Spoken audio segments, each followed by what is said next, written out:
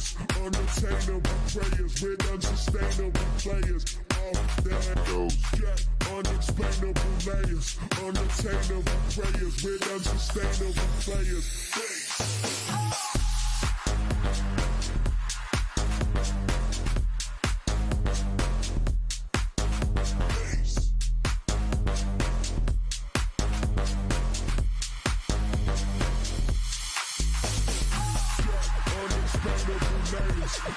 Unattainable prayers with unsustainable players. All that unexplainable layers, unattainable prayers with unsustainable players. All that.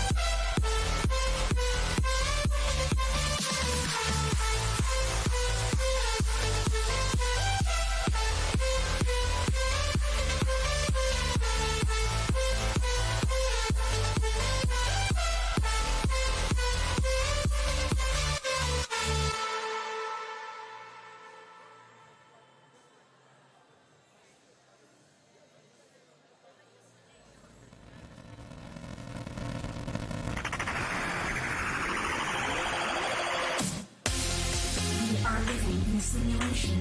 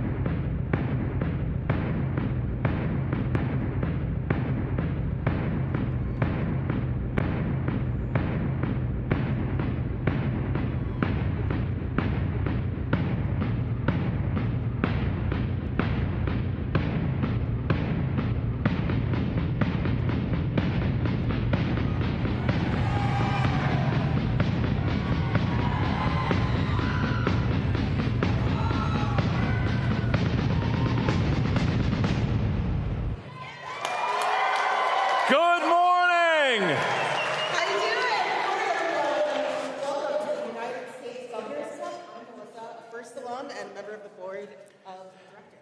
And I'm Blair from First Headquarters, and we are so excited to be your event hosts for the Governor's Cup this weekend. We are honored to have so many excellent teams here representing their states and their districts, and I promise this will be an event that will be one to remember. You will not forget the Governor's Cup, the inaugural Governor's Cup. We've got, you're here. You're representing your state, your district. We've got some special guests and some surprises this weekend that one you'll hear from very soon, and he's coming from a long, long ways away. Ooh, mysterious. Well, we'll find out who this mysterious mystery guest is very soon. But before we get to him, we want to give it up to, there's a guy who's been working really hard to put this together, and he's been working really hard to make robotics hands-on and experiential. Please welcome the Executive Director of Experiential, Mr. David Rogers. Thank you, Blair.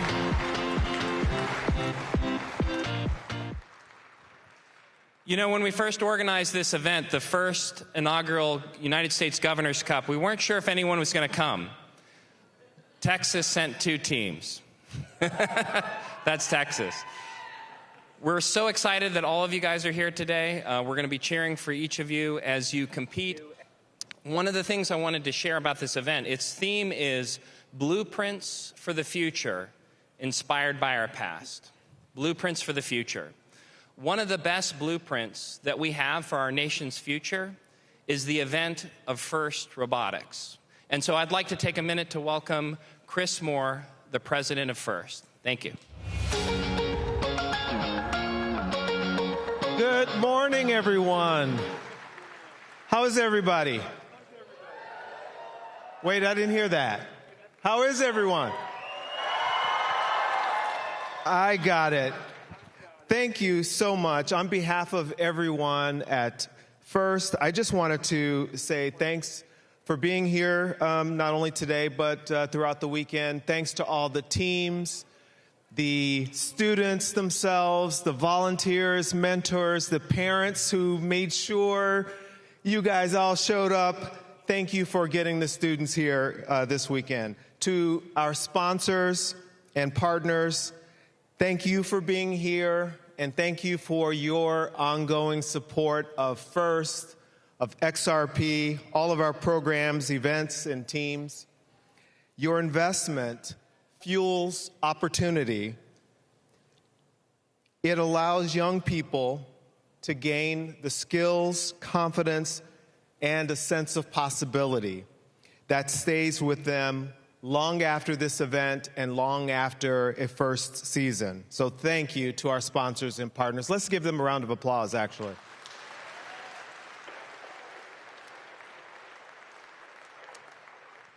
A special thanks to the team of folks who worked tirelessly throughout the past few months in bringing this event to us this weekend. Special thanks to not only Farina Contractor, Dave Rogers, the Experiential team, also working with the FIRST team. Thank you guys so much for just making this event possible. And then finally, to the students, the teams, the mentors.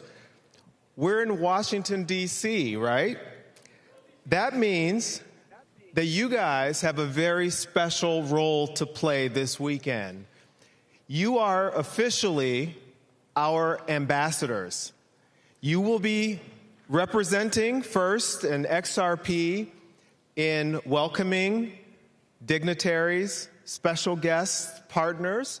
So I just want to say thank you to all of our ambassadors here.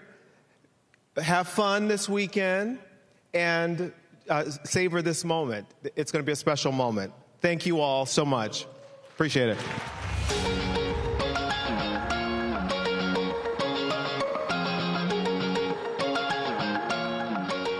Thank you, Chris. Now we're getting ready for our first special guest. And it'll be a guest you'll remember. Right now, he's speeding towards us. He's on the ISS, the International Space Station, And we're going to do a little interview with him in a little bit. So believe it or not, we'll be speaking with astronaut Chris Williams from Maryland, who's been in space for nearly 3 months. So let's meet the ARISS team and explain what's about to happen. This is Frank and Tanya from ARISS, the amateur ham radio operators who will be connecting us through their network to the space station. Frank and Tanya.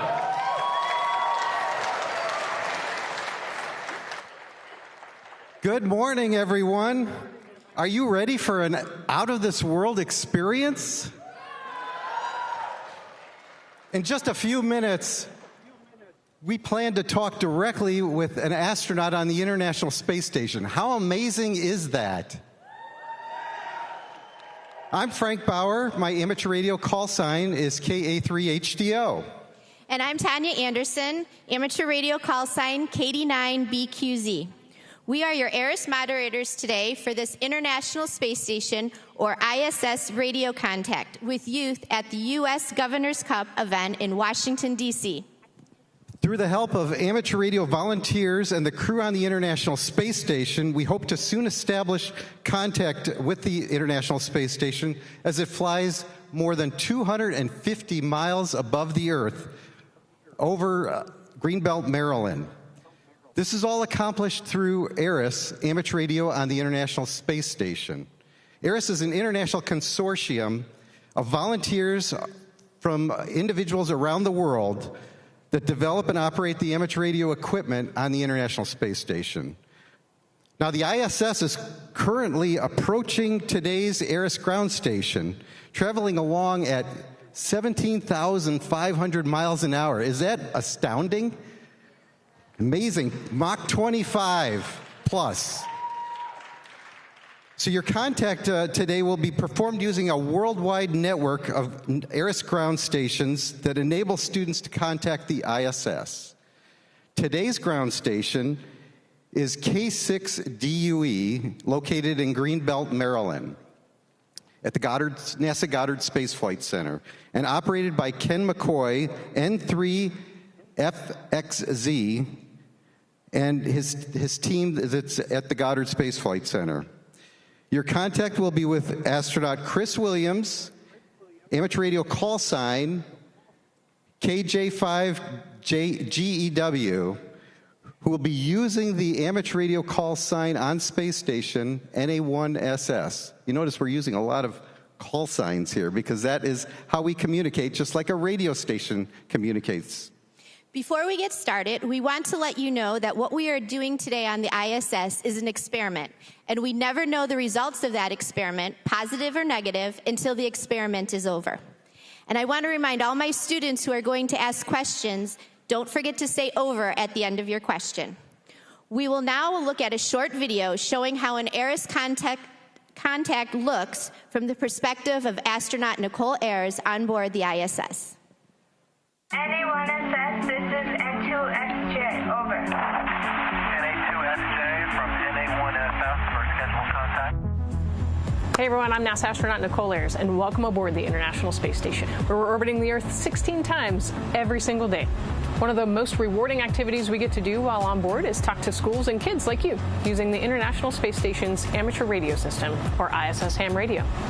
These contacts are planned by an organization called ARISS, a worldwide group of amateur radio experts and volunteers. You're doing fine, you guys. ARISS is dedicated to introducing young people and students to science, technology, engineering, and mathematics.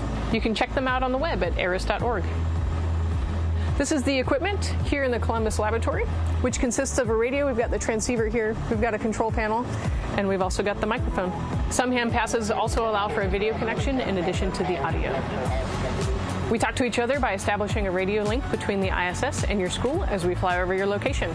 We won't have a lot of time to talk because we'll be cruising over the ground station at 17,500 miles an hour. That's 25 times the speed of sound. So we'll actually only have about 9 or 10 minutes of good radio contact from the horizon to the horizon.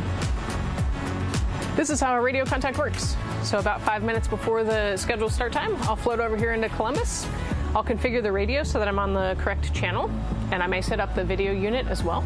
And then just before the contact time that ARISS predicts for us, I'll begin calling the school using the standard amateur radio calling techniques.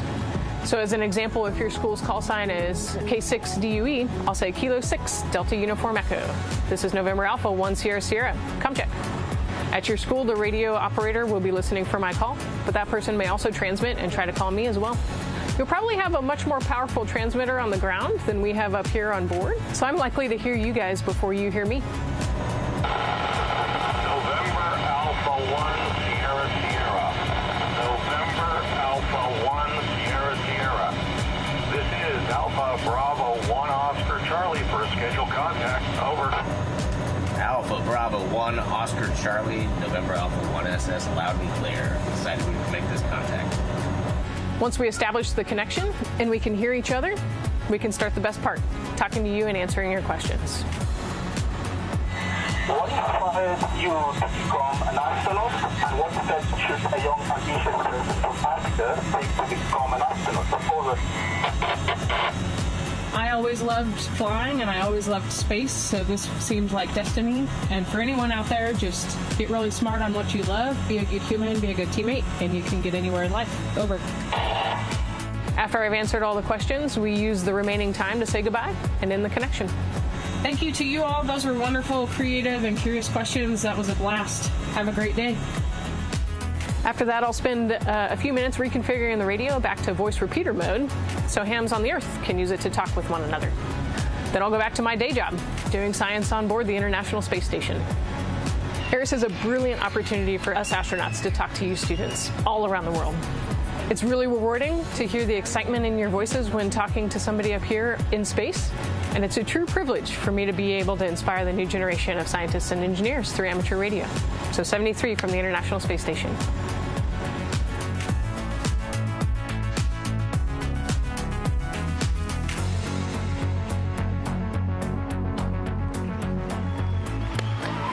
Okay, very cool. I'm not going to. Chris Williams has been in space since November. There's another astronaut up there shadowing him, Sophie. We might hear from her as well. She's a French astronaut. She just arrived on the ISS on Saturday, so she's new up there. This is an audio interview. So the first thing we need to do is establish contact with the space station. How do we do that? So Ken McCoy at the Goddard Space Flight Center is going to be establishing that contact, and we will hear from him shortly. So yes. I think we have Ken. Ken McCoy from our ground station. Are you there? Hello, everybody. This is ground station K6DUE, and we are ready to go. We have AOS in about 4 minutes and 35 seconds. AOS stands for Acquisition of Signal. So that's when the space station comes over the horizon. We don't really know when it's going to happen. As Tanya mentioned, this is an experiment, and there's a lot of different variables that go along with it. So you might hear Ken calling multiple times along the way here. Now, on your tablet here, you have the tracking of the space station. Yes, it's currently it's just coming over the United States. It's on the West Coast at this point, on its way over to Maryland. And this morning you showed me that at some point the sun is going to be maybe interfering with our call. Well, at some point, about two-thirds of the way through the contact, the sun is going to be right in the field of view of the antennas. And so those of you that don't realize it, the sun is a very big emitter of radio frequency signals. So we'll see how there might be a little bit of a drop out there, but we'll see how that all works out. All right. Part of the experiment. How many of these contacts do you do with the ISS? So we do about 60 to 100 of these contacts a year. That's internationally. So since we started, we came on board Space Station, and we were operational 11 days after the first crew came on board. So ARISS has been operational for 25 years continuously. We've done almost 1,800 contacts at this point with schools all around the world and all continents, including Antarctica. There actually is a school in Antarctica. And about 20 minutes ago, Frank showed me on his tablet where the space station was, and it was over Australia. So that's how fast it's moving. Tanya, tell us a little bit about your involvement with ARISS and how you work together with the schools. Sure. So I was a classroom teacher for 20 years, and so now I am the Director of Education for ARIS, and I work with teachers all over the United States, and we mentor schools, getting them prepared for their contact with the ISS. So they do about 4 to 6 months of different lessons and activities, getting ready to talk to the astronaut. And in all of these interactions with the ISS, what's the biggest obstacle you've ever faced? Biggest obstacle? Yeah. Well, okay, so this is the first robotics activity. You all know that obstacles come up. And so they might be little, they might be big. We don't know. I mean, recently we just had a little bit of an obstacle because the Crew 11 folks came home early, and a bunch of our amateur radio operators on board disappeared. So we had to do a bunch of rescheduling. So all of those things happen. Chris lost his pals up there. So Chris was the only one up there, yeah. We're going to have some students ask questions of our astronauts, so we're going to get them on stage now. Please give it a round of applause for our students. Come on up. 1 minute, 30 seconds. Yep. We are 90 seconds away from contact. So we have a range of students here. I think you're going to go all the way down. Not sure where you're going. So this is a range of students from elementary school through college. So they get the whole host. But we've got a special guest who will ask the first question as soon as we get acquisition. Ken, you still there? I am still here. We are 1 minute until ISS comes over the horizon. So we'll be getting ready to call here shortly. And what exactly are you doing there, Ken? So right now, the ground station has antennas that are on the roof, and they can be pointed in any direction. So right now, the computer is adjusting the position of the antenna so it points at the ISS where it comes up over the horizon. So it'll come over the horizon just like the sun rises, and goes across the sky, and then it'll set in about 10 minutes. So that's about how long our contact will last. And we got about 20 seconds here. I'm going to call a little bit early, and you're going to hear some static. NA1SS, here is K6DUE calling for scheduled school contact. Over.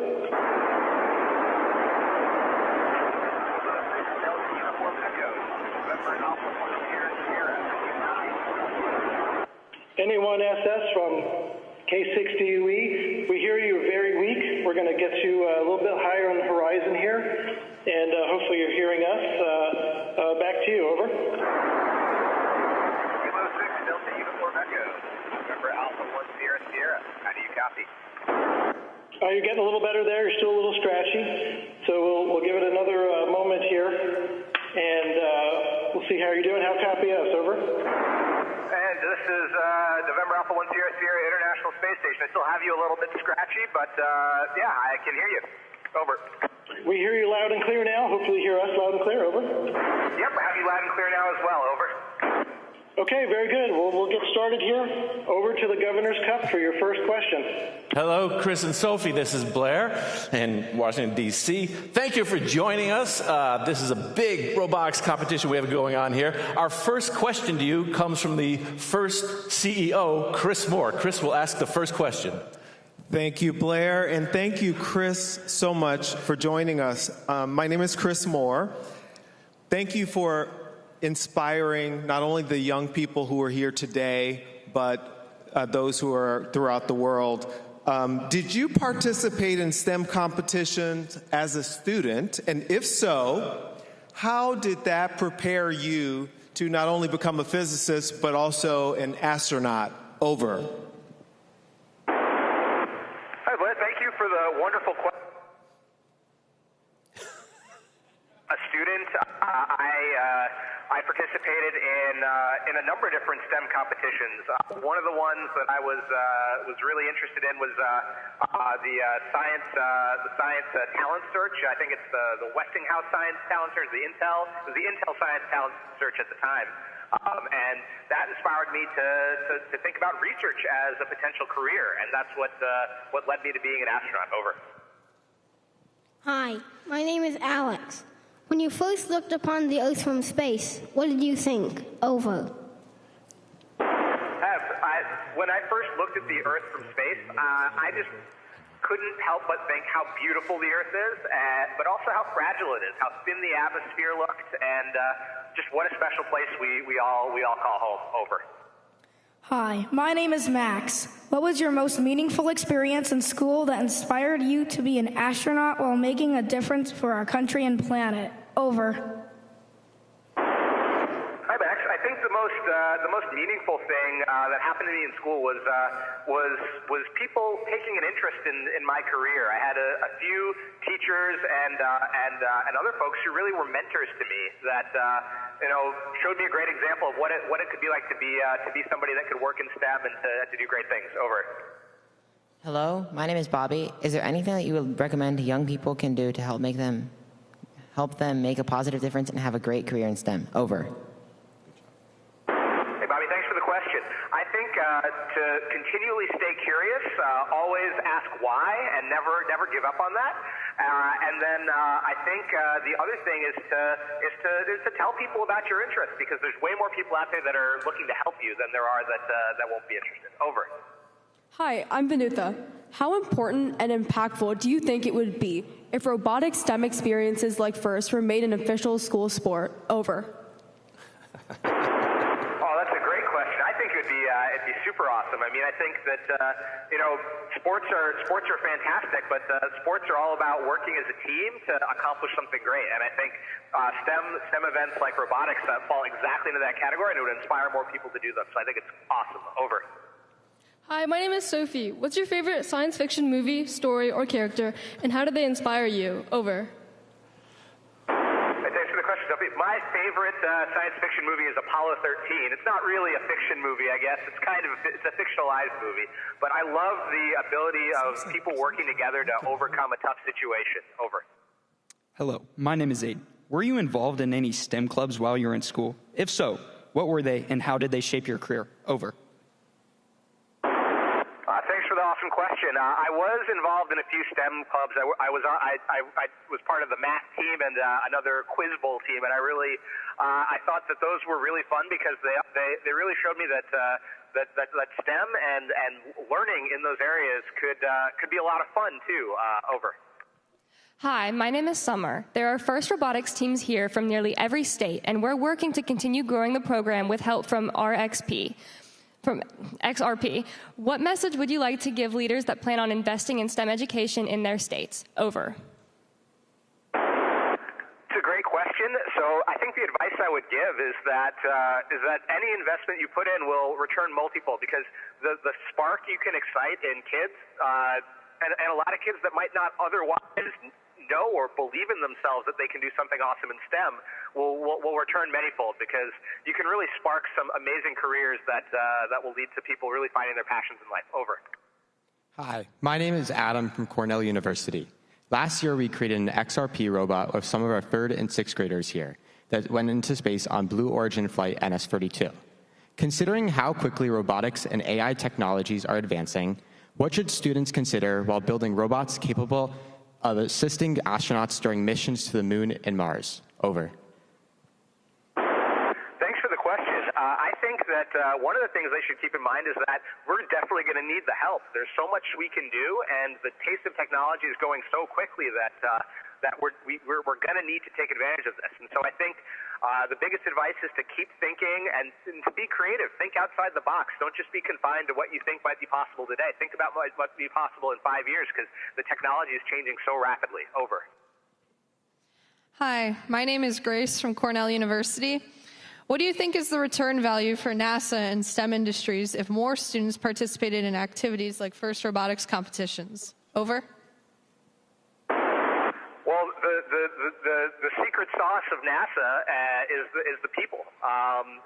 It's people that make space exploration happen. And missions like the International Space Station are supported by hundreds and thousands of people on the ground. And the more people we have that are passionate about STEM, that we need that for NASA to do its mission. And I think that things like robotics competitions, that's what leads people to believe they can do this. Over.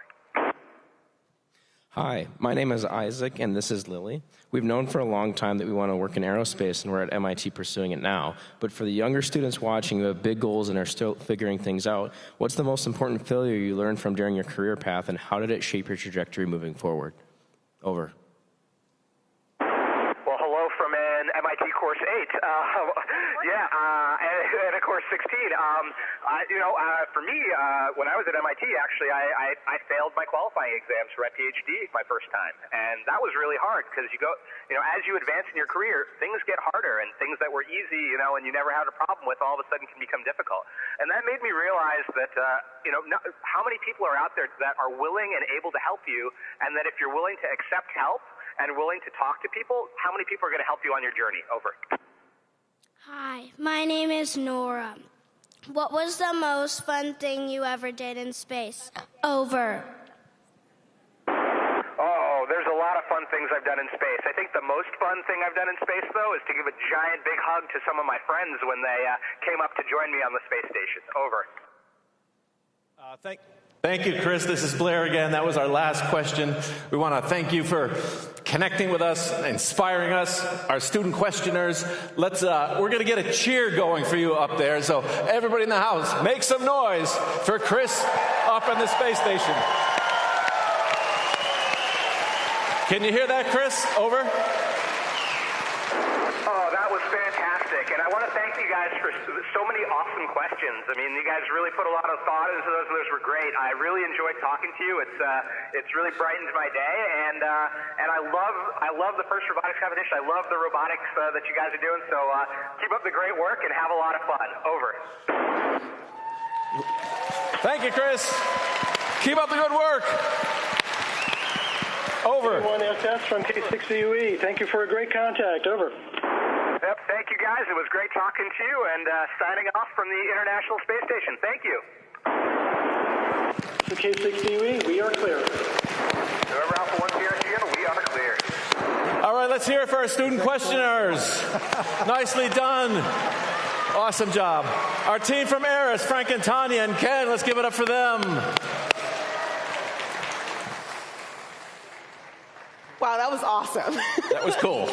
And honestly, and remember, again, this was the first time this has ever been done at a FIRST event. I've been involved at FIRST for 20 years, and that you were was the there. coolest thing. So yay, thank you everyone for making that happen. Okay, so that was our opening ceremonies. Before we get started with cranking up these robots and playing Decode, if you are able, please stand, and we're going to play the national anthem. Please rise.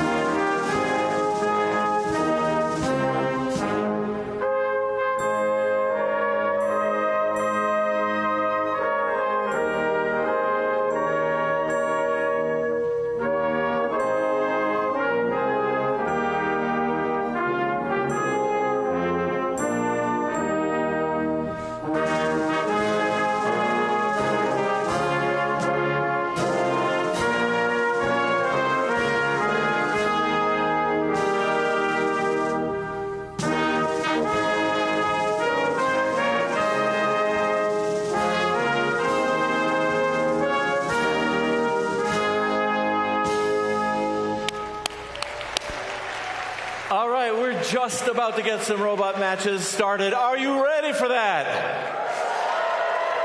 Awesome. Remember, you're here to have fun. Remember your gracious professionalism. Tomorrow afternoon, we will be giving out a Gracious Professionalism Award to the team that's voted to have the most gracious professionalism. So use the QR code. Yep, yeah, so this is a team and volunteer voted award. So be sure to use the QR code that you were provided to honestly vote for and submit which team or district or state represented gracious professionalism in the best over the course of the next couple days. And I'm pretty sure you can't vote for yourself. So vote for somebody else. Vote for another state.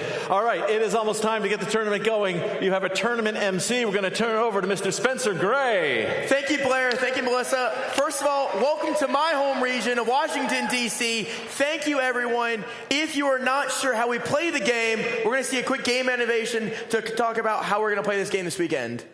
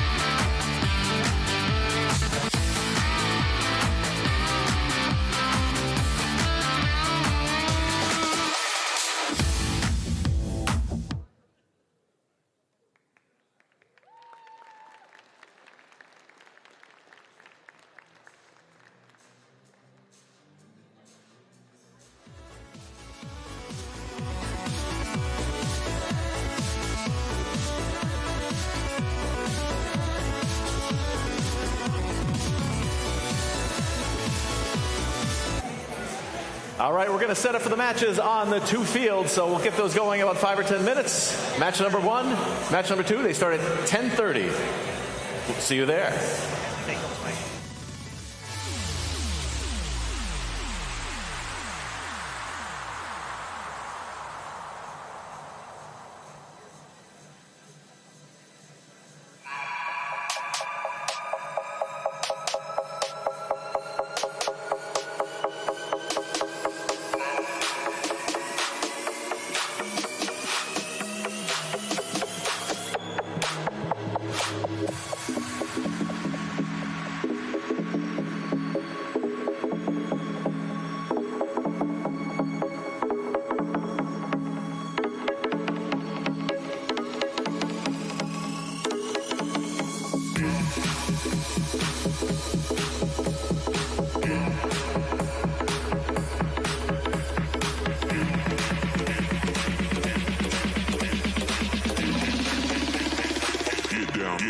To the baseline.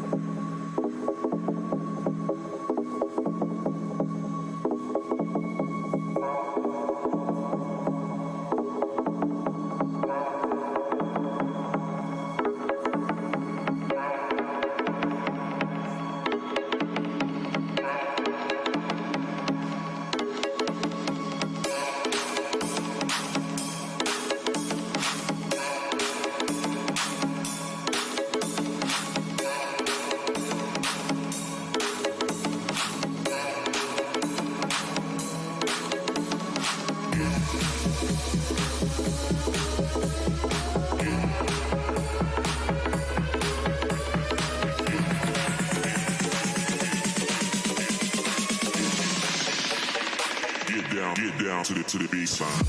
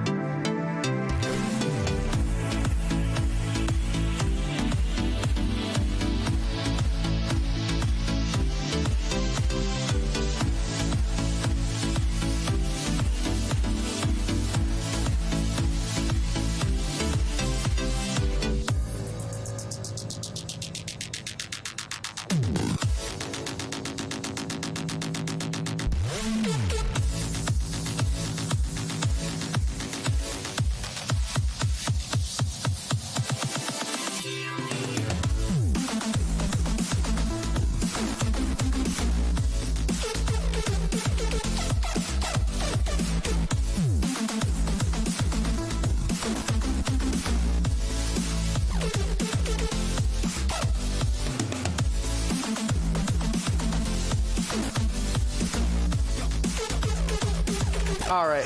There we go. All right. Over here for match number 1, we're going to meet our teams on the red side of the field. Representing from our team from Montana, it's 12727 Identity Crisis, a Twin Bridge Schools from Twin Bridge Schools. Next to them for this match, representing New Hampshire, it's 23790 Ride the Robot, a community group. On the blue side of the field, coming from the state of Massachusetts, it's 4410 Arc Lightning from Andover Senior High School. And partnering in this match from Georgia, it's our team 13245 Articus Apollo, a community group from Georgia.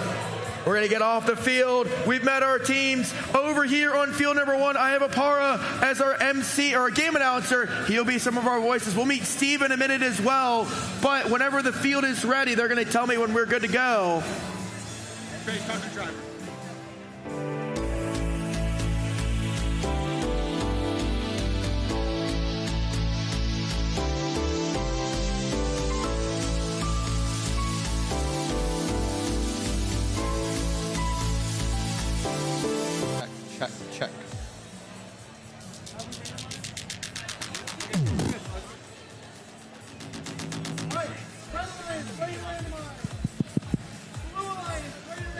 Check. Check.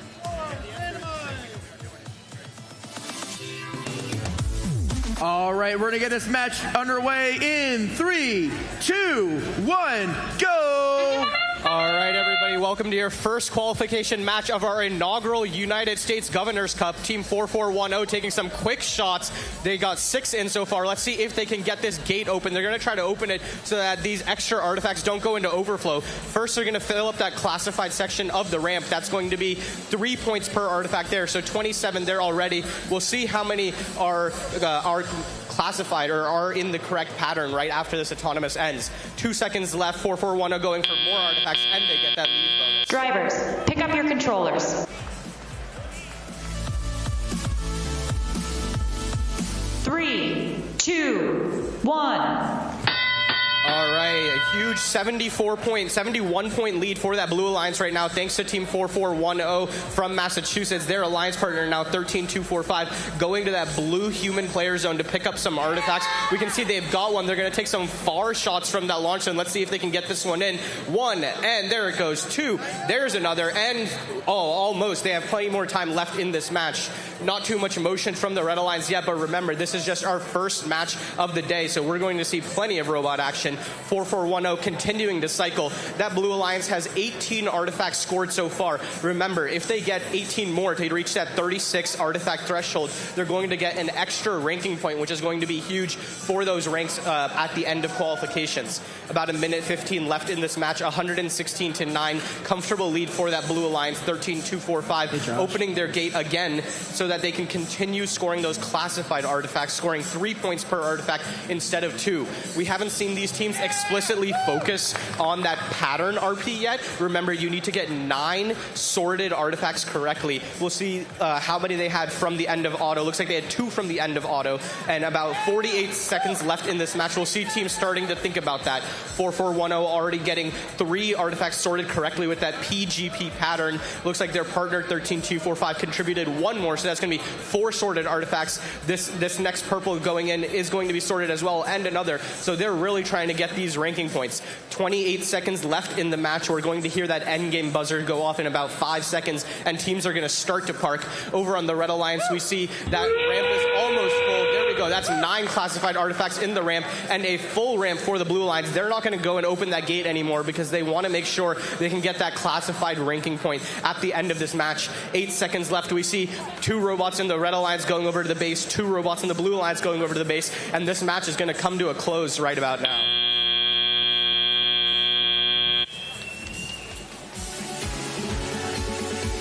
Moving down over here to field number 2 while they score match number 1 on the red side of the field.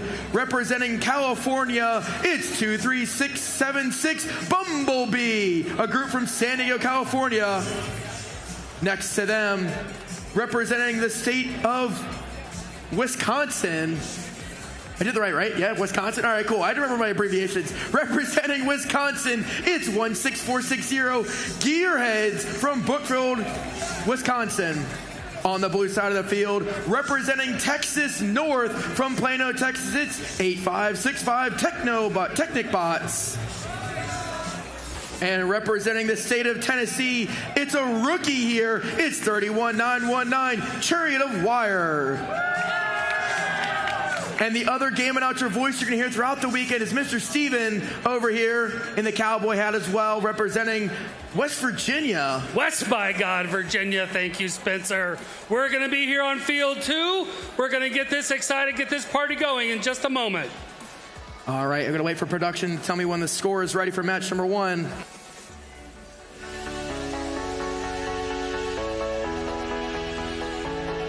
All right, we got a score now for match number 1. We're going to get a Temple color revealed. It's going to build up the tower. It's going to tell us the color blue with a score of 189 to 55. You can see the 30 foul points, and you can see the 6 ranking points there. That is a lot of ranking points, and we'll cover those throughout the week and as we move along. All right, we're going to move back over here now to field number 2. We've met our teams. Referees are just finalizing everything.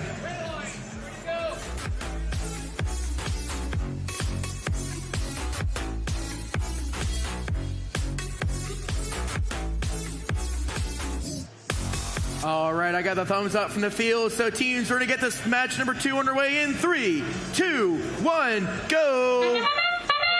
Robots are moving out in the first 30 seconds. All of these robots are running on pre-programmed autonomous code. So everything you see is doing, there is no human driving this for the first 30 seconds. We see a lot of shots going up. Technobots scoring in close. Look like the bees have moved over, they've left. So as we look at the banner underneath your scoreboard, a couple things you want to look for. You're going to look for the total Drivers, number pick up your controllers. Artifacts that have been scored during that time. You want to get to 36, 3, which is a combination 2, of ones 1. actually on the ramp and ones overflow. Now we move into teleop. Humans are now in control of their robots. So our Blue Alliance, which is Texas and Tennessee, they have 31 points. Our California-Wisconsin team have 32. This is a close match. Every one of these artifacts are going to be very important to this final score. Again, looking at that banner underneath, if you look, you see a little robot head with 2 check marks. That meant that both of the robots have left their home area, their launch zones, in autonomous. By doing that and then parking at the end, they can earn that ranking point. Another ranking point that they can earn is going to be the total number of artifacts scored. Blue has taken a lead at 55-38. There's still 1 minute and 10 seconds left. We're only 10 points difference with 105. Blue is slightly outshooting the Red Alliance with 16 artifacts scored. They still need 20 more if they want to get that ranking point. The other number you're going to look for the 3 little artifacts on the scoreboard. Currently for red has 4. That meant they matched the pattern. Our pattern is purple, purple, green. That is randomized every time we start the match. Very close game, 30 seconds left. This is going to come down to how do they strategize how they want to end. Most of the shooting is happening up in the front launch zone. We have 18 seconds left with a 2-point game. Robots now moving into their base area to try to park. If they get a full park, that's 10 points. If they're sitting outside of their area, they get 5. Looks like we have at least 2 partials, maybe not. Looks like they moved too close at the end on the blue side. Red appears to at least have 2 partials. It really depends on how the refs judge this. This match is currently under review. At TTI, we live in a world of components. But the most important one isn't stocked on a shelf or measured in ohms and IP ratings. The most important component is measured by its passion for helpfulness, a commitment to getting the right parts to the right place at the right time, and an enthusiasm for solving the unsolvable. It's the component so critical we couldn't exist without it, because it's what sets TTI apart. the human component. All right, I've got a score for match number 2. Not quite ready yet. Referees have not finalized that score now for match number 2.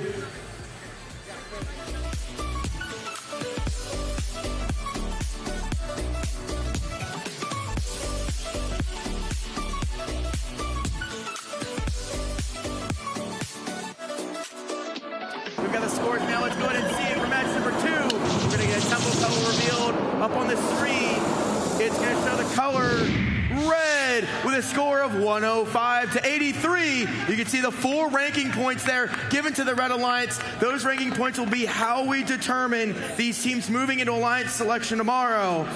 Moving back over here to field number 1 for match number 3. On the red side of the field from the great state of Alabama, it's 25751 Dread Pirate Robotics. Next to them, from the dry state of Arizona, it's from Rock Point, it's 23940 Robo Cougars. On the blue side of the field, from Illinois, it's 21333 Robo Knights. And rounding out this match, from Michigan, it's 15555 Swarm. Hear a loud crowd for Swarm. I'm going to step off the field. We've got about a minute to go on the next match. I got some cool robot stats. Actually, one of our announcers filled out a bunch of information, so I'll give you... Let's see. We know the Great Lakes State of Michigan. They've got Pacey Cherry Juice is the drink of the state. Ice hockey has a strong preference, and we obviously know they have a massive FTC program.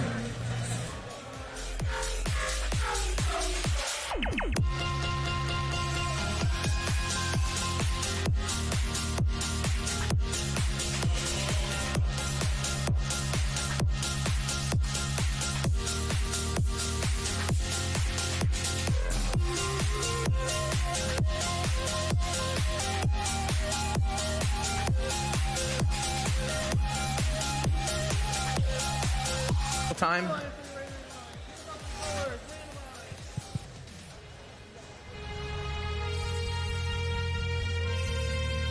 It is ready. All right.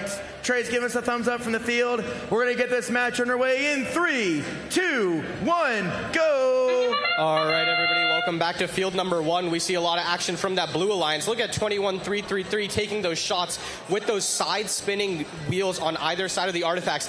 Those artifacts have absolutely 0 spin going into that goal. You can see there's no bounce at all. Over on the Red Alliance, we see Dread Pirate Robotics from Alabama taking some shots from that far launch zone. They have 1 green artifact. Let's see if they can get this one in. They're going to line up, and oh, wow. Didn't go through the goal, but went into the ramp. I don't think we're going to get any points for that. Drivers, pick up your controllers. 3, 2, 1.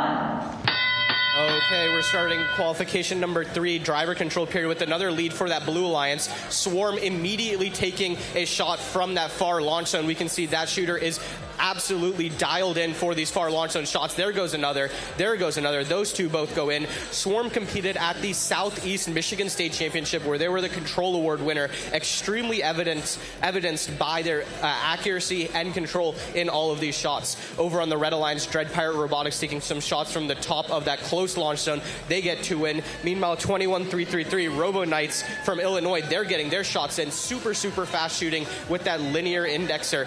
Both Blue Alliance robots going into that red human player zone. Remember, that's completely fine as long as there are no red robots in there. Swarm hitting another far shot.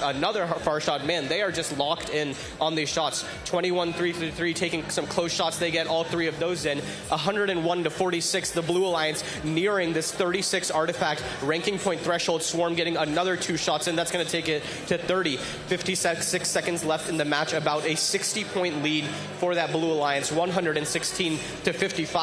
Dread Pirate Robotics and their alliance partner Robo Cougars trying to take some shots in the close area of that launch zone.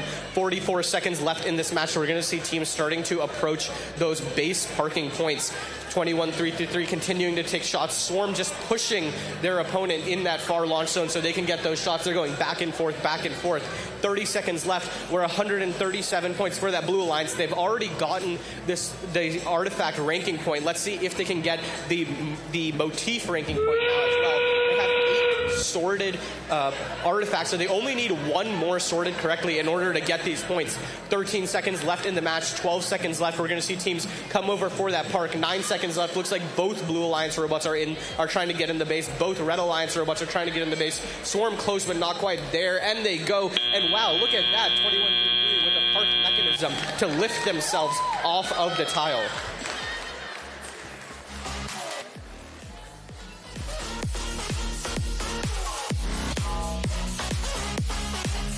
All right, we're waiting for our scores now from field number 2.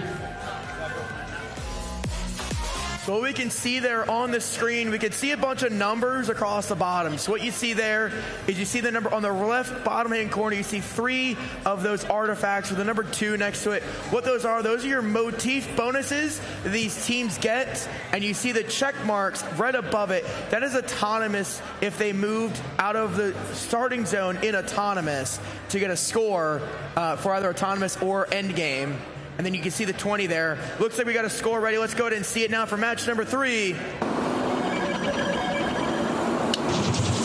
going to get a tempo color revealed. It's going to be the color blue with a score of 188 to 107. You can see there again 6 ranking points for the Blue Alliance. I'll do some explanations of ranking points in a little bit later. Moving on down to field number 2 for match number 4. On the red side of the field, closest to me, for the team from Utah, it's 201515 Cubed ETs. Oh no, I just said it wrong. Cube what? Cubettes. All right, there you go. I'll remember that now. And next to them, from Texas Central, it's 12928 Lightsaders. I almost said lightsaber. I almost said it. On the blue side of the field, from Mississippi, it's 23521 DeSantos Tex.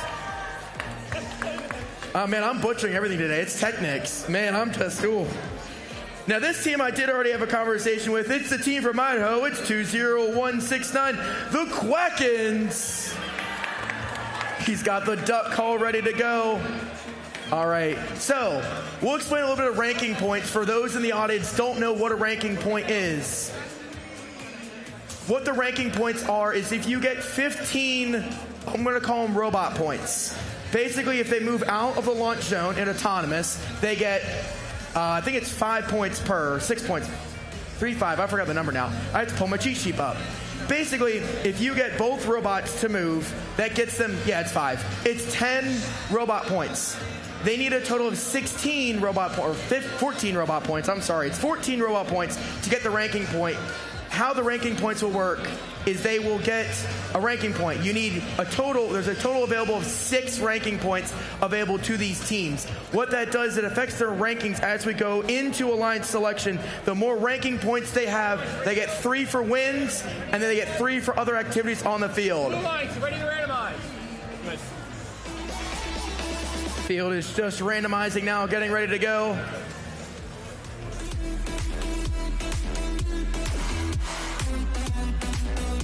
It's going to be green, purple, purple. We can see the randomization there now.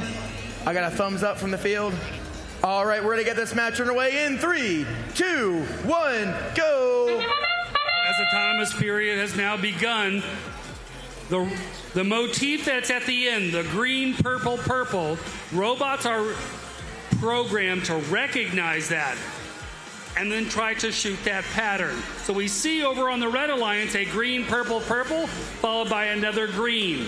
So they're already picking up some of those motif points. There's still 7 seconds left.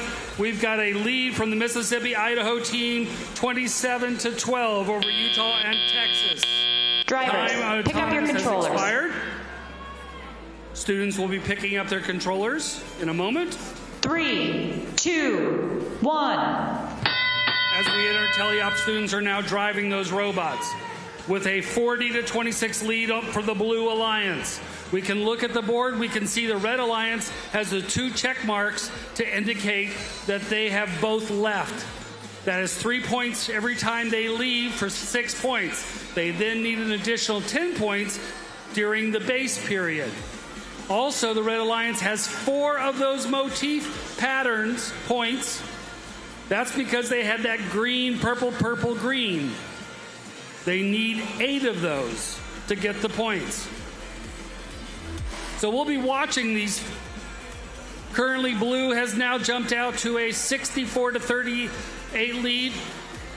They're shooting a lot of artifacts. They're already up to 20 artifacts with 1 minute and 8 seconds left. Our Mississippi and Idaho teams have a 70-50 lead over Utah and Texas. Red Alliance has now partially cleared their ramp. That's going to give them some more opportunity to grab some more artifacts so they can continue to shoot. We're also seeing some penalties now coming up. Robots need to make sure there are certain parts of the field they don't want to go in. Now, with 40 seconds left, what I'd like for you to pay attention to is the various designs that the students have come up with. For example, over on the Blue Alliance, 23-5-21 has a rotating turret. Different designs. We also see on the Blue Alliance, 12-9-28 also has a turret. Allows them to use a camera system to match where they're shooting to try to score. 15 seconds left. We are in the end game, 109-86. 10 seconds left. Blue Alliance has made sure they have scored the right amount of artifacts. They need to get those. Looks like they have 1 yes, 1 no on their, or a partial. 15 points. Perhaps they've got enough to get the 6 ranking or the 5 ranking points. They at least will get the ranking point for the number of artifacts scored. Scores for match number 4 in just a moment.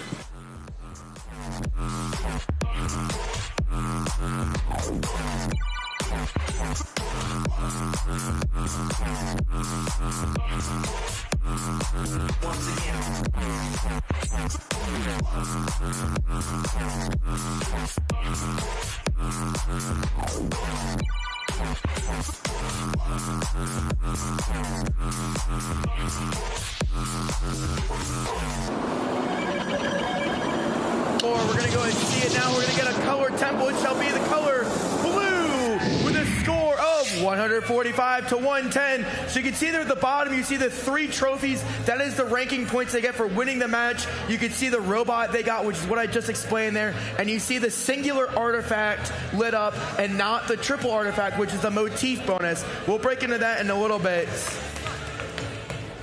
Coming back down over here to field number 1 for match number 5. On the red side of the field with their robot BB-8, it's the team representing Washington State. It's 23214 BetaBots.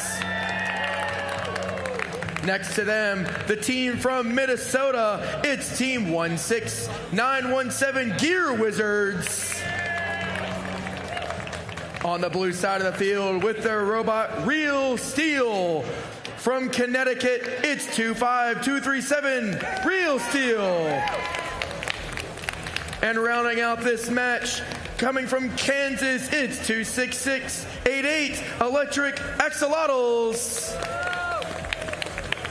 So the people might be wondering why you don't see numbers up on the board, but I'm announcing numbers. It's so you at home and you in the audience can see, oh, this robot 197 is the Gear Wizards from Minnesota. So you can track and you can know when I say a number, you can see on the board associated with the association. And you also, actually, I'm noticing some teams have flags on the robot, which is also a really amazing way we can spot and see what's going on. I'm going to get off the field so they can randomize now. I'm going to get out of Trey's way.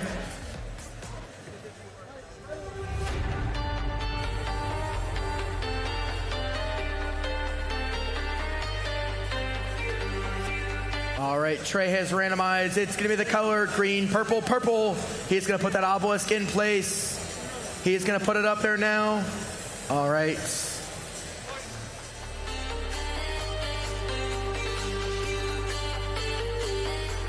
Do I have a green light from the field?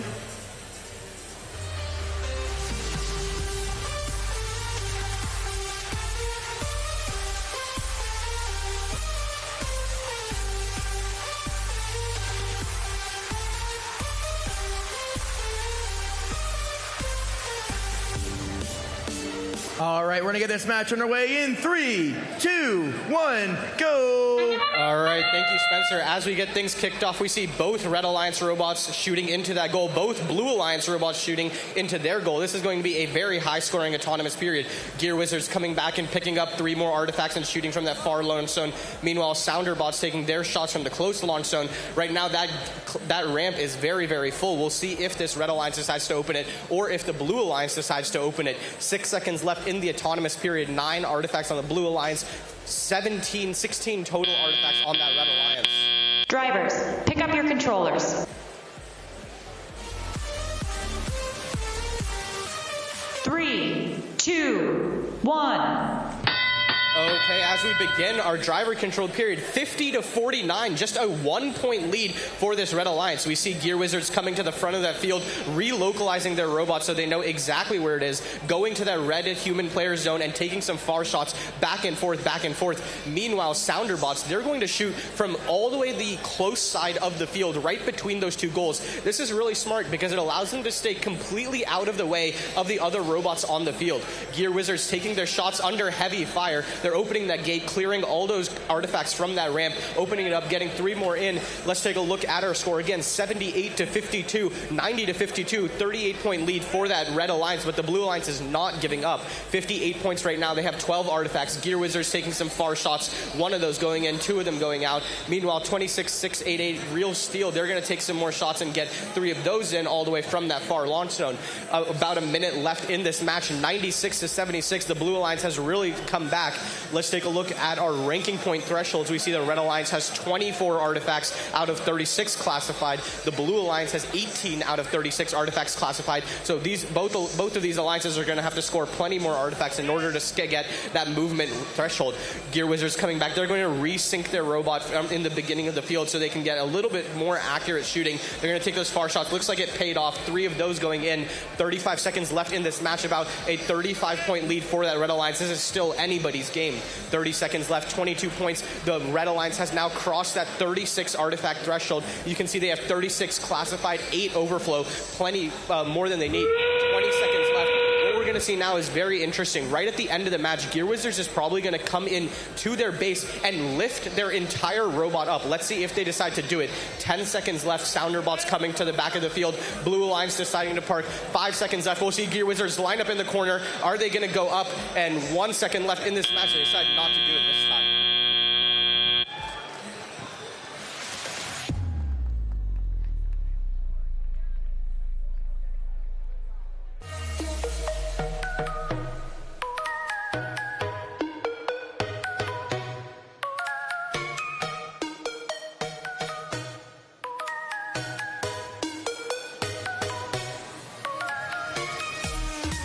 Only Beta could do this. We're the only company that builds our own chargers, and we've flown on that network all the way across the country, out to the Santa Monica Pier and back to Vermont. We're the only company that's doing military, cargo, logistics, medical, and passenger. And we were the first company to complete electric aviation transitions with a crew on board. These are the milestones that really matter when building an electric aerospace company. And there's only one company who's completed all of them, and it's Beta.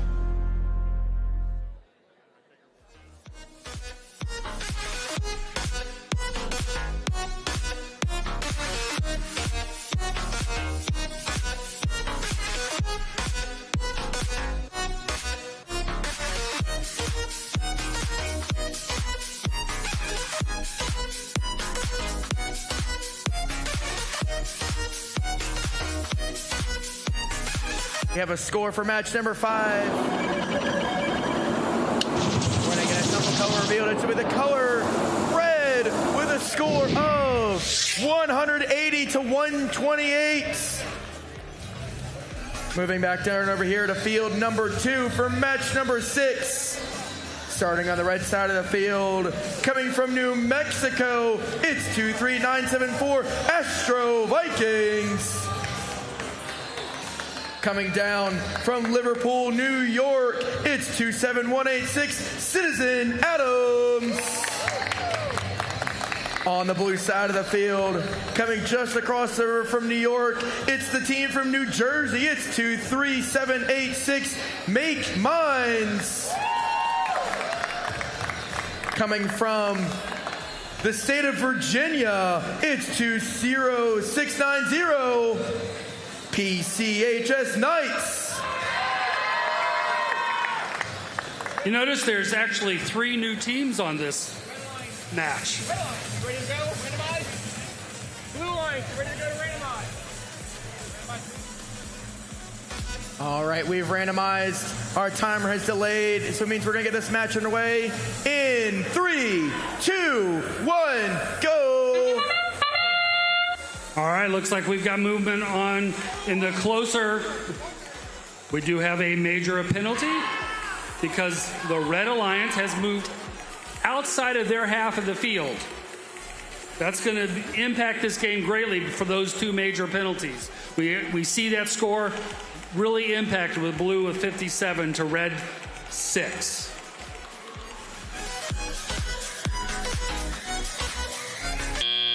The Blue Alliance also scored Drivers, 9 artifacts pick up your controllers. during that autonomous period. 3, 2, 1. All right, we now move into driver control period of time with 2 minutes of driver control. New Jersey and Virginia, like I said, has a commanding lead into this. Red Alliance with New Mexico and New York, they've got a lot of work to catch up to try to balance this score out. There's 1 minute 40 seconds. Blue now has, they should be coming up on over 100 points with 1 minute and 30 seconds left. Blue Alliance has already scored 18 of the 36. They're halfway to that ranking point. They also already have 7 motif pattern points.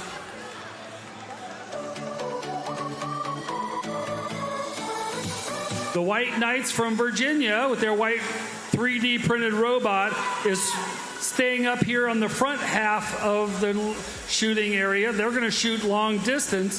The other 3 robots are all up in the closer shooting zone. Blue Alliance clears their ramp because it had just filled up. One of the things they want to make sure is every one of those shots that go in, if it goes through that square at the top after the ramp and then it is qualified, is worth 3 points. Any balls or any artifacts that roll out the top is only worth 1 point. Blue Alliance has a score of 176 to Red's 20. Blue Alliance already has their full allotment of artifacts for that ranking point. They continue to put that score up with 17 seconds left as we enter the end game. Blue Alliance is going to want to see if they can actually get some of those artifacts in the correct pattern to pick up a couple of those points to get that last 6 ranking points. As time has expired, unofficial score 199 to 20. Looks like we'll break 200 on this match. Official scores for match number 6 will be coming up in just a moment, and we're going to pass the microphone over to Field 1. All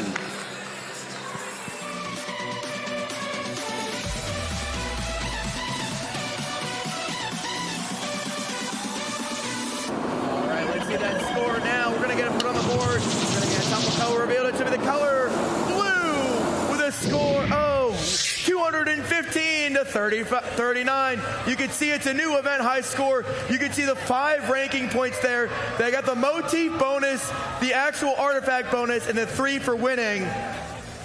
Great job to New Jersey and Virginia. Both great jobs. So what you can see, so you see the ranking points, and what happens is these teams are playing 5 matches throughout the weekend. And what happens is it's an average ranking points throughout the weekend. So if they play all 5 matches and they win all 5 matches and they average, a 4.5 ranking points, that'll be the primary number based on the ranking. So let's say, 4 of their matches, they got 5s, and 1 match they got 3. It's going to adjust automatically to adjust their ranking points. So as you see Alliance selection tomorrow, you'll see that is how the score comes about. Moving down over here to match number 7, we're going to meet our teams. From Indiana is Team 11272, Team Genesis. Next to them, from Nevada, it's Team 12632, the Great Golden Kypris, aka GQ Robotics. That's a tongue twister. Good job, guys. On the blue side of the field, coming from Wyoming, it's Team 12618, Circuit Breakers 4H Robotics. Coming from the West Coast, from Oregon, it's 18108, High Voltage. So, actually, can we get a camera? We're gonna point. So what you're seeing these teams doing, especially during autonomous, is they're going to take these artifacts. Can I have an artifact, please? I'm going to take one of these. Thank you. So what these teams are doing is these teams are launching these artifacts from the robot. And again, the first 30 seconds is autonomous. They're going to launch them into their depots here. What happens is the important thing is, thank you, Simon. Grab the ball. Grab the ball. Oh, okay. So when the artifact touches the rails, that is then what we call a classified artifact. That gets them 5 additional points for every one they use. The motif bonus is having a set of assortment of colors in the right order in the classifier. I'm going to get off the field. Trey's going to go ahead and randomize this match.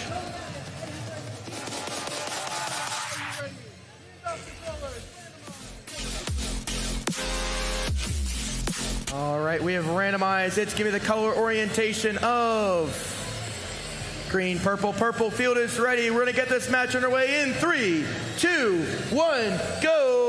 All right, we've had high-scoring matches every time over here on field number 1. Genesis 11272 from Indiana. They're going to start us off with their triple catapult design. Let's see how many of these 3 artifacts they can get in. Because each of these catapults is independent, they can automatically sort the artifacts exactly how they want.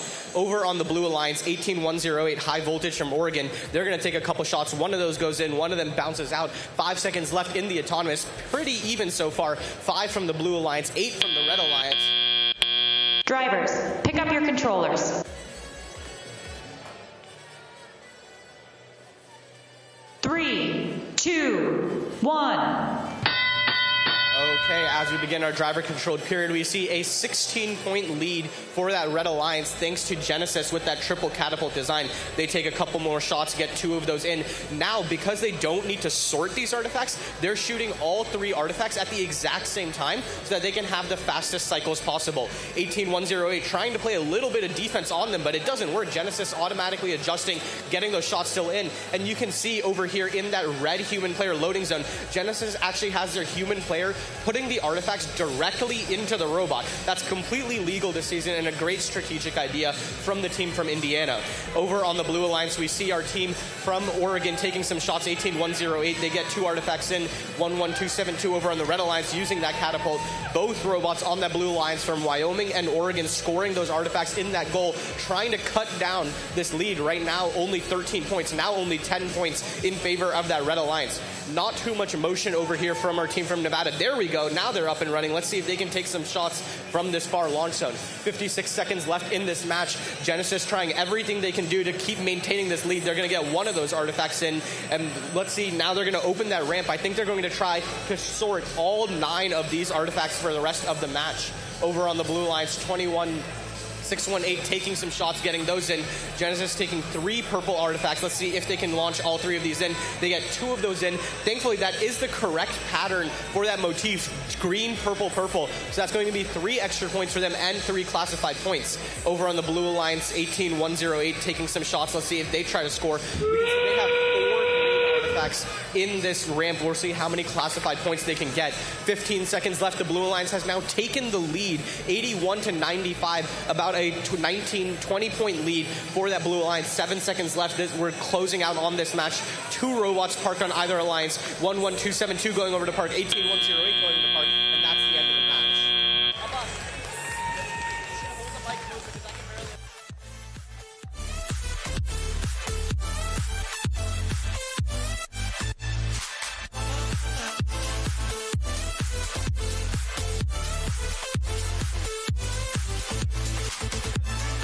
All right. In theory, robotics is a combination of engineering, electronics, design, and computer science. But hands-on, it's so much more. Robotics is an exciting, constantly evolving field where technology and imagination work side by side. The next generation of engineers, designers, and scientists will help chart its path and determine how robotics can impact society. As a proud sponsor of this event and others like it, DigiKey is not just a place to find parts for your next project. We're committed to developing future careers in STEM disciplines and AI. During this event, we're giving all 50 state governors an XRP robot of their own. And by putting an XRP in every classroom for less than the price of a textbook, each state can create opportunities for students to develop the skills that will make them the innovators of tomorrow. We can't wait to see what happens next.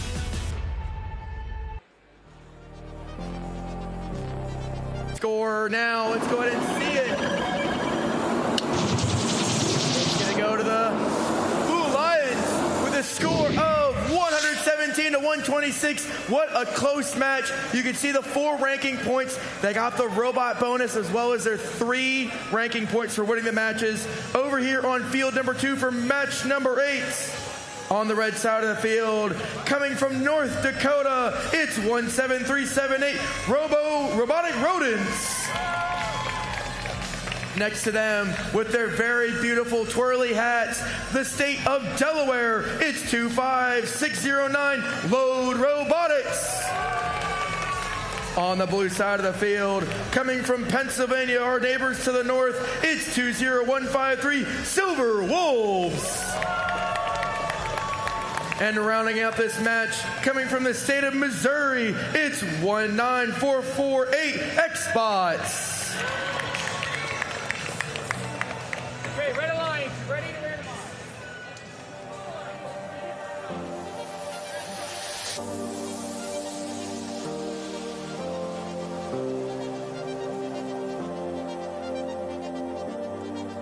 All right, we're going to get this match underway in 3, 2, 1, go! 3 of the robots immediately move out. We got the Silver Wolves shooting high, going up into their goal. Quickly, a lot of the artifacts are scoring. We get more on the blue a little bit. The Xbots shooting and clearing their ramp. Silver Wolves working to pick up some additional artifacts. Again, they're going to shoot from that high spot. Xbot shooting low. Drivers, pick up your controllers. Blue has a 36-6 lead. Blue also already has 11 of the required 36. 2, Over 1. on the Red Alliance, we have some interesting 3D printed robots. We have Roy G. Biv with their multicolored robot. That's 25609. They're burying them into that Red Alliance goal. Their alliance partner, the Rodent Robots, looks like a giant piece of 3D printed cheese, also scoring close up. With 1 minute and 35 seconds left, Blue has a 64 to 32 lead.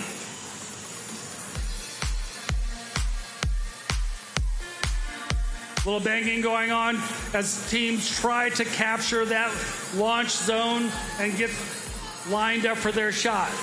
Silver Wolves, they're staying up here at the audience side launch zone, scoring across the field over the top.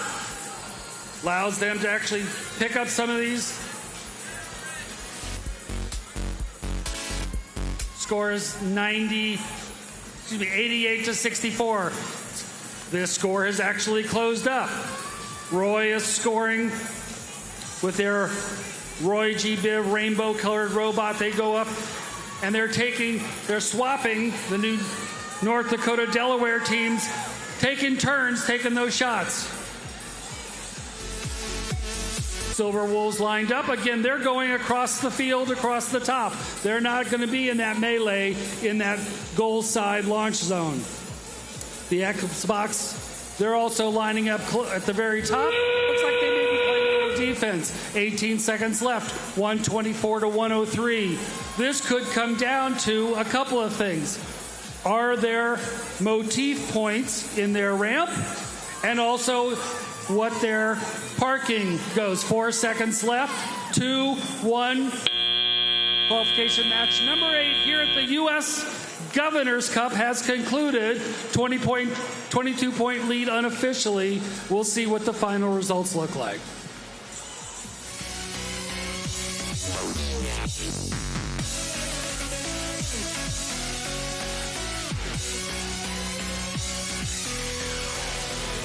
Right. Looks like they're just finalizing that score now from match number 8. Just getting everything finalized.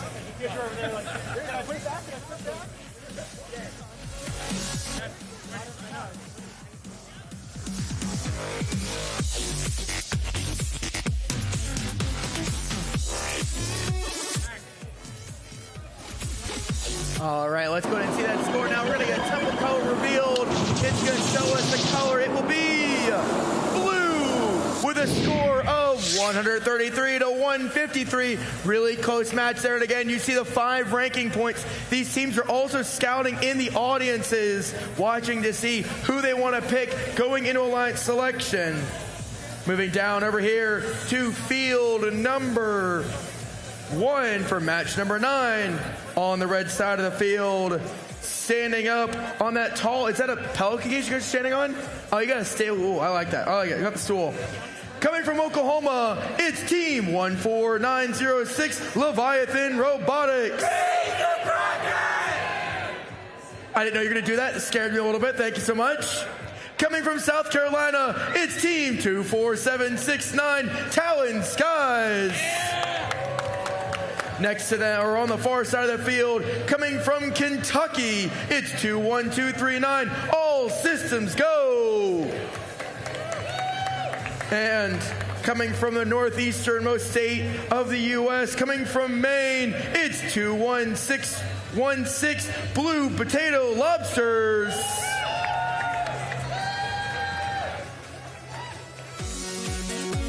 Got about a minute to go, so we're going to talk about a couple of different aspects you're seeing. So when you see that score on the bottom of the screen, and I'm actually going to pull up the threshold, for the amount of artifacts they score during the driver control and autonomous period combined, when the ball gets classified. So what that means is the ball has gone into the depot, through the gate, through the square, and touched the rail.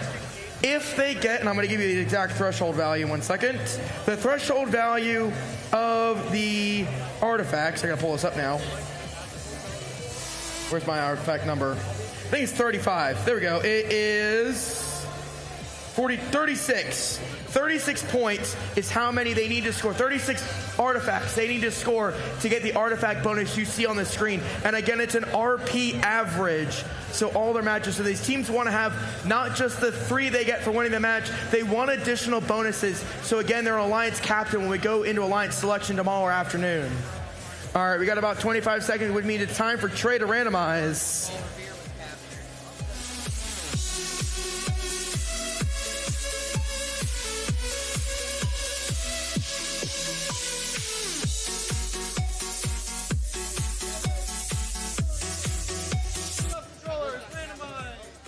All right, we're going ahead and randomize. We're going to get the color combination of green, purple, purple. And you can see there now, we might have a problem. Give us 1 second.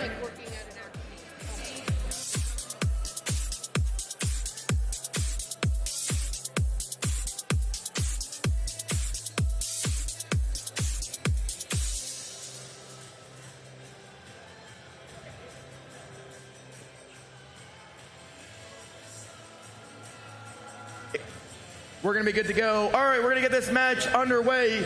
Everyone ready? All right, we're going to get this match underway in 3, 2, 1, go.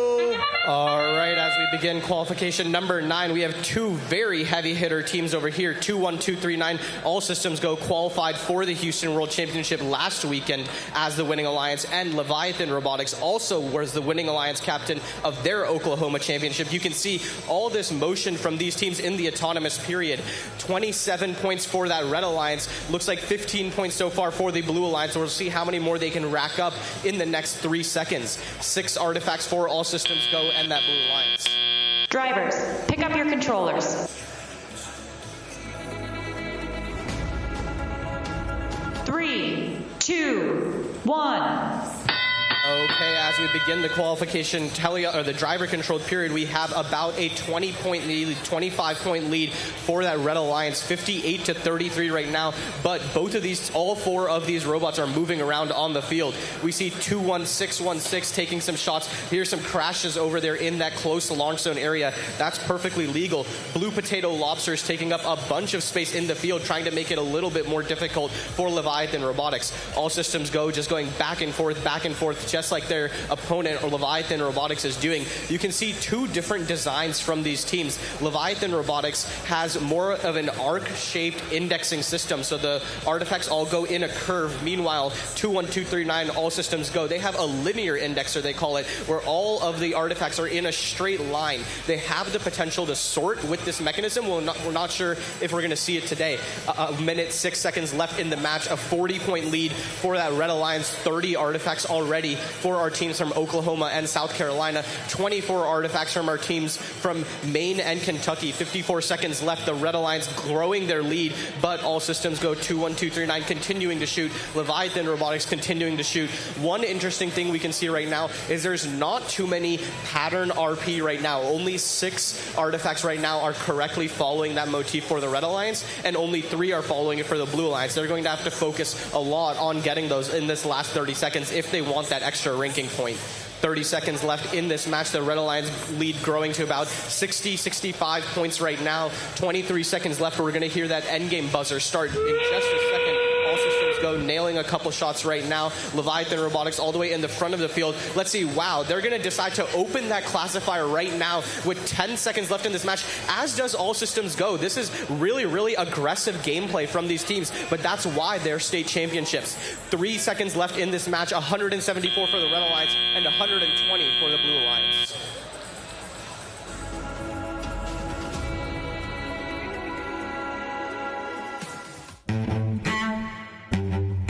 Our world is getting faster, smarter, better connected, on a bigger scale than ever before.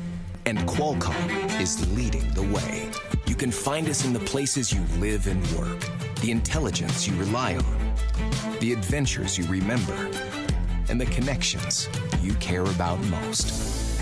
Weaving leading-edge AI, high-performance, low-power computing, and unrivaled connectivity into the fabric of daily life, making intelligent computing possible everywhere.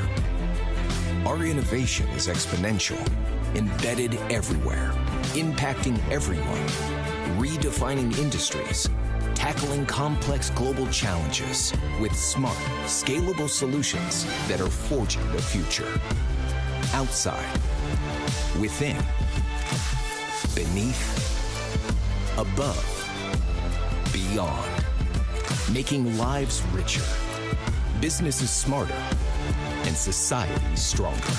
Because human progress doesn't just happen, it's engineered.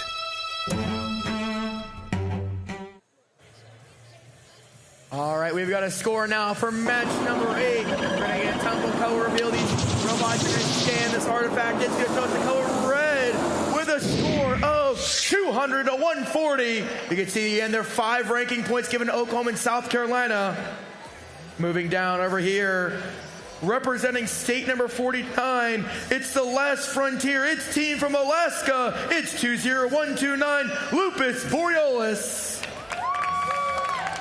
Next to them, from the Hawkeye State of Iowa, it's 12783, Norwalk Robo Warriors Purple. Over here, it's our last state to join the Union. It's the Hawaiian State. It's 20133 Voyagers. Coming from the Mountain State of West Virginia, it's 20194 Jackbots. All right, we're going to get off the field so they can randomize.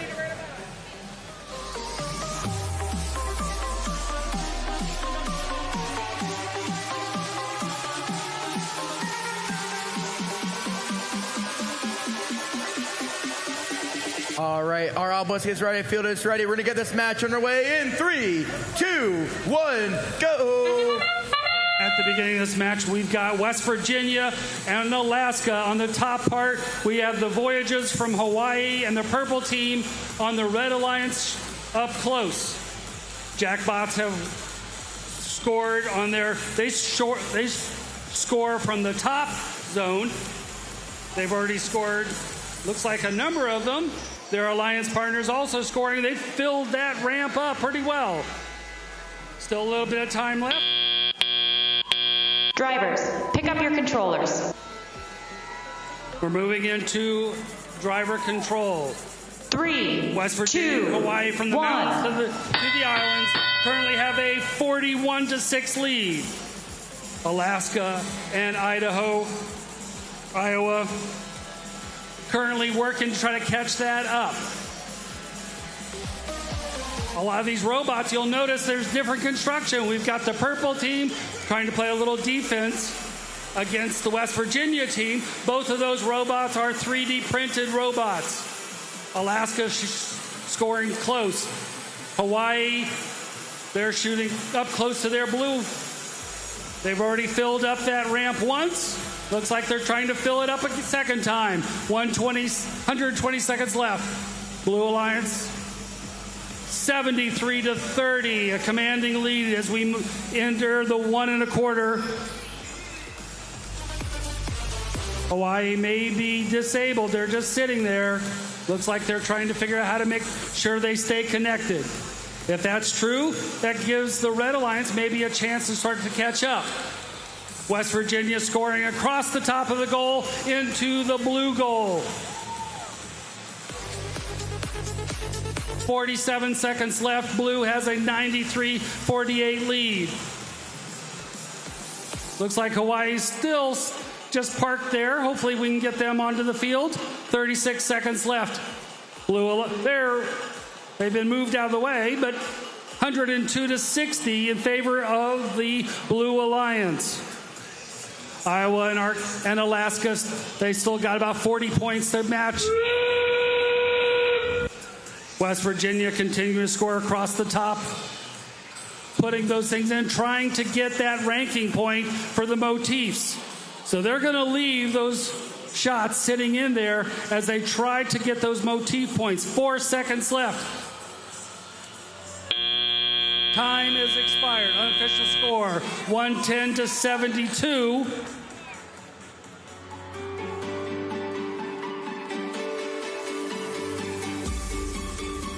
Final scores in just a moment.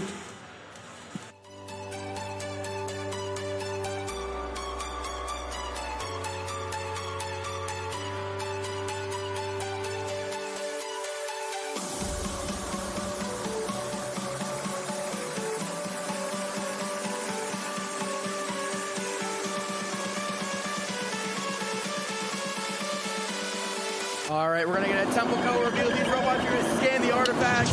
It's going to tell us the color. It shall be blue with a score of 138-98. You can see there the 5 ranking points given to Hawaii and West Virginia. Moving over here, back to field number 1 for match number 11. We have a few more matches before we take our lunch break.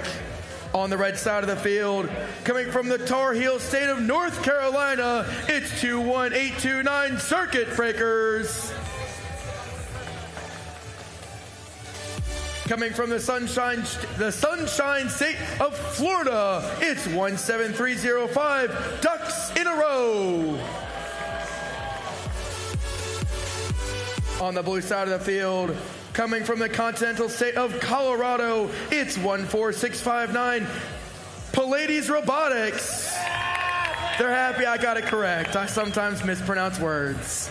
Coming from Nebraska, it's team 12959 Electrogator Robotics. All right, now we've met our teams. I like the flag on the back. I saw you guys walking around with it earlier. It looks really good. I see a lot of pin collecting amongst these teams as well, doing a lot of goodies trading. I see a lot of, got a couple different ones. You got Colorado. That's awesome. These teams are going to have some goodies they trade from all the states. What other time other than here at Governor's Cup do you get to hang out with teams from every state in the U.S.? This is such an amazing opportunity for all of you guys to collaborate and get to talk to each other and get to meet teams from maybe parts of the nation you've never been or never got to talk to someone before. All right, we got about 30 seconds ready for Trey to do some randomization of the field.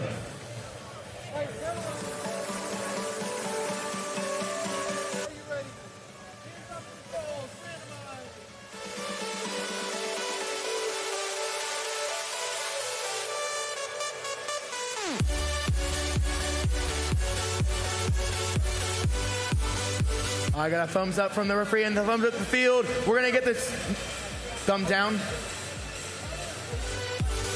All right, I got a thumbs up from Trey now. I got a thumbs up from the field. We're going to get this match number 11 underway in 3, 2, 1, go.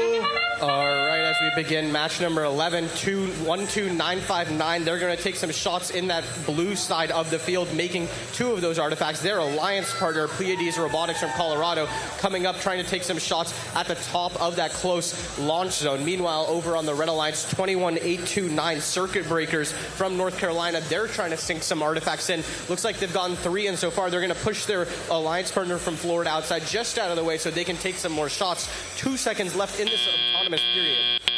Drivers, pick up your controllers.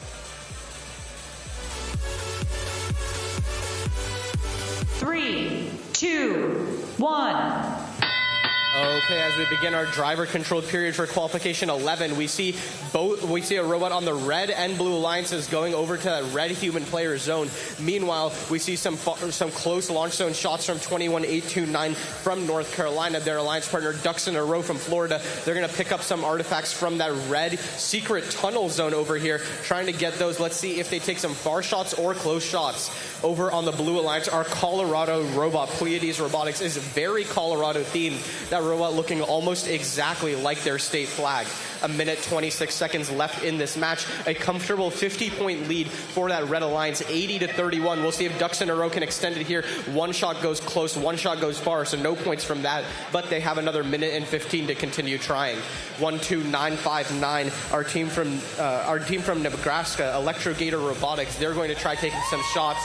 1 minute and 5 seconds left in this match. The blue alliance trying to close this lead. They've got it down to 43 points. We'll see how much lower they can get it. 57 seconds left in this match. 11 artifacts in that classifier for the red alliance, 8 artifacts for the blue alliance. So we have a bunch more scoring to do if we want this artifact ranking point.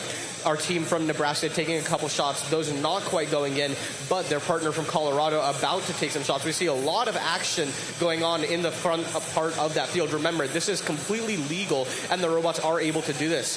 14659 Pleiades Robotics from Colorado trying to take some shots in rapid succession, but not having any luck there. Meanwhile, over on the blue alliance, we see their alliance partner from Nebraska trying to take some far shots. They get one of those in. Oh, the other one goes just right. 18 seconds left in this match to the red alliance, continuing to maintain a 40-point lead. 10 seconds left. We'll see if any of these alliances can swing it in the other direction.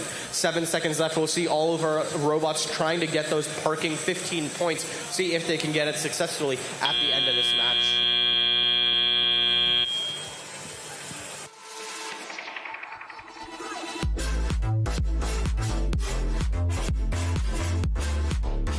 Only Beta could do this.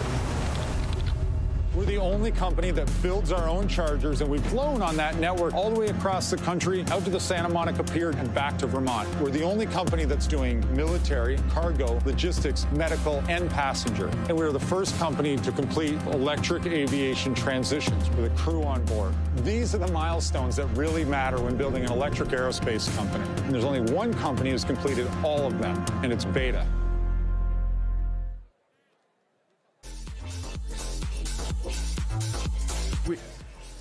We've got a score ready for match number 10. Here we go. See it now. It's going to go to the Red Alliance with a score of 107-58. You can see the 4 ranking points given there to the Red Alliance. The 3 for the win, the 1 for the robot bonus that I talked about earlier. Over here for match number 12. Over here on the red side of the field, representing Arkansas, it's 30511, Next Zen Robotics.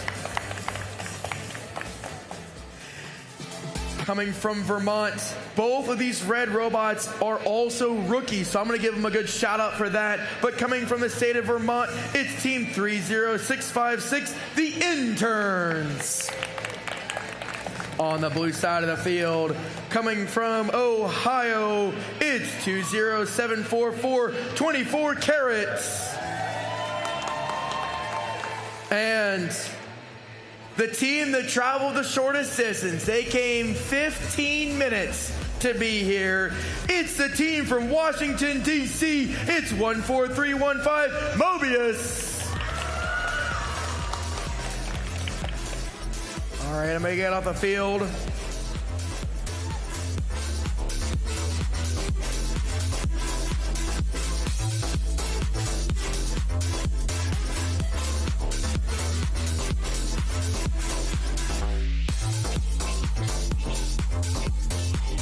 We're going to go ahead and randomize. It's now purple, purple, green. Jim's going to put our obelisk in the correct orientation. You can see the April tag there. We're going to get a thumbs up from the field. We're going to get this match underway in 3, 2, 1, go. Over on the Red Alliance, our Interns has moved the little collision happening up in the top launch zone. 24 karat gold, looking to earn a gold medal from this. Mobius scores close. Right now, our rookie teams, and we love our rookie teams, currently have pick up your controllers. Other than some penalties against them. So, still within range. As we come into Teliop, it's going to be about a 30-point difference. So, our rookies are going to have some points to make up. Now they're under driver control. Mobius scoring close.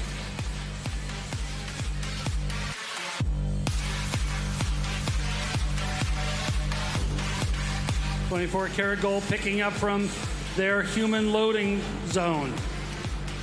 Another thing to kind of take a look at is how do these robots acquire the artifacts? We see, for example, on the Interns, 3656, they have a bunch of stretched rubber bands, as opposed to 24 karat gold, who has looks like surgical tubing to help them acquire the artifacts. So different ideas on how to pick the artifacts up.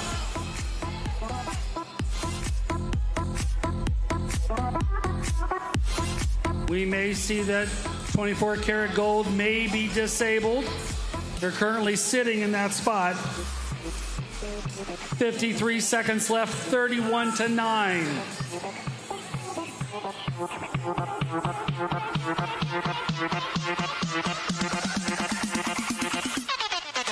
Not a lot of action at the moment, but we still within range, depending on if there's any other penalties.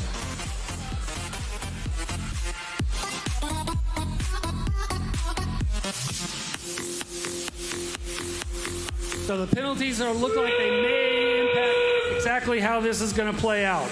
We see our Red Alliance parking in their base, Blue Alliance also parking in their base. Interns look like they're going to try to get a toe in there to also try to get those points. As time is expired, unofficial score, 31-18. The parking on their base is going to impact that final score, which will be coming up in a moment.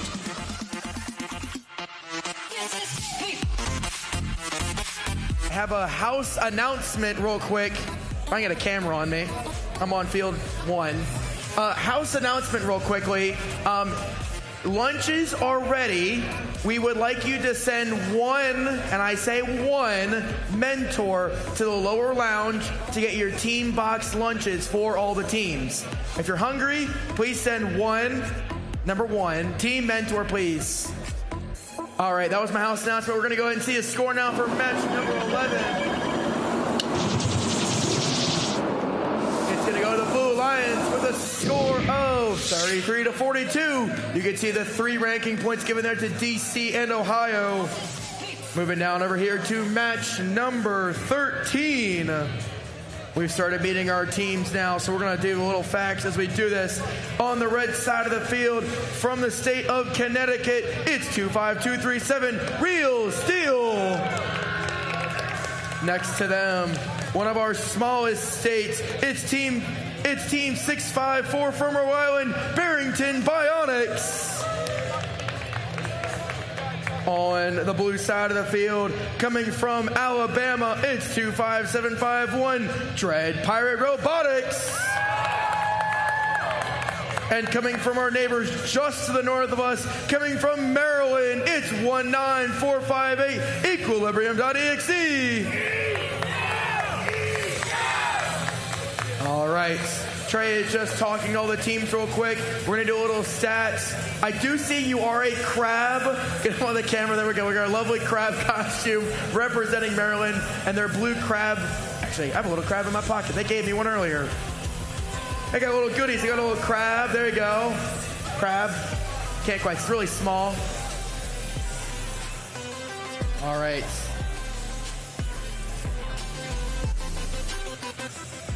We got about a minute and a half. We got about 2 more matches after this. We're going to break from after match number 15. We are going to break for our lunch break. And then we will have a little bit about an hour's break from there. But again, if you have not sent one team mentor to the lower lounge, get your team box lunches. We'll let Trey come up here and he's going to get her to randomize.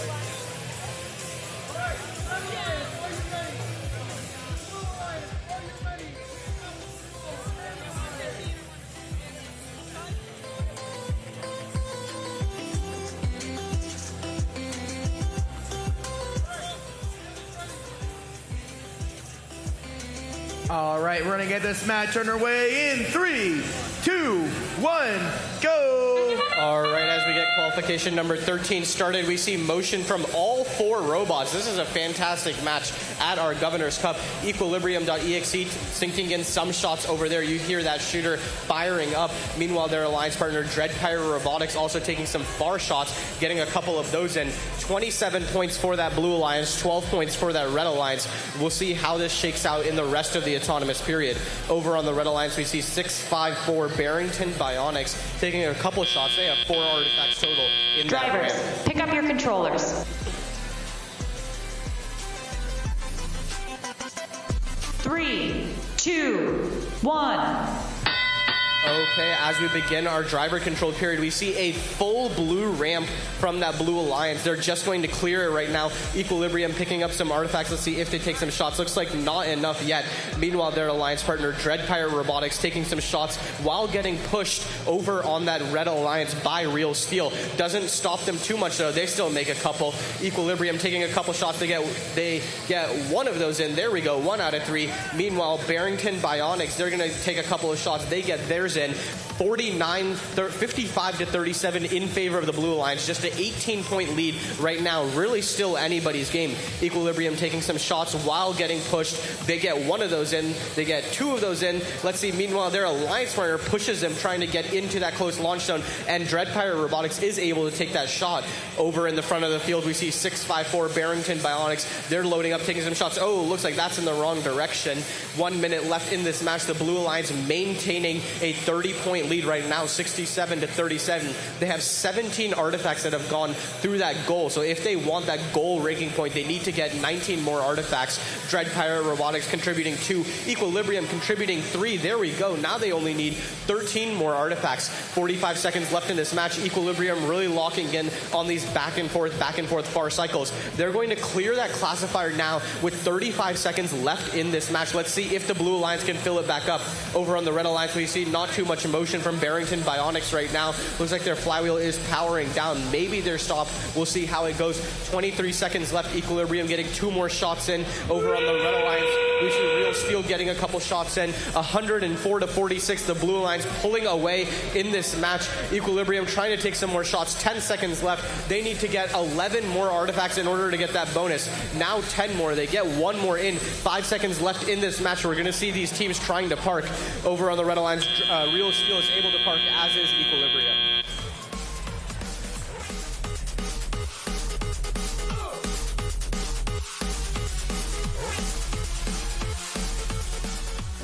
In the field of robotics, technology and imagination work side by side, which is why DigiKey is committed to helping place more STEM programs in schools. For less than the price of a textbook, an XRP robot in every classroom will help students develop valuable technical skills. During this event, we'll give all 50 state governors an XRP of their own, but it's the next generation of engineers who will shape the future of robotics. We can't wait to see what happens next.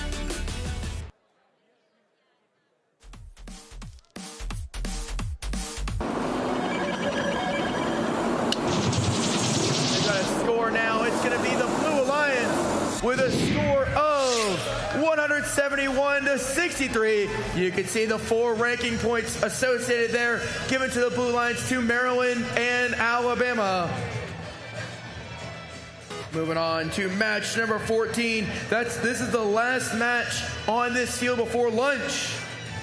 Coming from on this field. Yes. Coming from the state of New Jersey, it's 23786, Make Minds. Coming from the state of Wisconsin, it's 16460, Gearheads. On the blue side of the field, and I'm actually gonna move my mic 1 second.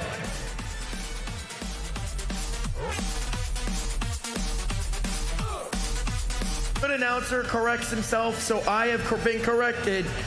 Coming from the state of Nevada, it's 21632, the Great Golden Griffins, aka GQ Robotics. And rounding out this match from North Dakota, it's 17378, Robotic Rodents. We are good to randomize.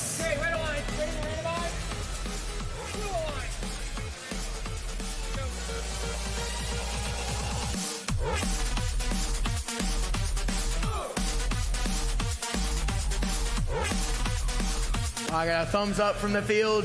Jimmy's give me a thumbs up. Teams, we're getting this match underway in 3, 2, 1, go!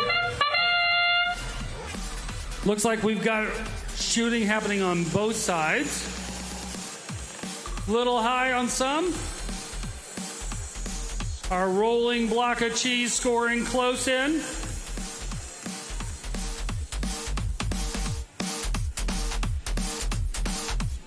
North Dakota's going to they're going to bet their game against the team with Nevada. As we Drivers, autonomous, pick up your controllers. Red has a 53-33 lead. 3, so a 20-point lead 1. as we enter into Teleop.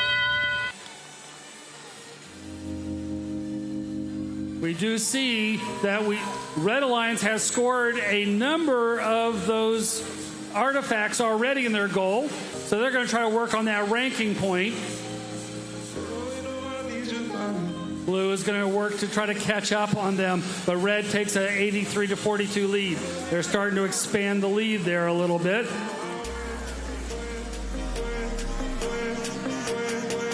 Our New Jersey team is working up close. 23-7-86, 1-2-3, dropping into the red goal. 16-4-60, picking up from their human player. They're also going up close. They got 1, they got 2. Not to be outdone, 16-4-60, shooting from that same spot. So it looks like most of the action is happening on the far launch zone area. All 4 robots tend to like that spot, so they're kind of trading back and forth, bumping into each other. 50 seconds left. Red has a 134-63 lead. Robots continue to bang into each other as they try to fight for position to take those shots. 21-6-32 sitting up at the high one. And they were nice enough to pass one of those artifacts to our referees.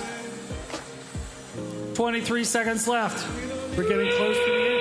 That sound is in game, where robots now start to move towards their bases to try to earn that leave/park ranking point. 5 seconds left. This match ends in 3, 2, 1. Time has expired. We see that red has already gotten the ranking point for the number of artifacts. They're close on the motif, and they have the leaves. So we're going to see. This could be another 6 ranking point match for the Red Alliance.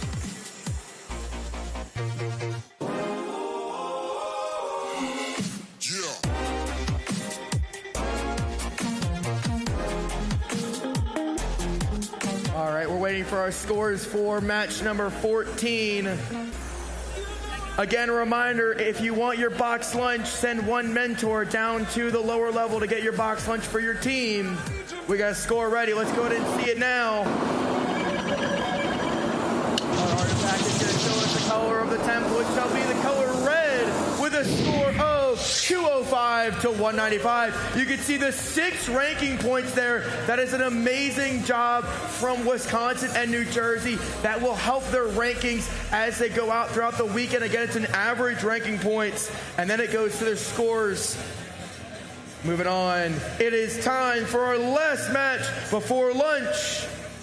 Starting off, coming from our West Coast, coming from the state of Oregon, it's 18108 High Voltage. Next to them, from the Keystone State of Pennsylvania, it's 20153 Silver Wolves. Coming from our Healy Bay state of Massachusetts, it's 4410 Arc Lightning. And rounding out this match, coming from the Grand Canyon state of Arizona, it's 23940 Robo Cougars.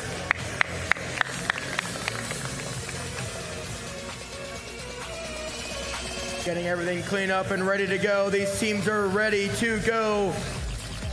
We have a couple different designs you guys are going to see throughout the weekend, and I'll let you highlight 2 of them. So you've got 2 main concepts these robots have gone through this season. You've got 3 turret designs. You can see Silver Wolves here. You can see 18108. Also, all 3 of these robots are turret designs. So what you see is a turret in the middle, and what a lot of these teams do is they have 2 different odometry sensors, one on the x-axis, one on the y-axis, and as the robots move around, they have figured out a complex method of trigonometry, using a lot of great math, to know where the robot is at precisely on the field at any moment. What that allows them to do is it allows them to aim at their depot ready to go at all times. So all they have to do is drive into the launching zones, which are these white triangles you can see on both the front and the back of the field. So it's very accurate for them to shoot into their depots to classify those artifacts. And then you see you have a straight shooter here of 23940, and what they're going to generally do is they might have 2 different angles they can adjust. So they might come here and they're going to line up their robot, and they might have some sensors to have indicator lights turn on the robot so they know when they're aimed at the accorded goal, whether it be the blue or the red side of the field. We got just about a minute to go, which means it's just about time for Trey to go ahead and get this field randomized.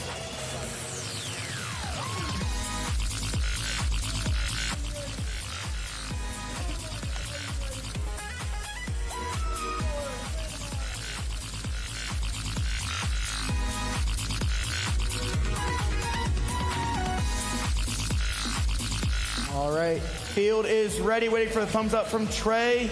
We are good to go. Looking at this last match before lunch underway in 3, 2, 1, go! All right, we have some very highly ranked teams right now. Arc Lightning, they sink their first 3 shots. Silver Wolves trying to shoot from that far launch zone. They're going to get, let's see how many of these 3 they get. 2 of those in, trying to keep up to pace with that Blue Alliance. Arc Lightning having 6 in so far. Let's see, do they get 9? There we go. They get 3 more in. We'll see how many of those were classified at the end of this autonomous period. They get 1 purple in right now. Silver Wolves, meanwhile, trying to take some shots and not too much motion over there from High Voltage.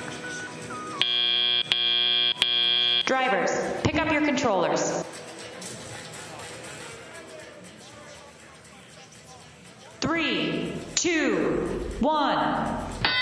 Okay, as we begin this driver-controlled period, a 15-point lead for that Blue Alliance, our teams from Massachusetts and Arizona. Arc Lightning taking a couple more shots, trying to extend that lead right now. 20-point lead, 53-36. 16 artifacts for that Blue Alliance. Meanwhile, 8 artifacts for that Red Alliance. But High Voltage and Silver Wolves, these are some very high-scoring teams. Silver Wolves sinking 3 shots from that far launch zone. Look how quickly those went in. High Voltage trying to play some defense on Silver Wolves while they're in that red human players zone. We'll see if that results in any penalties. Silver Wolves taking another 3 shots. We see that red ramp is full. High Voltage opens that ramp so Silver Wolves can continue shooting. They sink another 3 shots from that far launch zone. Now the Red Alliance is ahead 76-68, but they have the same number of artifacts scored. 21 classified artifacts for both alliances. 23 now for that Red Alliance. High Voltage taking some shots. 18-108. They're going to open that ramp very quickly, just in and out, allowing Silver Wolves to continue scoring 3 points per artifact launch from that far launch zone.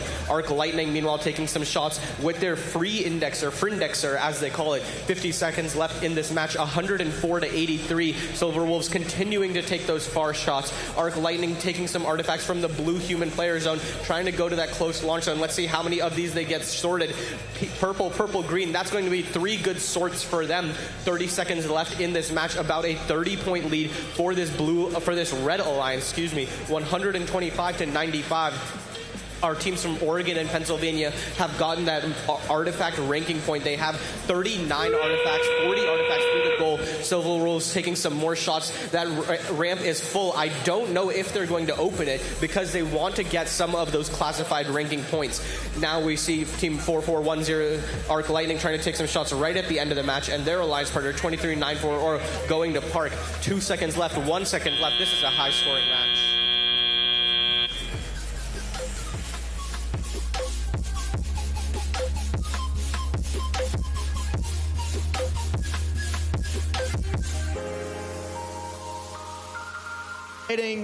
What an exciting last match before lunch. Referees are going to finalize these scores now for match number 15. You can see there, 40 of those artifacts classified on the red side of the field, 32 classified on the blue side of the field. And you can see in that score box, you see what it says 32/36? That is the ranking points they need to achieve. And you can see on the red side of the field of that score, you see that red check mark next to the 40. That shows you they hit the threshold of their ranking point for the Red Alliance to get the additional ranking point if they win the match. That would then give them a minimum of 4 ranking points.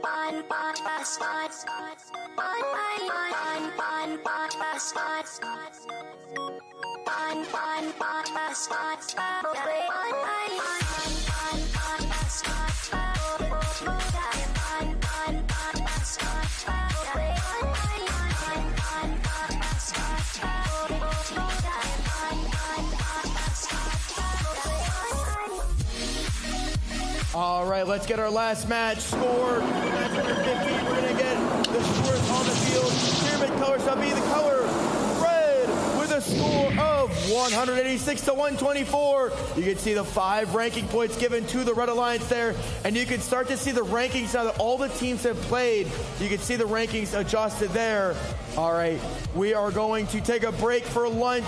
We're going to be back. Our next match is in an hour and a half. So that is 1:30. We will be starting matches back up again.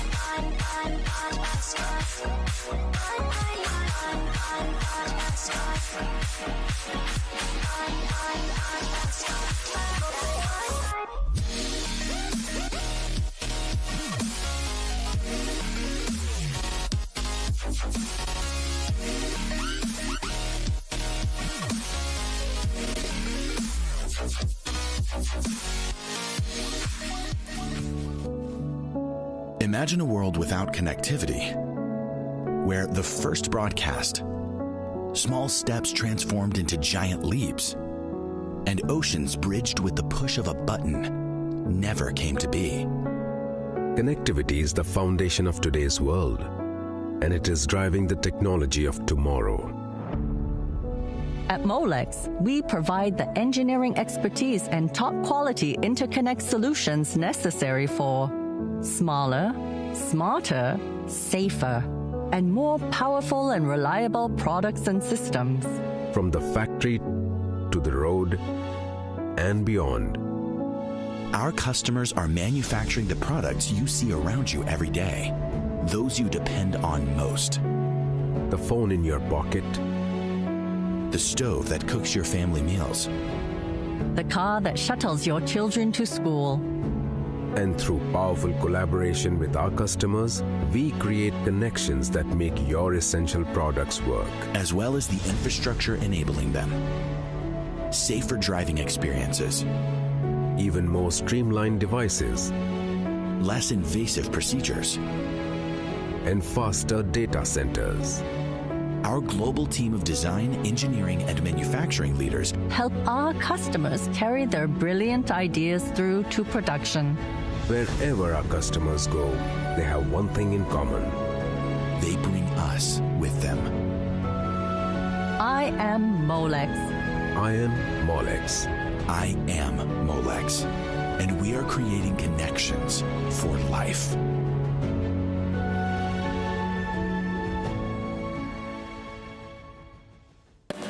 In theory, robotics is a combination of engineering, electronics, design, and computer science. But hands-on, it's so much more. Robotics is an exciting, constantly evolving field where technology and imagination work side by side.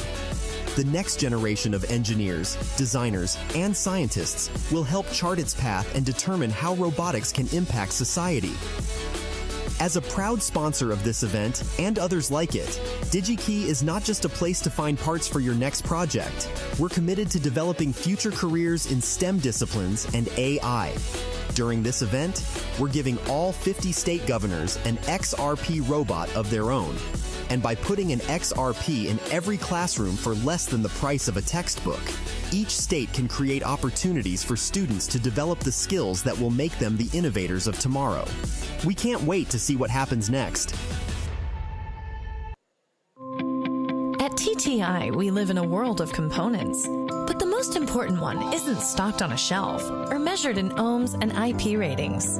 The most important component is measured by its passion for helpfulness, a commitment to getting the right parts to the right place at the right time, and an enthusiasm for solving the unsolvable.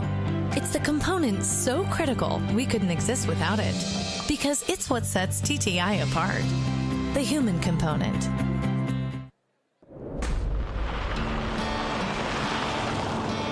Just landed 916 Lima Fox. We're in a dry lake bed in Nevada outside of Las Vegas. We brought our field service technician kit with us, something we at Beta have developed to support the aircraft. We've been on the road for 3,500 miles. Stepping in and working on the CX300, it keeps my fingernails clean. It is so simple and easy. I need a screwdriver to check in on some things for inspections, a small torque wrench to check fasteners. Beta's motor, ultra simple air-cooled electric motor. Between an air-cooled motor and no hydraulic systems or anything like that, it's super simple tooling. I'm 14 screws away from getting in the motor, inspecting, and getting this thing back on the road. All we have in this box keeps the maintenance straightforward, and that's what the customer wants. We as mechanics look for what we call a mechanic's airplane for ease of working on it, and this fits the bill.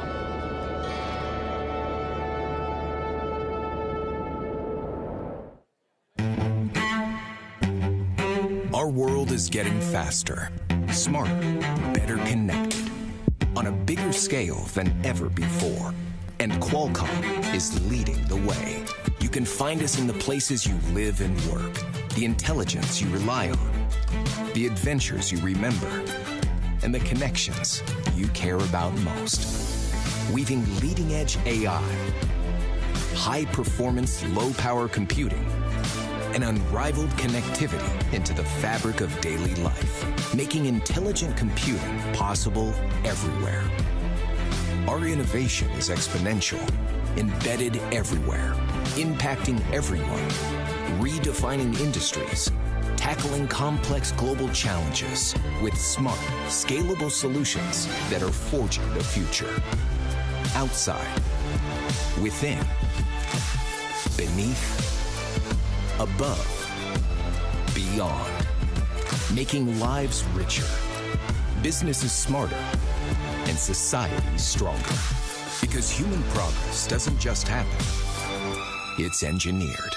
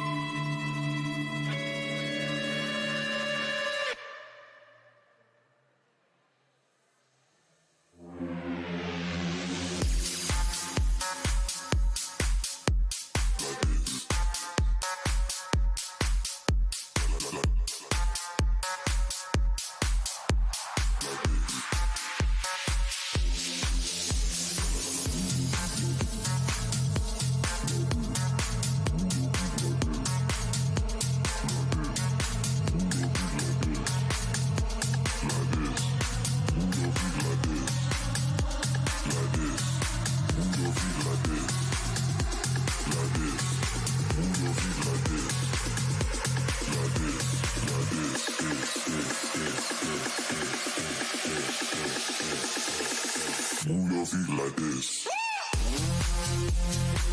Like this. Move your feet like this. Like this.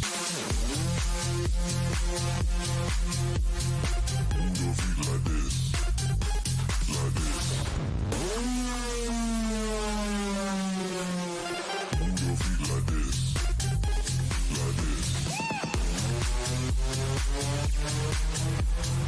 Move your feet like this. Like this.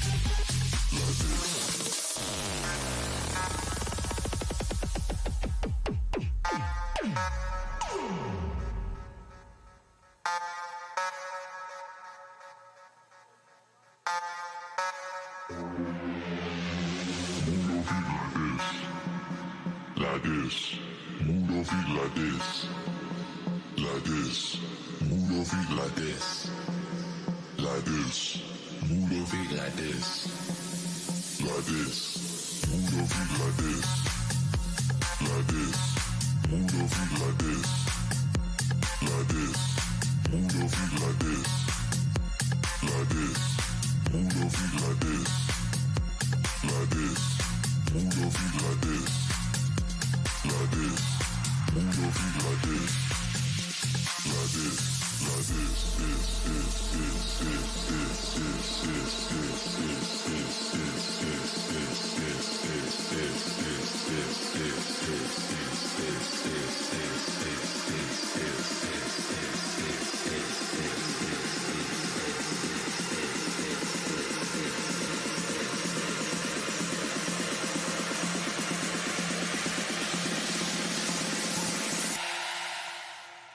Move your feet like this.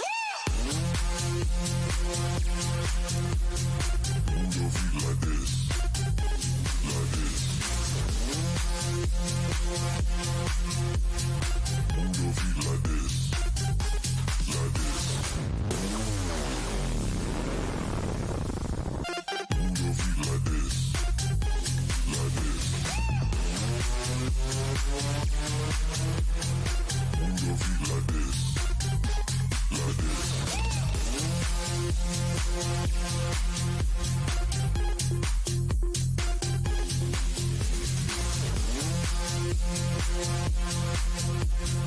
Move your feet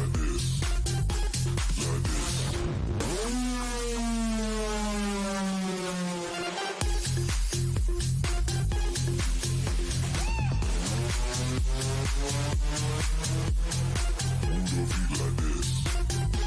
Like this.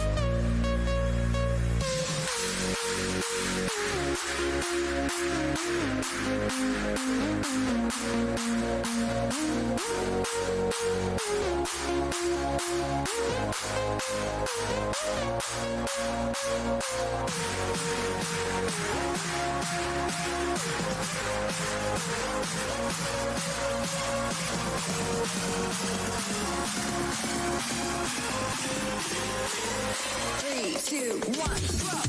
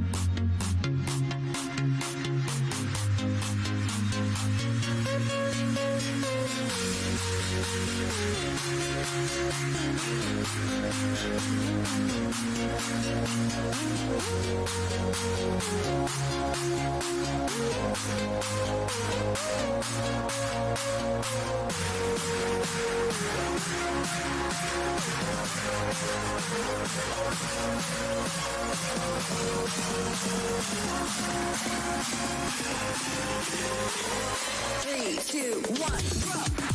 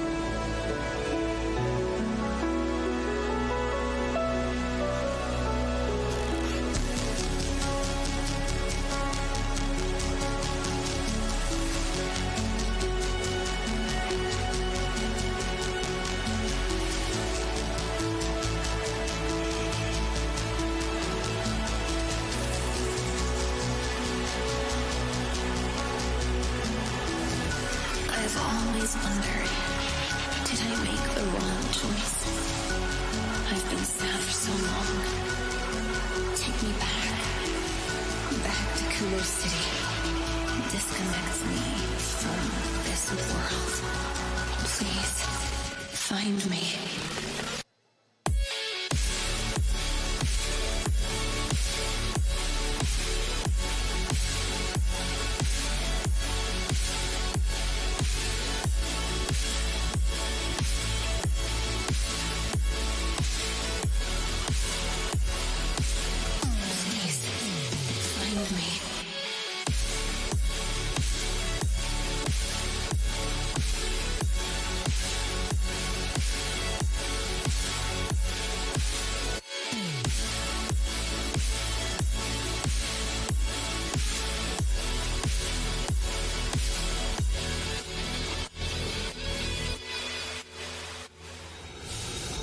I've always wondered, did I make the wrong choice?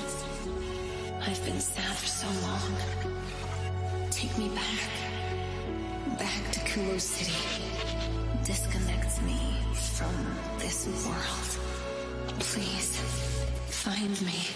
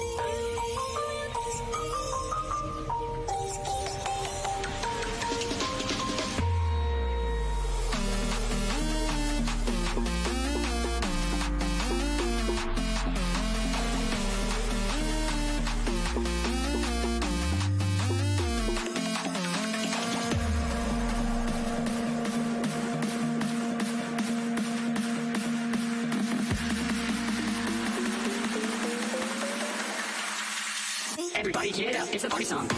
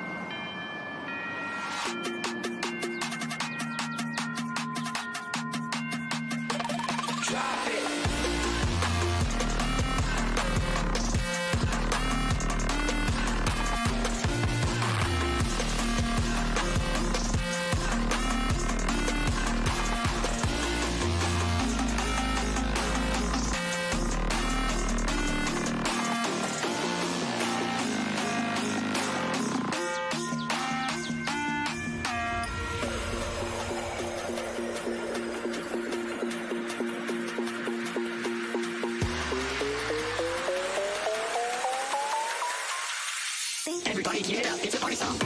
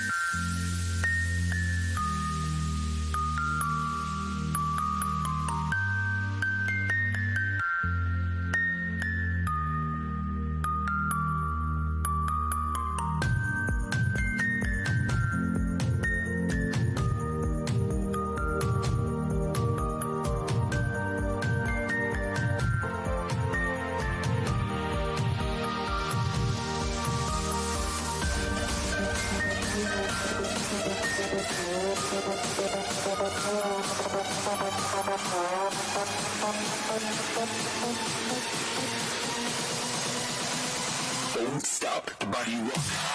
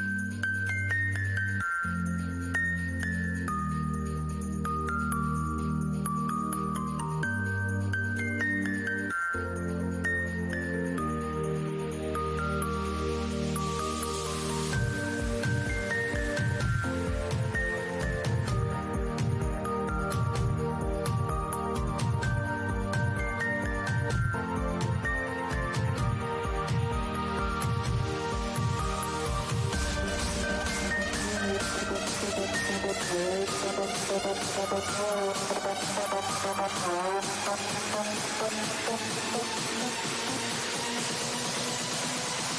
stop the body rock.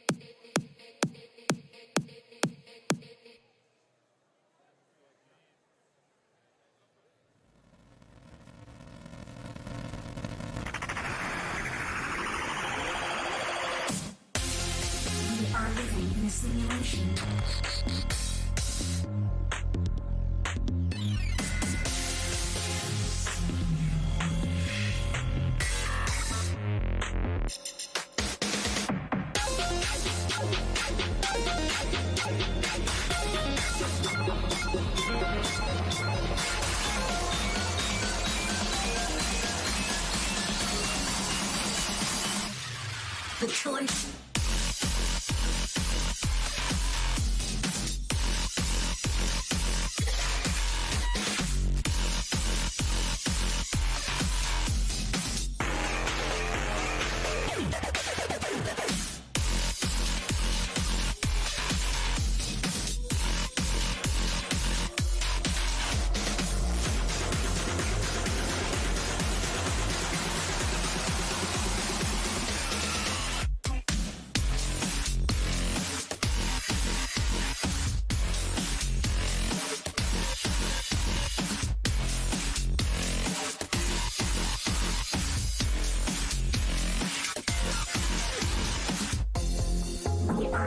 Simulation. The choice is mine. The opposite something to the opposite something worth fighting for.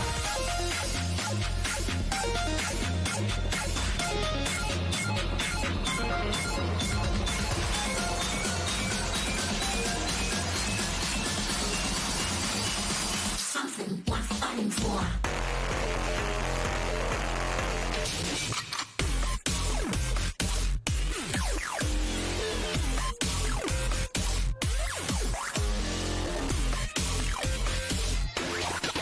Choice.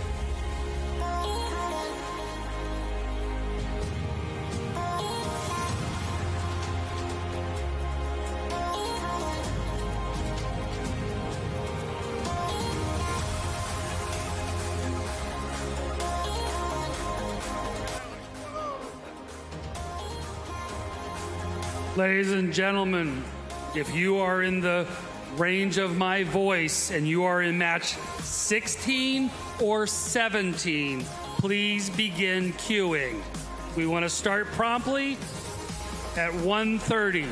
So if you can hear my voice and you're in 16 or 17, begin to move to queuing. Thank you. Hope you had a good lunch.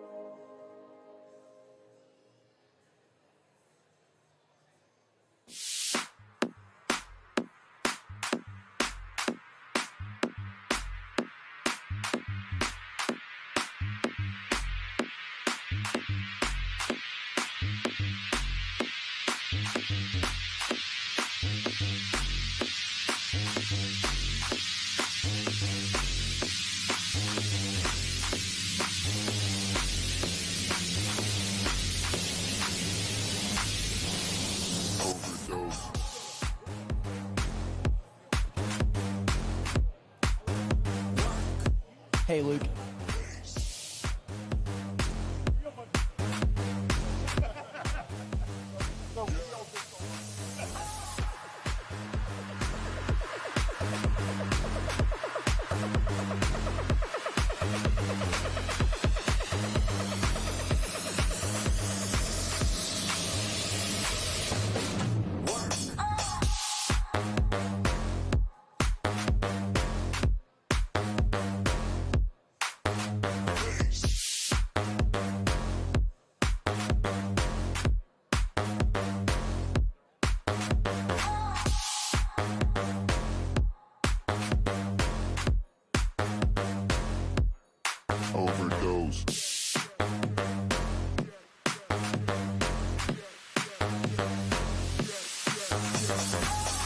Unexplainable layers, unattainable prayers with unsustainable players. All that bass. Get unexplainable layers, unattainable prayers with unsustainable players. All that get unexplainable layers, unattainable prayers with unsustainable players.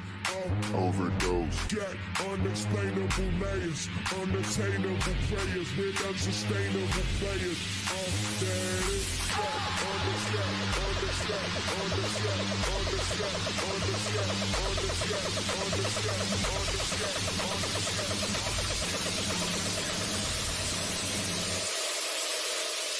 overdose.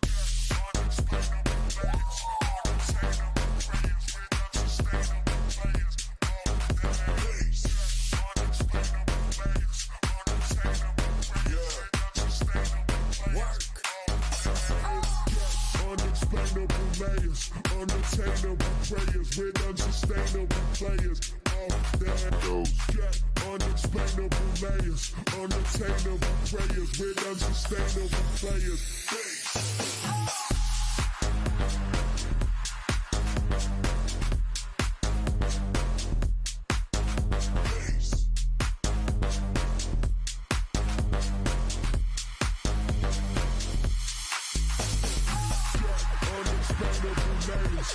Unattainable prayers with unsustainable players. All that unexplainable layers, unattainable prayers with unsustainable players. All that.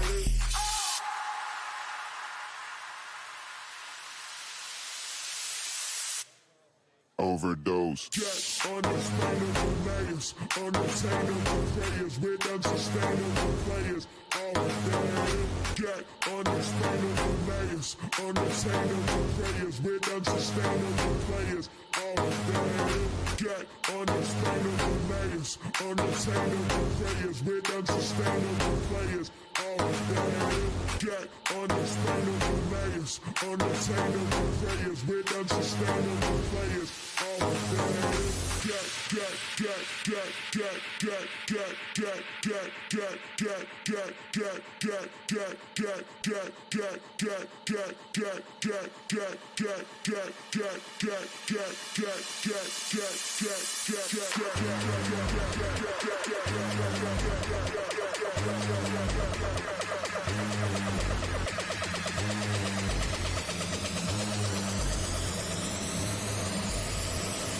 overdose.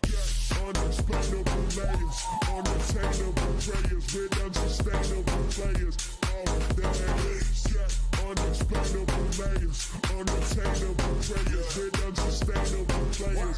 All unexplainable layers, unattainable prayers with unsustainable players.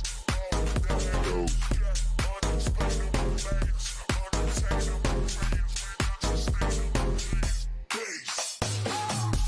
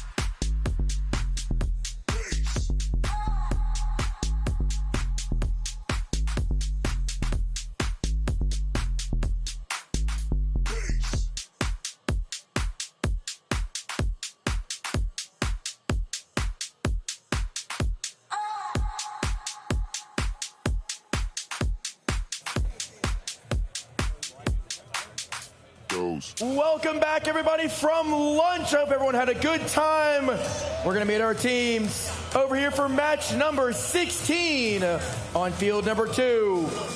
Starting us off from the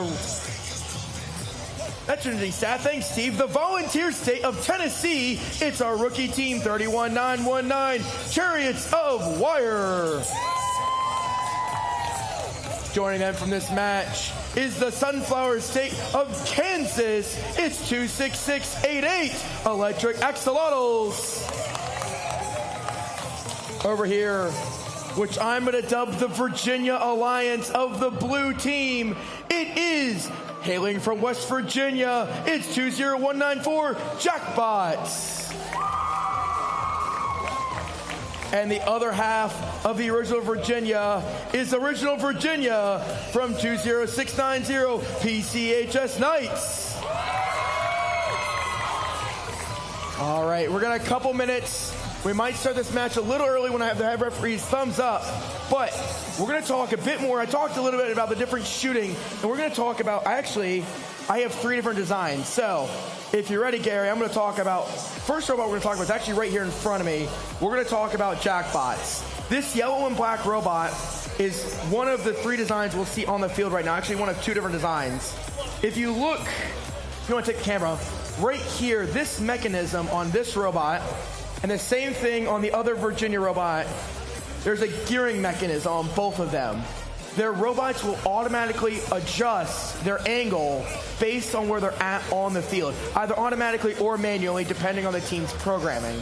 What that'll allow them to do is they'll have a shallower angle here, which allows them to shoot a bit more accurately. And then if they go to the back where it's a little less crowded, but a bit more risky, they'll have a deeper angle to allow to shoot straight across the field. Head referees are ready? All right. And then we have some of the straight shooters coming on the field. Referees are going to go ahead and randomize. I'm going to get off the field. Sorry, Jim. All right. what Jim Do is doing there. He is randomizing, so he's making sure the teams are good to go. And then he's got this obelisk in his hand. He's going to show that April tag, and it says green, purple, purple. And he's giving us the thumbs up from the field. We're going to get this match underway in 3, 2, 1, go. And we're back with qualification match number 16 at the U.S. Governor's Cup. Quickly, our Blue Alliance scoring in their blue goal. We see shots from our Red Alliance. The Tennessee-Kansas Alliance is also scoring. This is becoming pretty close.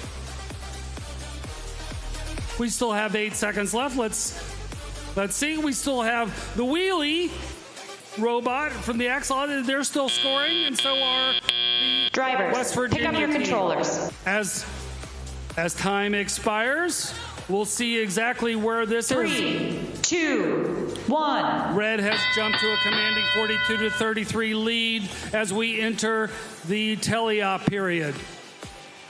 Already, Red has 6 motif pattern points. Blue has 5. Red has both lead, whereas the Blue Alliance just had the 1. Minute and 35 seconds left. Score: Blue is slightly behind the Red at 50-54. Looks like we have an issue with one of our robots. FTA is assisting. The White Knights are continuing to score close up to keep this match close. It is 62-63 with a minute and 12 left.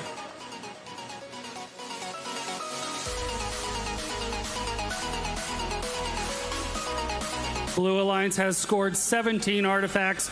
Red Alliance has scored 16 artifacts towards the required 36.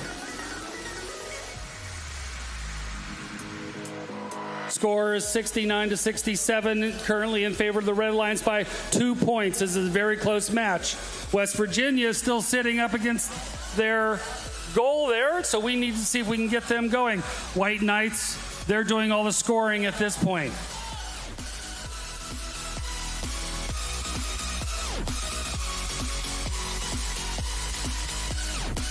"25 seconds left.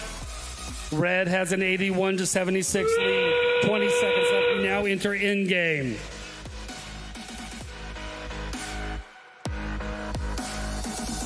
"12 seconds left. Still a difference of just 7 points. White is continuing to score. So is Red. 4, 3, 2, 1. Time has expired. Red Alliance currently has an official 98-79 lead over our Virginia Alliance. We'll see if there's any penalties that impacted this match, plus any issues.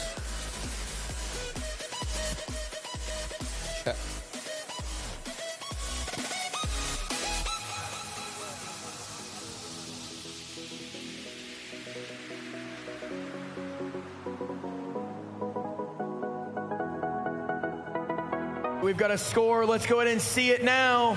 We're going to get some color revealed. Our robots are going to show us the color. It shall be the color red with a score of 120-89. You get 5 ranking points for the Red Alliance.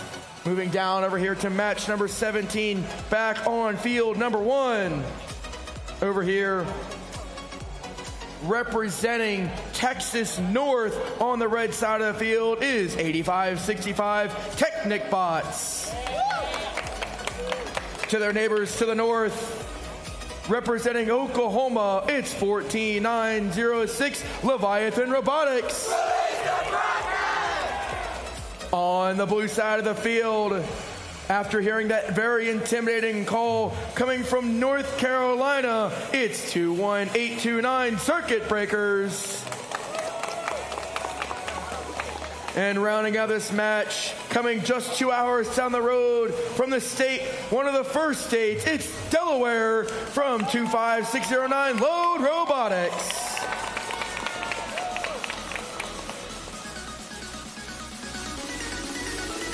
So the other design we'll show, Gary, you want to show this robot for me real quick?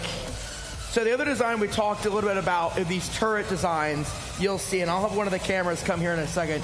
So we kind of talked about this a little bit. We've actually got two different turret designs right here on both these robots.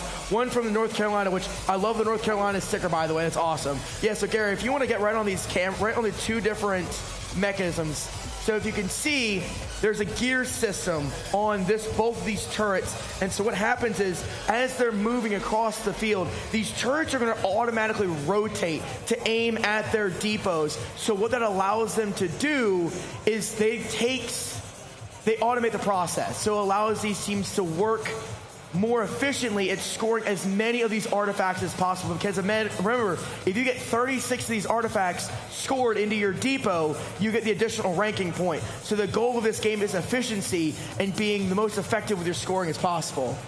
Trey, are we ready? Trey is ready. I'm going to get off the field. I'm going to let him randomize.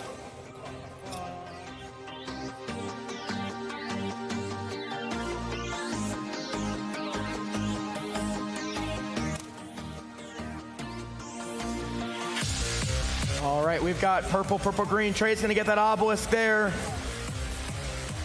Trey's giving me the thumbs up. We're going to get this match underway in 3, 2, 1, go. All right, everybody, welcome back from lunch. I know we're all full, but these robots are hungry for more points. We see Leviathan Robotics 14906 from Oklahoma. They've already scored 6 artifacts in that goal. They've opened it up. They've opened that ram, trying to open it up. And meanwhile, over on the Blue Alliance, our team 21829 from North Carolina Circuit Breakers, they're going back and forth. The Blue Alliance has 7, 8, 9 artifacts scored in that ram. 5 seconds left in the autonomous period. Very, very close. Technic Bots now moving. They're going to get that lead. Drivers, pick up your controllers. 3, 2, 1.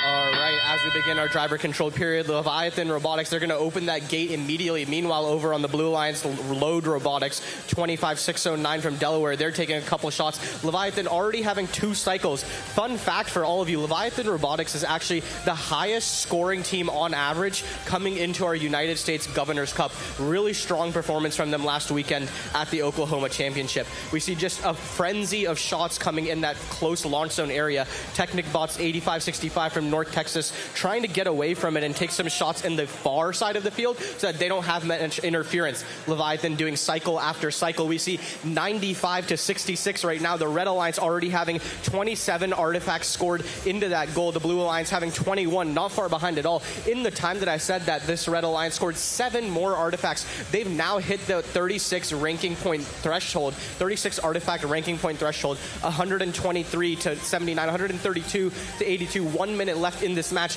This could be our highest scoring match of the day so far. Leviathan taking more shots. Technic Bots coming in the front of the field, 85-65. They're loading up. Over on the Blue Alliance, Circuit Breakers just finishes a cycle, and their alliance partner, Load Robotics, in perfect unison, comes over and takes some shots at the front of the field. Red Alliance with a frenzy of shots. Those go in. 5, I think, artifacts just went in, making another full classifier. Leviathan Robotics is doing a very effective strategy where they open the gate and immediately collect artifacts from there, giving them one of the fastest cycles on the field. 28 seconds left in this match, 180 to 100 points right now. No one's letting up. It's entirely possible that both of these teams will get that artifact ranking point threshold. Now, with 15 seconds left in the match, the thing to look at is how many artifacts have been correctly patterned. This is going to determine which teams can get that last ranking point bonus. 4 seconds left in the match. Leviathan's going to come over and park. Technic Bots is going to try to scoot in, and Circuit Breakers taking some final shots. That was an excellent match.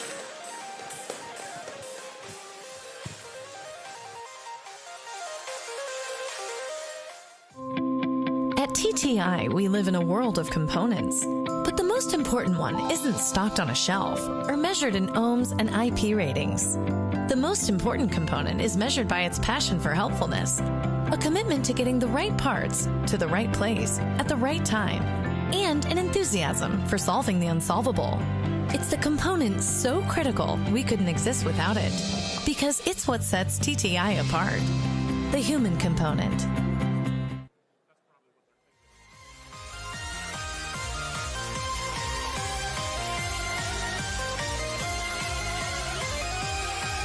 All right.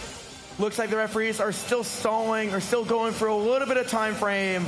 So I'm actually going to stall over here on field number 2. We're going to talk a bit more about the game as we're going through things until I'm told a score is ready in my ear. Let's see. We'll talk a bit more about Endgame. We haven't really talked about Endgame that much. I haven't seen particularly too many of these robots that do Endgame in a unique fashion. So on the field, we have these two red and blue squares. These squares are exactly 18 inches wide, 18 by 18. Now you're also wondering, how wide are these robots? The robots are also 18 inches cubed. So this year's game design has encouraged teams to actually be a skinnier robot, like you might see here from the Bumblebees from California. All right, we got a score. Let's go ahead and see it now for score for match number 16. It's going to go to the Red Alliance with a score of 249 to 149. You can see there's only 15 points added, but that's still a high score. 5 ranking points given to Oklahoma and Texas North. You can see the rankings adjusted there, both of them going up, both North Carolina and Delaware moving down in the rankings. They did still get 1 ranking point for the artifacts scored. Back over here for match number 18, we're going to meet our teams. Starting off on the red side of the field, arguably traveling the furthest of anybody, 10 plus hours of travel, all the way from the island state of Hawaii. It's 20311, the Voyagers. Coming over from the bluegrass state of Kentucky, it's 21239, all systems go. On the blue side of the field, coming from the granite state of New Hampshire, it's 23790, Ride the Robot. And rounding out this match with the Golden State all the way from California with the awesome blue and black girl squad, it's 23676, Bumblebee. All right, looks like Jim is ready to go ahead and randomize. I'm going to get off the field.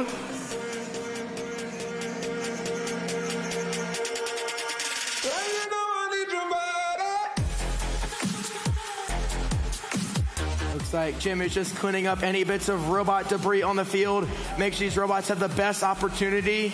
He's going to take a step over that barricade.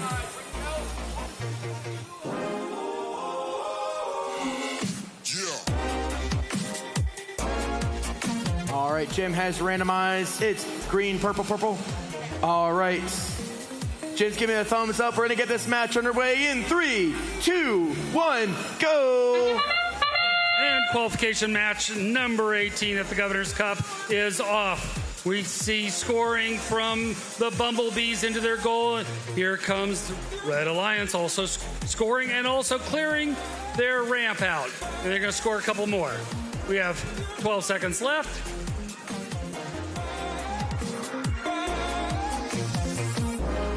Our team from Louisville, Kentucky, continuing to score. 2 seconds left. Drivers, pick up your controllers. Of autonomous, Red has a commanding 33 to 14 lead. 3, 2, entering 1. teleop.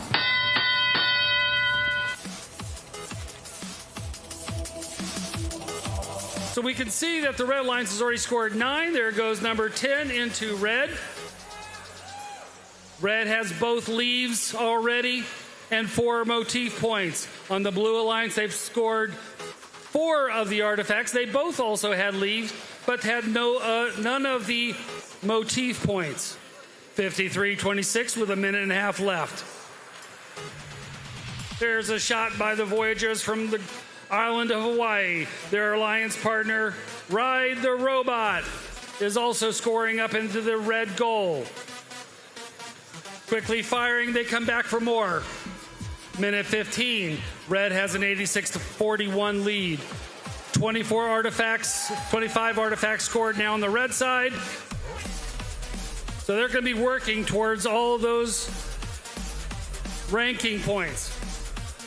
As you've seen, ranking points drives exactly where they're placing. It's not just win-loss records. It's all of those additional ranking points that averages into their ranking point score.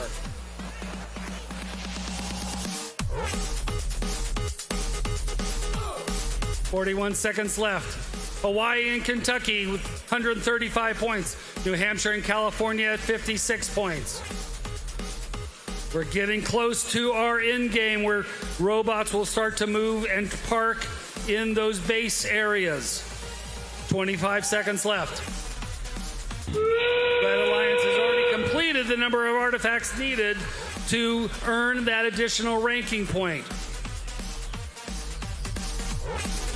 Red continues to score. 9 seconds left. 154 to 66. We see Parks. At least a full park, maybe a partial on the red. Not really sure about blue. Unofficial score 154 to 74. Scores in just a moment.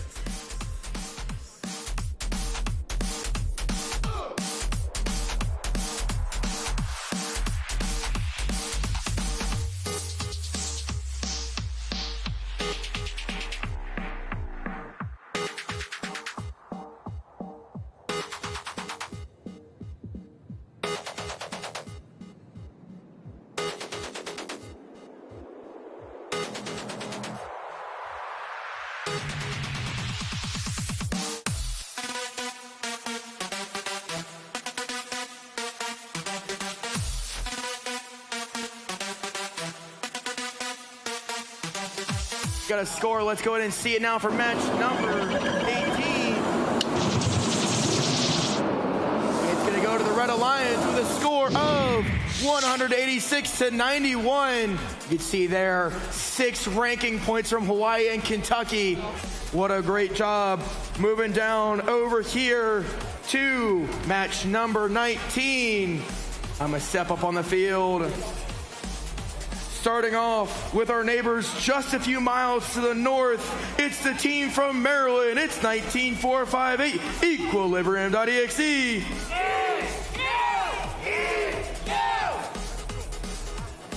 Next to them for this match is the team from the equality state of Wyoming. It's 21618 Circuit Breakers. On the blue side of the field, from the state of Arkansas, it's another one of our rookies here today. It's 30155 Next Zen Robotics.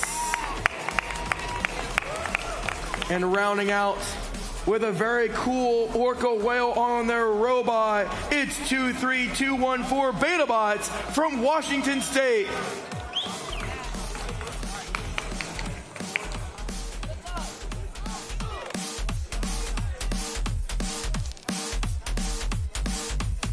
So one of the cool designs, this is one of the few ones I've seen today. I've seen them at my local events, but this is the first one I've seen today with Washington. They've actually got one of the rotating hopper designs inside the whole mechanism. Actually, what will happen is the whole mechanism is actually going to rotate, and it'll feed with using a cylinder of rotating to get those artifacts into the launching mechanism. So there isn't a lot of those here today. I've seen a few of them throughout the season, but these are just some of the different mechanisms you're going to see on these robots. Trey is just getting everything ready, so we'll stall for a little bit more time. What some of these other teams are going to do is they're going to have different sorts of feeders that are going to feed the artifacts directly up into the wheels, which will spin at a certain rate. A lot of times they actually have set RPM rates to launch those in and know how fast they know those artifacts are going into the depot. Trey, are we good? All right. Our head referee is ready to go. They're going to get on the field, make sure we're good to go, and get this match randomized.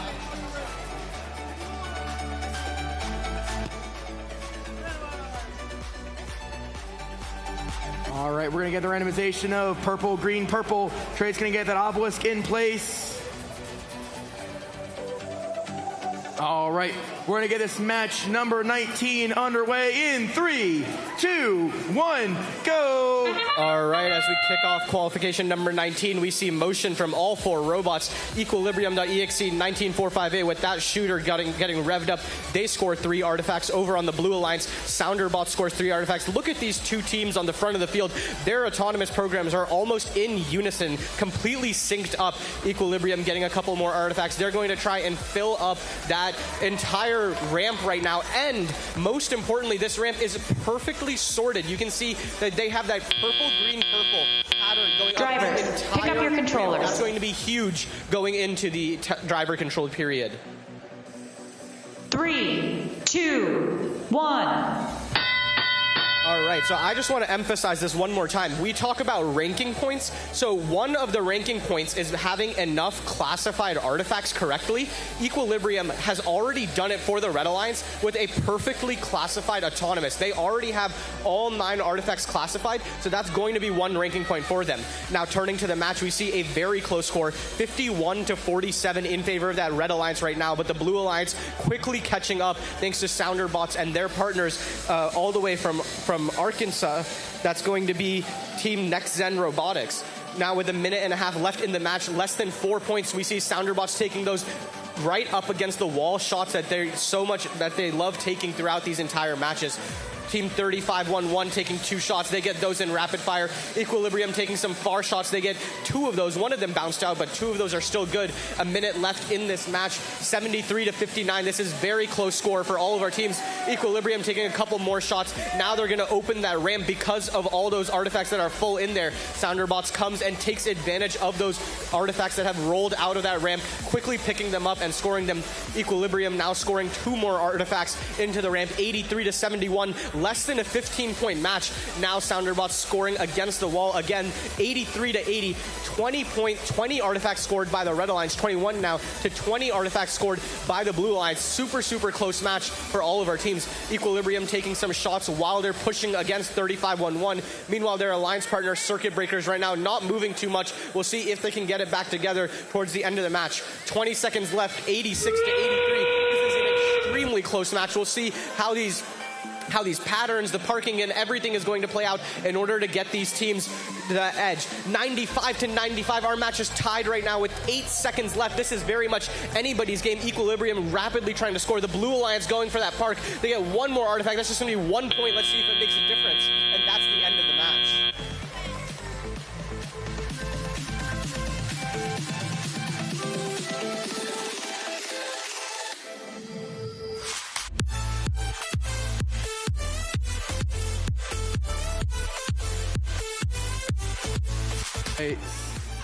Just waiting for that score to be finalized.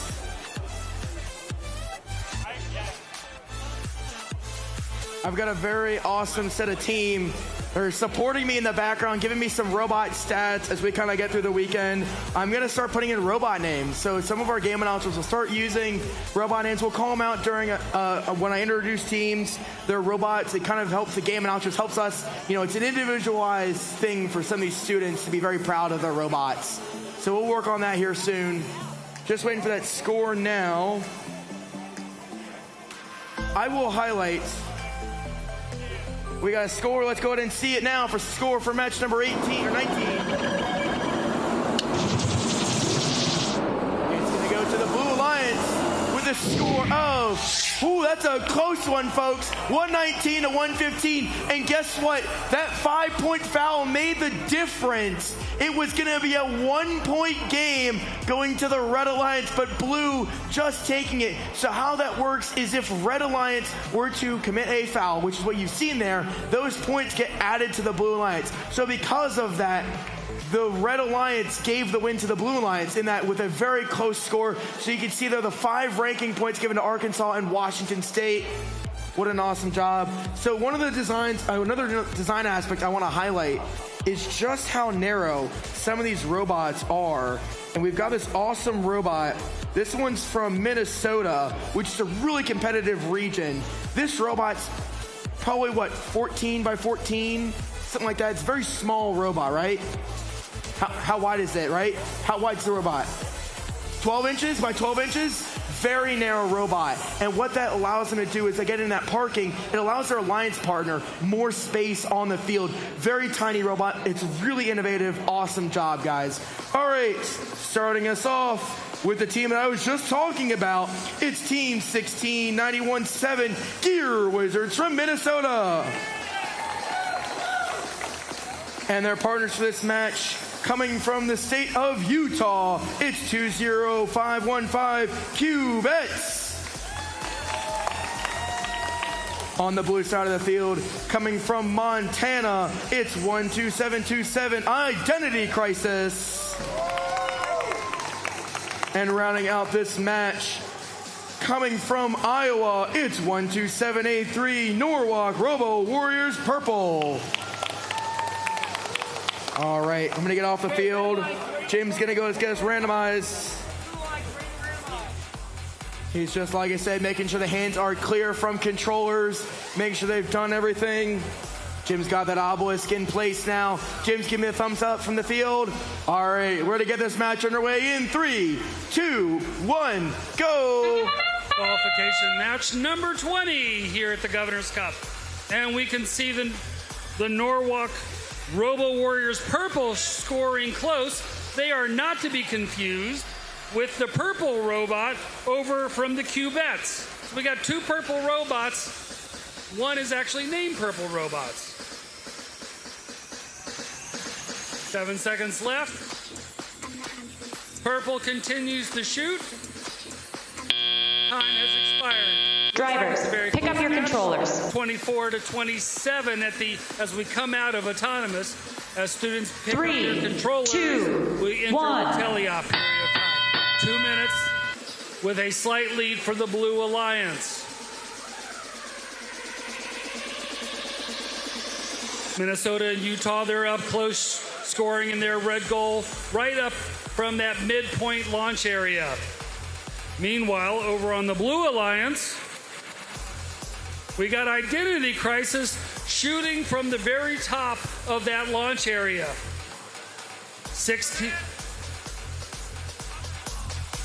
16-9-17.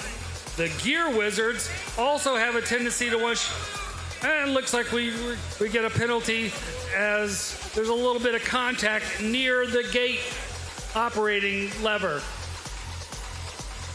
The purple robot scoring in close. With a minute left, we see the Red Alliance has 81 to Blue's 63. Red's trying to score long distance, shooting that airmail from the launching zone closest to the audience. Purple is taking their shots close up. Their Alliance partner Identity Crisis also shooting long. Score's gotten a lot closer. It's 75-81. It is anybody's match at this point with 30 seconds left. So a 6-point lead for the Red Alliance. 2 more just went into Blue. That should have tied us up. We have 25 seconds left.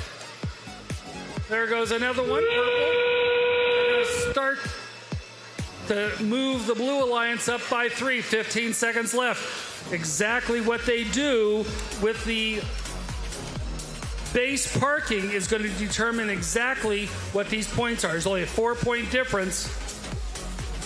Looks like we have maybe 2 partials on red. Not sure what they're doing. Look, maybe 2 partials on blue. So final scores coming up in just a moment. Looks like we're looking at maybe just a single point or 2 between these alliances.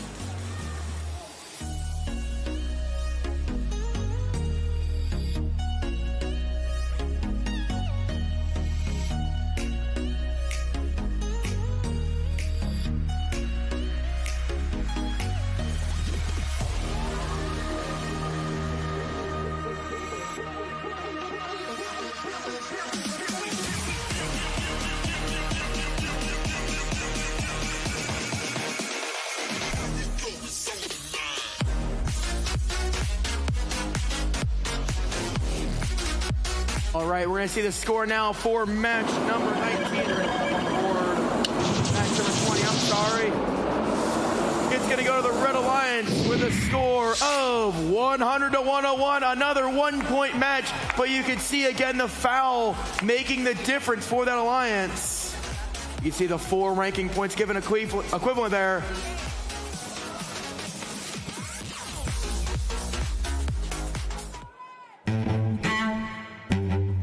Our world is getting faster, smarter, better connected, on a bigger scale than ever before. And Qualcomm is leading the way. You can find us in the places you live and work, the intelligence you rely on, the adventures you remember, and the connections you care about most. Weaving leading-edge AI, high-performance, low-power computing, and unrivaled connectivity into the fabric of daily life, making intelligent computing possible everywhere.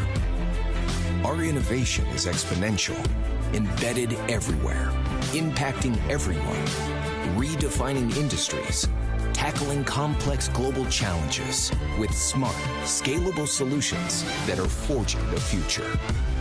Outside, within, beneath, above, beyond, making lives richer, businesses smarter, and society stronger. Because human progress doesn't just happen, it's engineered.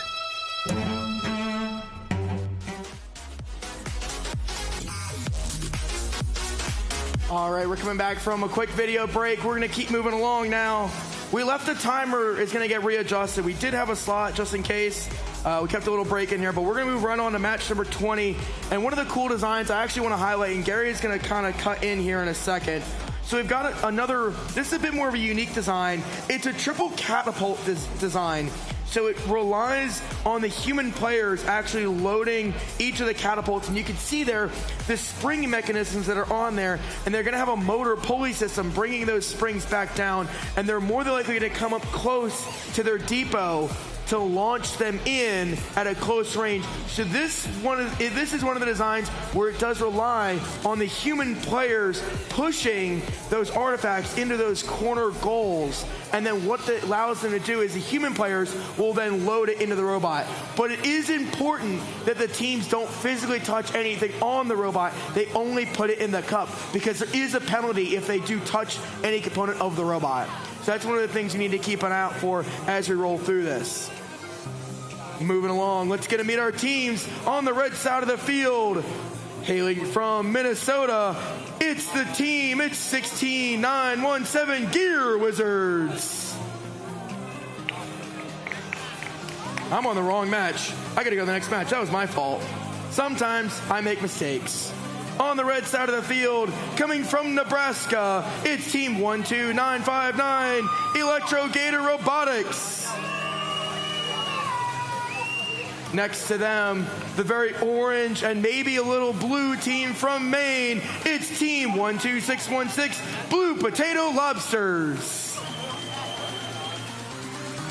On the blue side of the field, coming from Vermont, the Green Mountain State, one of our rookie teams, 30656, the Interns.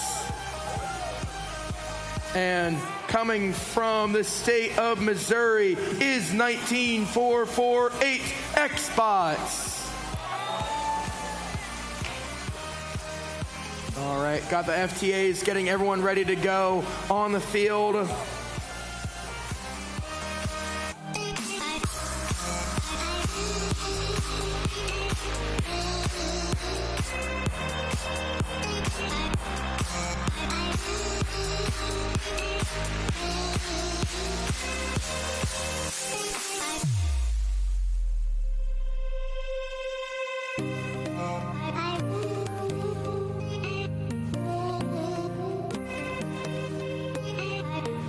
Things that makes me, so a little background, and people might ask me why I wear a cowboy hat. I'm from a very rural part of Virginia. There's more cows in my county than there are people. So that's kind of my heritage for me. One of the things that I did growing up as an alumni myself is we were a very resourceful team and using different materials. And seeing all the wood cut on the fields is reminiscent of when I competed. We literally only had pieces of 2x4, and you see a lot of Tektronix kick parts and just duct tape. Just the duct tape and the wood is so reminiscent of when I was younger and competing, and seeing these make me happy of how resourceful some of these teams can be, maybe not necessarily having to use all the metal and 3D printed parts. So I've been given a thumbs up from the field. Trey, are you ready?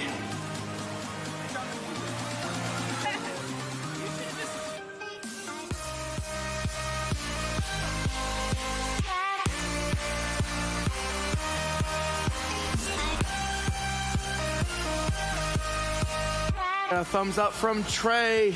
I got a thumbs up from the field. We're going to get this match underway in 3, 2, 1, go. Okay, as we get qualification 21 started, we see team 19448 from Missouri showing us why they're ranked top 10 right now at our Governor's Cup. They get 4 artifacts in rapid succession, come over, open the gate, shoot another 3. Let's see how many of these 3 they can pick up. They get at least 1 or 2. They get 1. They're going to shoot that. 10 seconds left in this autonomous period. Going to push their partner out of the way a little bit. Not fully successful, but they have left that base zone. Drivers, pick up your controllers. 3, 2, 1. Okay, now entering the teleop period, we see a 41-29 lead for that Red Alliance. They have about a 13-point lead right now, and over on the Red Alliance, 12-9-5-9, trying to make some shots into that goal. We see the catapult from 21-6-1-6 being very, very direct. Rather than a high arcing shot, it just goes right into the goal each time. We hear the shooter rev up for the interns. They're going to take some shots over there, trying to get a couple artifacts in. Meanwhile, their alliance partner, 19448, look how quickly they shoot all those 3 artifacts in rapid succession. Right now, our score is tied 53-53. This is a very, very close match. The Blue Alliance pulling ahead right now, but the Red Alliance, they're going to score some artifacts now, try to get it back up. With 1 minute and 10 seconds left in this match, the Blue Alliance needs to score 14 more artifacts in order to get that artifact ranking point so that they can improve their ranking for the competition. We see a lot of clashing back and forth in that close launch zone area. 21-6-1-6 using that catapult. They get 1 shot in, and meanwhile, Xbots over there continuing to just fire artifact after artifact. They took those 2 shots while they were moving. Very impressive software and hardware behind those robots. 40 seconds left in this match. The Blue Alliance with a 30-point lead right now, 92-67, as 19448 shoots in a barrage of 3 artifacts again. We see right now with 30 seconds left in this match that the red ramp is completely full. So any artifact shot now score only 1 extra point because they're considered overflow rather than 3 for being classified. We're going to see if they decide to open it with 20 seconds left in the match. The Blue Alliance has scored 37 artifacts, meaning they've hit their ranking point threshold for those artifacts. 10 seconds left. We're going to see these teams now starting to park. 19448 looks like they're playing some defense. It is legal. 5 seconds left. They're going to go to park. 3, 2, 1. And that's the end of the match.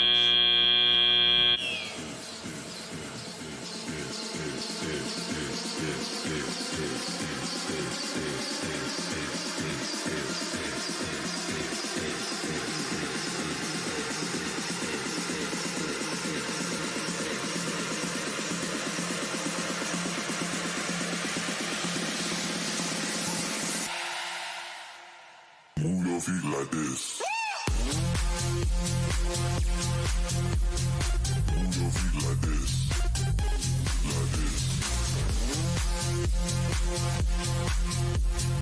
Move your feet like this. Like this. Move your feet like this. Like this.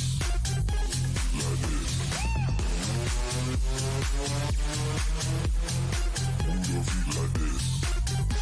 Like this.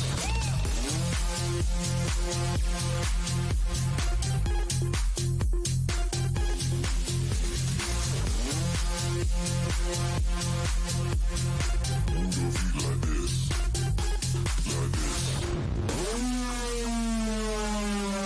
All right, we have a score now for match number 21. Let's go ahead and see it. Ready to double color revealed. It should be the color blue with a score of 125-137. You can see the 4 ranking points there given to Vermont and Missouri. And you can see Missouri actually went down there to the 13 because they probably had a higher ranking points. And again, it's an average ranking points across the weekend. We're on match number 22. Over here, we're going to introduce them. They're currently ranked number 1 here at Governor's Cup in 2026. It's our team from Michigan. It's 15555 Swarm. Next to them, currently ranked number 10. It's the team from Idaho. It's 20169, the Quackens. On the blue side of the field, from Indiana, it's team 11272, Team Genesis. And rounding out this match, coming from the state of Ohio, it's 20744, 24 Carats.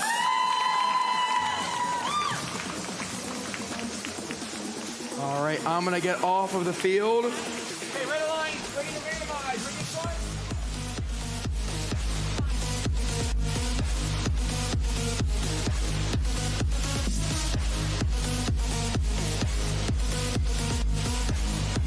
All right, I got a thumbs up from the field. These teams are ready. We're gonna get this match number 22 underway in 3, 2, 1, go! Qualification match number 22. Both alliances shooting for their goal. A couple of them go in. Looks like 1, 2 have gone in on blue, and just one has gone on red. Here goes another couple shots by Swarm with their banana shooter. Looks like a Chiquita banana. They're going to attempt to clear the ramp. We have 3 seconds left. Red has a 15 to 12 lead. Drivers, pick up your controllers. 3, 2, 1. As we enter Telly-Up, release the Quacken, picking up some of the artifacts so they can score. The Chiquita Banana Swarm, they're loading up at the human loader station. They're back. Their shots are happening at the very top, trying to stay away from all of the chaos next to the robot, next to the goals. Genesis getting up close. They launch 3 at a time. 2 of them go in. Kraken lining up there, picking up some more. Long shots by Swarm into the red goal. With 1 minute and 20 seconds left, red leads 48 to 34. Kraken adding a couple more to their score. Genesis coming back to pick up. They tend to grab them from their human loader, go back to their goal, and shoot close up.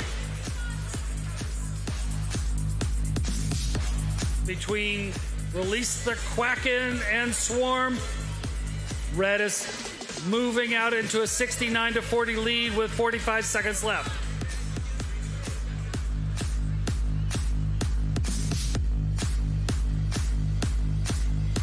With 30 seconds left, 72 to 46.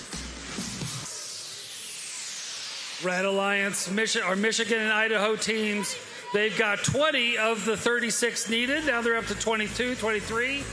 Don't know if they're going to get to that ranking point for 36. Only 13 on the Blue Alliance.